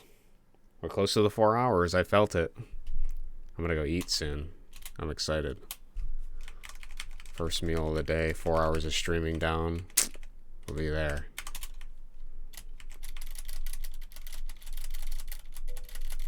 $9.99. Okay, that worked. I think we fixed it. So if he ever goes like above that collision, then he just, yep, okay, and then he just jumps off the bridge. Snake's just continuing the goal. That's what he's doing. All right, so in 4 hours, we finished programming our snake. We basically programmed him. I didn't really have any of them done, and we programmed him. So he's good. He looks great. I love him. This level is here. We'll do the celebratory. There is nothing else I want to add to this level. It is completely. Actually, wait. There's one more thing. Wait, does it actually? Hold on. Yeah, we got a one last thing before I end stream. There's one last thing we have to do. So for the duck, we gotta grab this color here. And then for feather, let's grab the feather. So we're going to take the derp gull feather, I think. Just because I think it's closer. Duplicate it. Okay. Duck feather. And then we got to drag it wherever the hell our thing is. Okay. Then we got to recolor it to that color we just grabbed. Just grab that. Recolor this. Okay. And then we got to look up my feather code.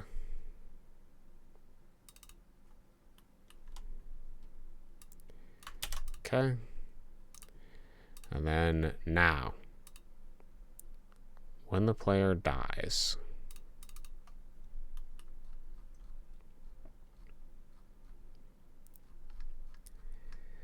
we'll just add it somewhere in here. We'll do end step. Feather burst equals false. Actually, maybe we can just, I like this as one word, feather burst. If feather burst equals false. Oh, I already messed up. If feather burst equals false, feather burst equals true. Well, I forgot to copy this. Or I replaced it. Create feathers on death. If feather burst equals false. Wait, we gotta nestle this loop a little bit. If instance exists OG player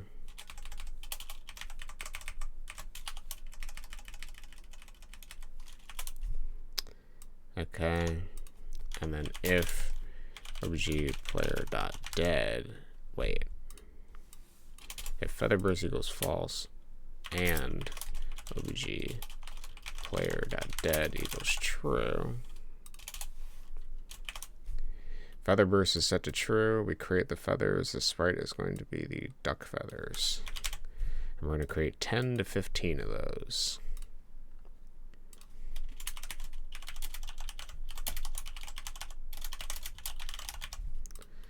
Okay. And assuming, well, here, since we're already at it, let's go ahead and do the thing we do, which is that when I finish a level, well, when I get it ready for sound, I make it purple. So, wait, these are objects. That's not what I'm looking for. And we get like that pink purplish color. Level select. Easy mode, unselected. Let's go through and add another one to the list. Grab that pink. And so this one, assuming that the feathers work. The only thing needs is sound, and that is another level for my update on Christmas. I just wanted that snake to be programmed.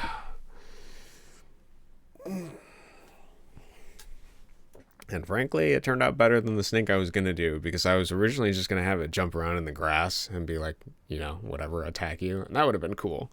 But for it to climb the tree, that is even funnier. That is really fucking funny to me. That is hilarious. Because then you're like, oh god, the snake is a problem. Look at that. Okay, let's see if the... Okay, I might make this need to be higher. Wait, oh, the feathers need to be at a higher angle. Are they working? I don't know. No, they don't seem to be. Curious. I have been, as kids say, debated. Why doth they not work? Let's go to the...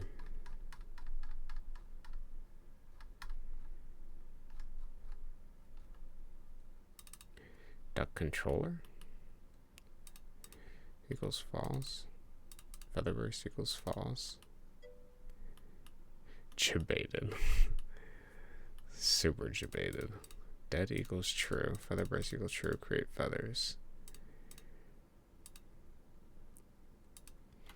We probably want like -2 for that to begin with, because the duck is kind of small.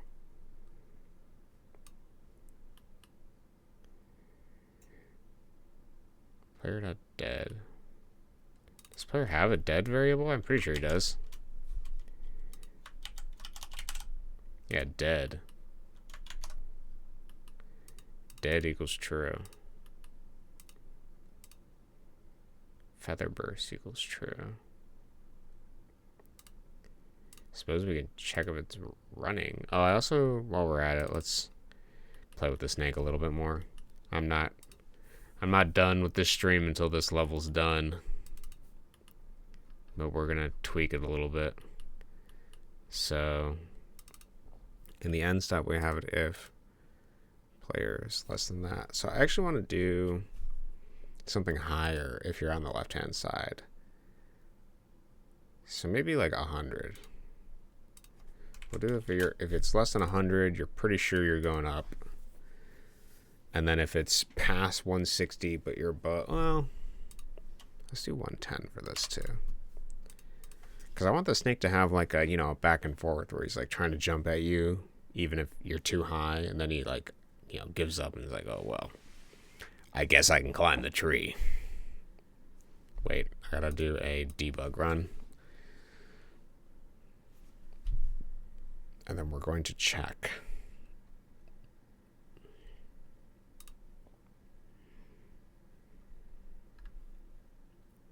We can actually turn off the step breakpoints we have here, because those are going to run. I don't want those to run. Okay.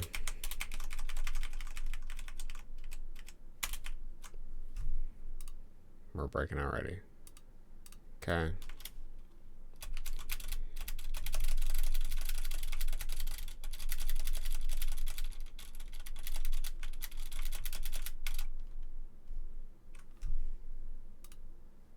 Feather burst equals true.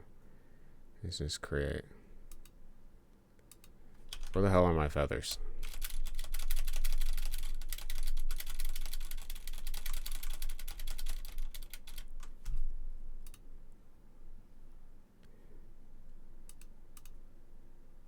Instance create layer X, Y, bullets, chicken feather. Do I have the layer hidden? No, I do not.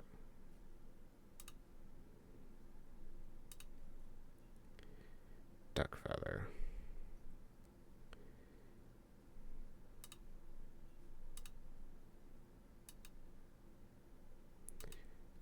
Are the duck feathers a meme? I'm pretty sure I made the duck feather.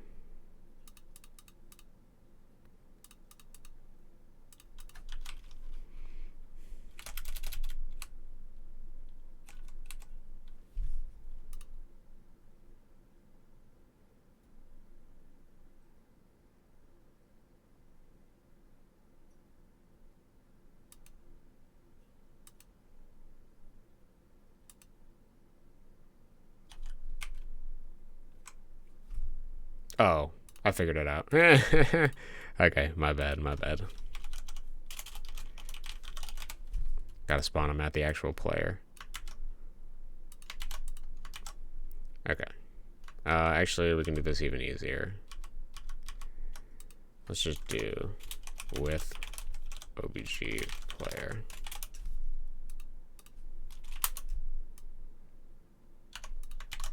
Okay, so that's within the context of the player it's spawning, so it has an actual X and Y value. I forgot that since I'm checking not within the player at all, I'm checking within the duck controller, which controls the player when he turns into a duck, that I need to actually spawn it. AM grinders, log in. Yeah, you're catching me at the end of stream, bro. I'm about to end. I just want to make sure the snake works. AM grinders, log in. Gotta get my 4 hours for the day, dude.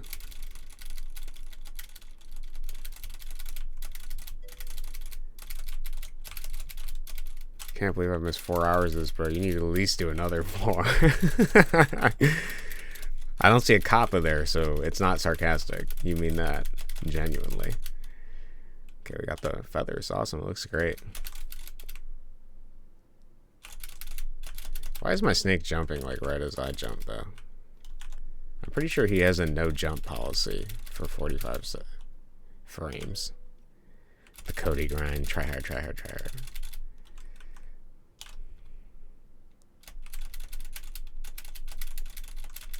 looks good. I like the feathers. I think we're pretty much, this one's ready to ship other than sound, so I gotta do sound.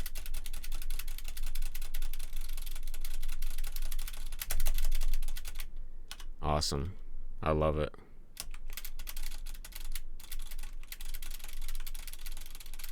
Oh, actually, I should just try to actually beat the level.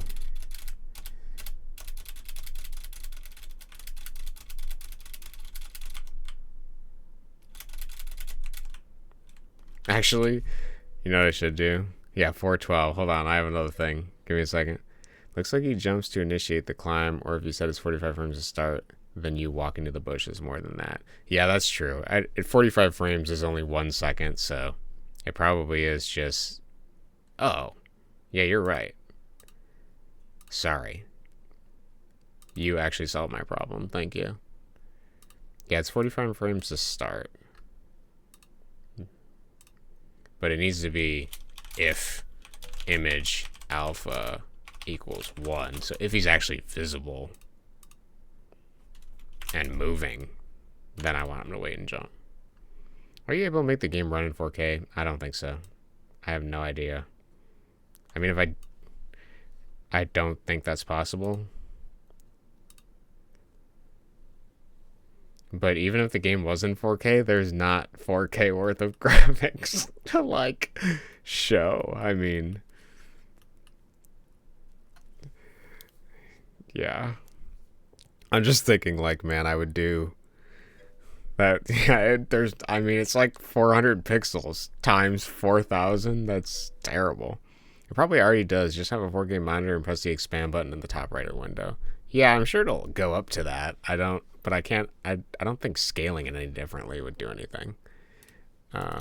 So the other thing I wanted to do, which I thought would be a good idea, is we're going to modify the bite speed. Because this is how far he can lunge himself. We're going to modify that. If the player is beyond. So if the player's X is beyond my X, the bite speed, we're going to increase the range to like 10 or something. And then, assuming it goes back to the run phase again, we'll set the bite speed to 5 and 7 again. So this should give the snake a better chance of lunging at us when we're past him, which is ultimately what I want to test. Yeah, rise and grind.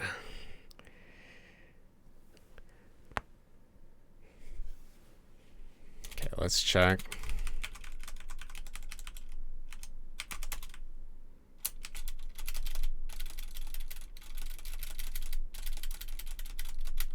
Okay, you got me there.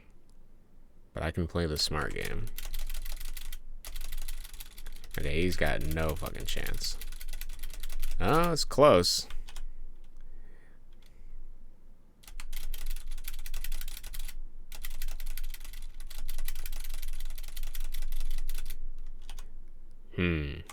What determines the arc?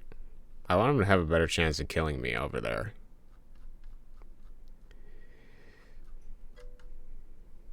I gotta go, everybody. Have a great day, Thomas. Take care. Thank you for coming to stream. I'm gonna be ending shortly, but I want to see if I can't get something epic.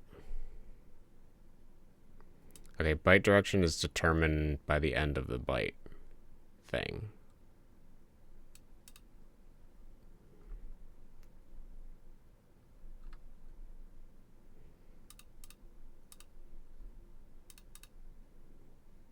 Actually, don't even need that code. There's no climbing. Useless. Okay. So the end of this, point direction to player. Maybe he just doesn't get the speed he needs still. I could up it higher.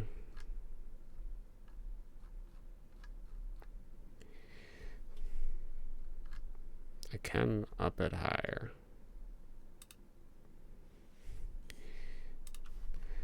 I have to do check styles at work, which means I need to create Java docs for classes and functions. I have no idea what these classes do, and they are extremely abstract. The ticket used to describe this feature is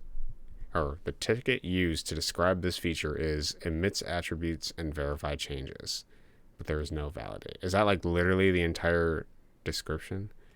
Emits attributes and verifies changes. That sounds awful. And I'm assuming the people that program the classes and functions didn't like leave any kind of comments in their code for like what it actually did. Yeah, what is that, dude? That sounds awful. Let's do 14 byte speed. I want to see if that helps. Ugh. I mean, I guess it's job security for that. It actually just reminds me of that document you sent me like years ago now, where it's like how to ensure that you have a programming job your whole life, how to make code so unreadable for everyone but you, basically. God, that was so funny.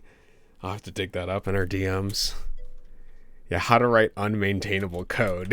Yeah, I thought that was so good, dude. Oh my god. Oh wait, I can do better than that.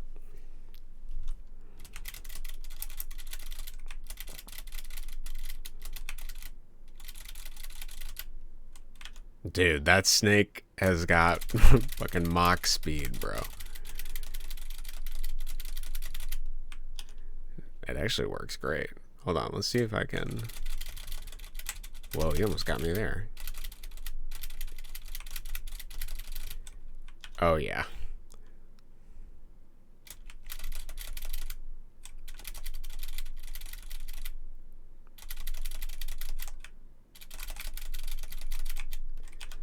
Okay. For some reason, his bite collided with this here, and it didn't go off, because I was too low.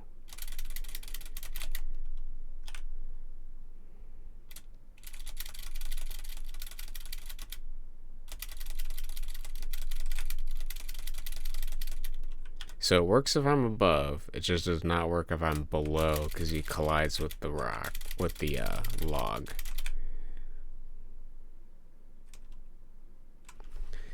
Yeah, I need to do something about that. We're still gonna go. I still wanna finish this.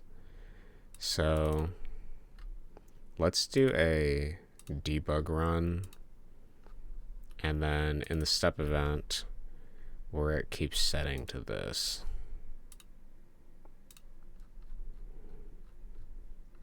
So it should be collision free is greater than, if not meeting. Oh. If not meeting. Oh, that's actually, I figured out my problem already.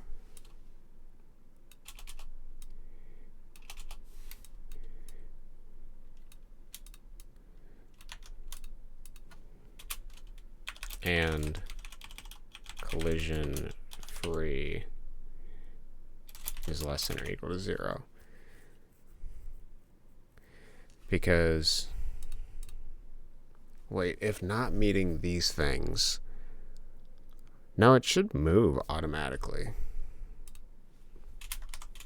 If collision free is less than or equal to 0, then I want it to move regardless. Like, it should just move.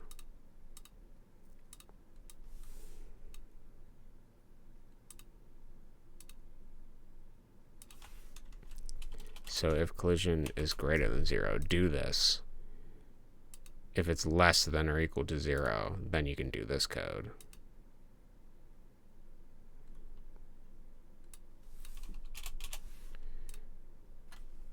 I think we can just do it back in here.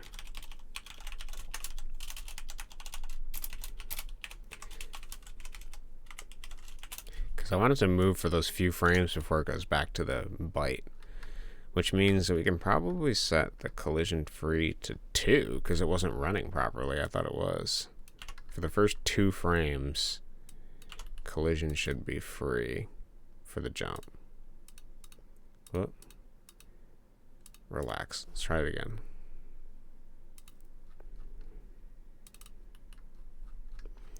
So I want it to like just ignore, because it's going to be going diagonally down. And so I think within 2 frames, it can pretty much clear that.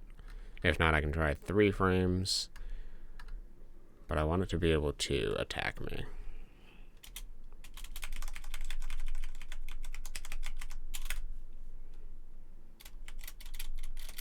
Wait, hold on. Let's do the smart play. Wait all the way to the end. Oh, we gotta go lower than this. Okay, it still stops itself somehow. I might need to do 3 frames then.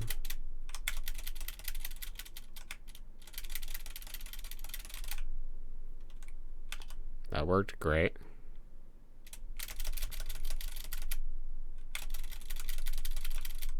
Let's try to go down here. Doesn't matter if I die. Okay, it literally cannot do it if that is in the way, but...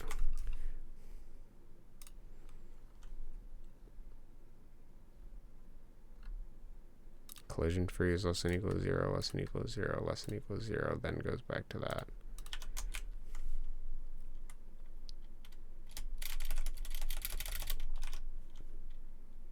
He's too good, dude.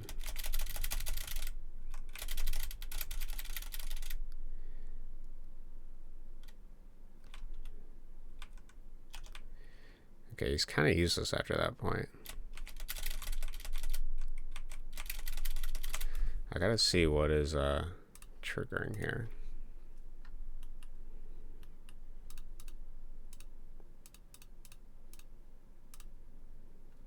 I want to know, yeah. Let's just debug, and we shall see.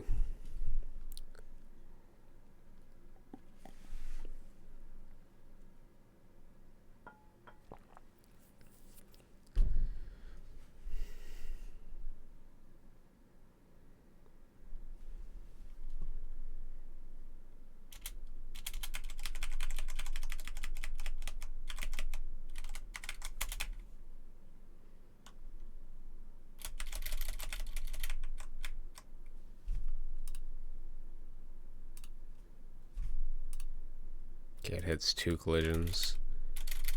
I want it to go down here at this angle. If collision free is less than equal... Oh, did I not reset it? Maybe it's not resetting. Alright, in that case, let's just do what I originally avoided doing, which was set it literally after we call it.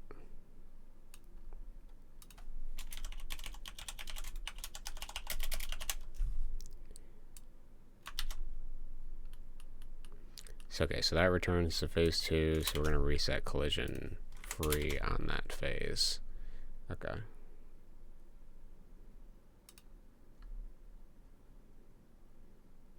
Or technically... Here, let's do it differently.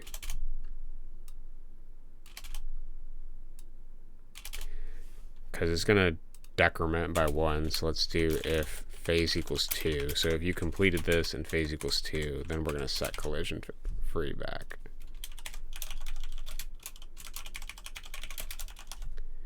Okay. And we shall test that. It must have just not been resetting for some reason. Because I thought it would have hit the run phase, but... And I might need to make it bigger. It might need to be like 4 frames or something.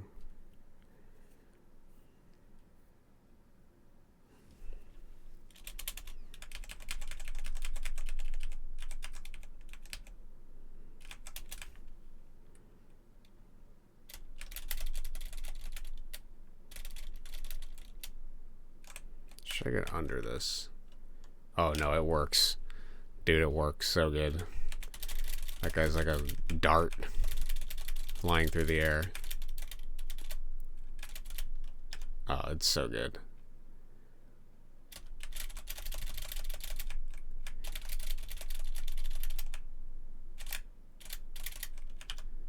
Okay, now can you beat the level though? That's the other question I gotta ask.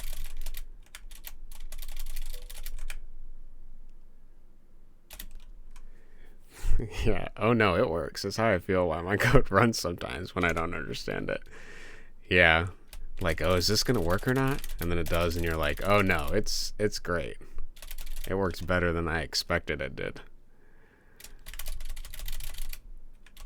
Yeah, I must have not been resetting that variable somehow. Okay, so this actually is a very difficult level. Now, it wasn't my intention to make it a difficult level. Oh my god, okay. This level's a pain. Maybe that's fine though. I need to pad out content, so. Can I even beat this level? I'm sure I can. There's a will, there's a way. Maybe I bait him. Oh no, that's right, I can't bait. Oh. Close. I'm sure there's a bunch of ways to solve this. Okay. Yep. Yep. Yep. Okay, we beat it. Alright, it works. I might tweak that a little bit, because it was mainly just meant to be like a joke level, but it got way out of hand when the snake came in. It became intense.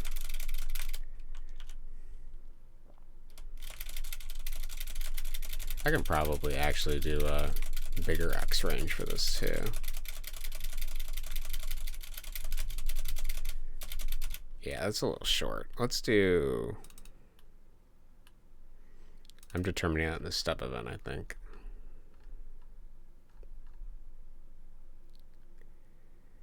Bite if in range. Let's do a range of 50 for that. And let me test it one more time. So we're basically doubling, more than doubling the range. Because I think the original bite range is like 40 pixels. And we're like in the air. And there's nothing around us. So we might as well let him full send into the player's face.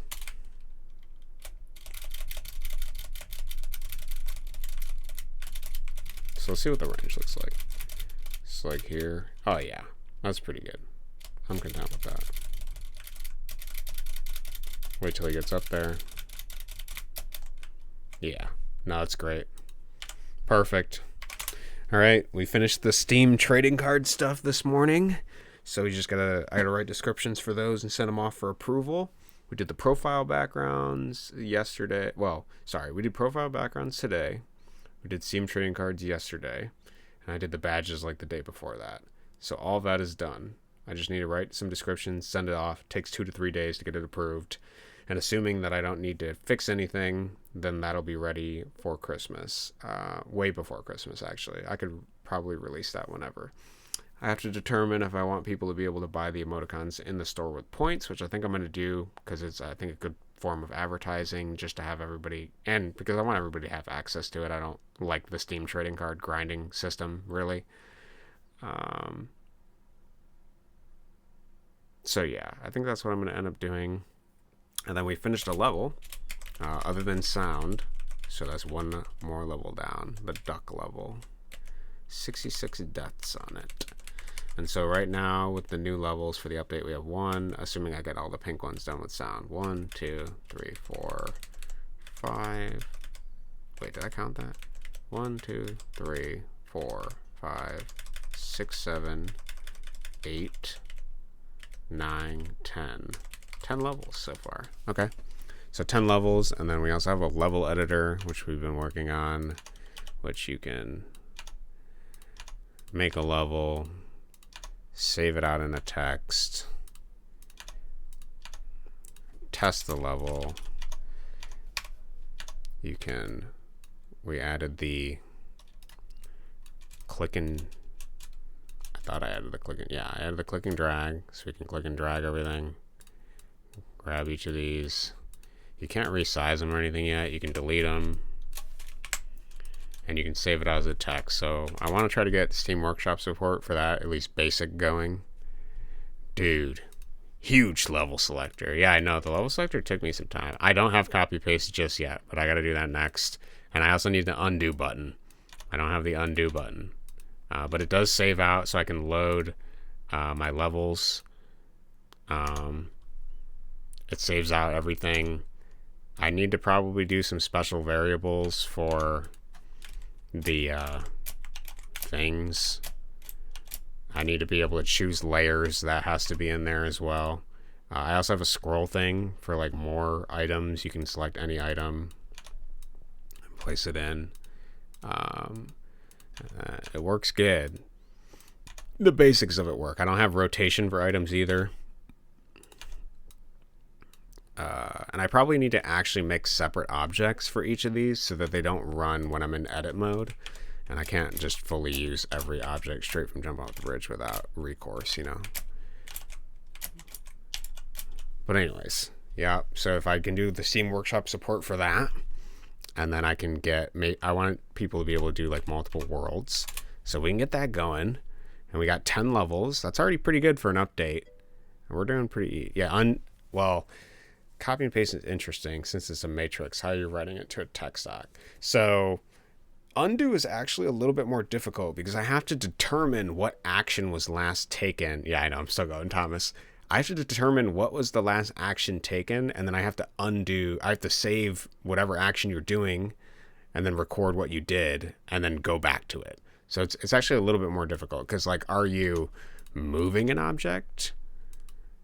Are you placing an object? If you're placing an object, then I have to delete it. And that goes into the answer of your second question, which is, since it's a matrix, how are you writing it to a text doc? So what I'm doing in the text doc is I'm adding, basically every time you place an object, I'm saving it into a DS list, the X and Y, and then all the other variables that I have for the object into a text document, basically.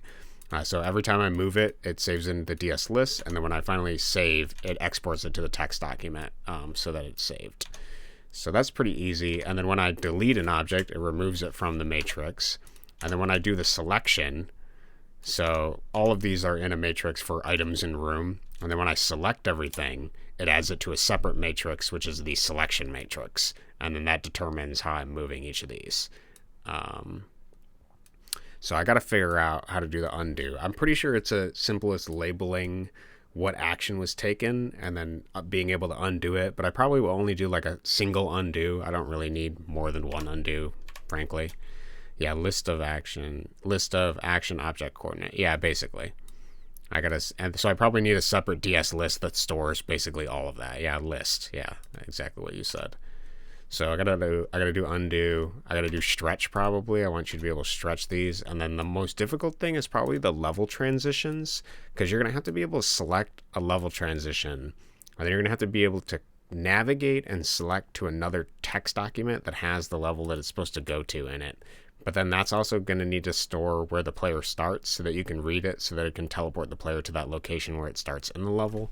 It's a little bit difficult, but I'll figure it out. Even if I just release this as is, if I just work on some items and then allow people to save and load text documents without any of the level transitions, without any of the world creation thing where they're going to have multiple levels strung together, it's still something. It'll at least show people I'm working on stuff. So I'm aiming for progress over perfection, basically.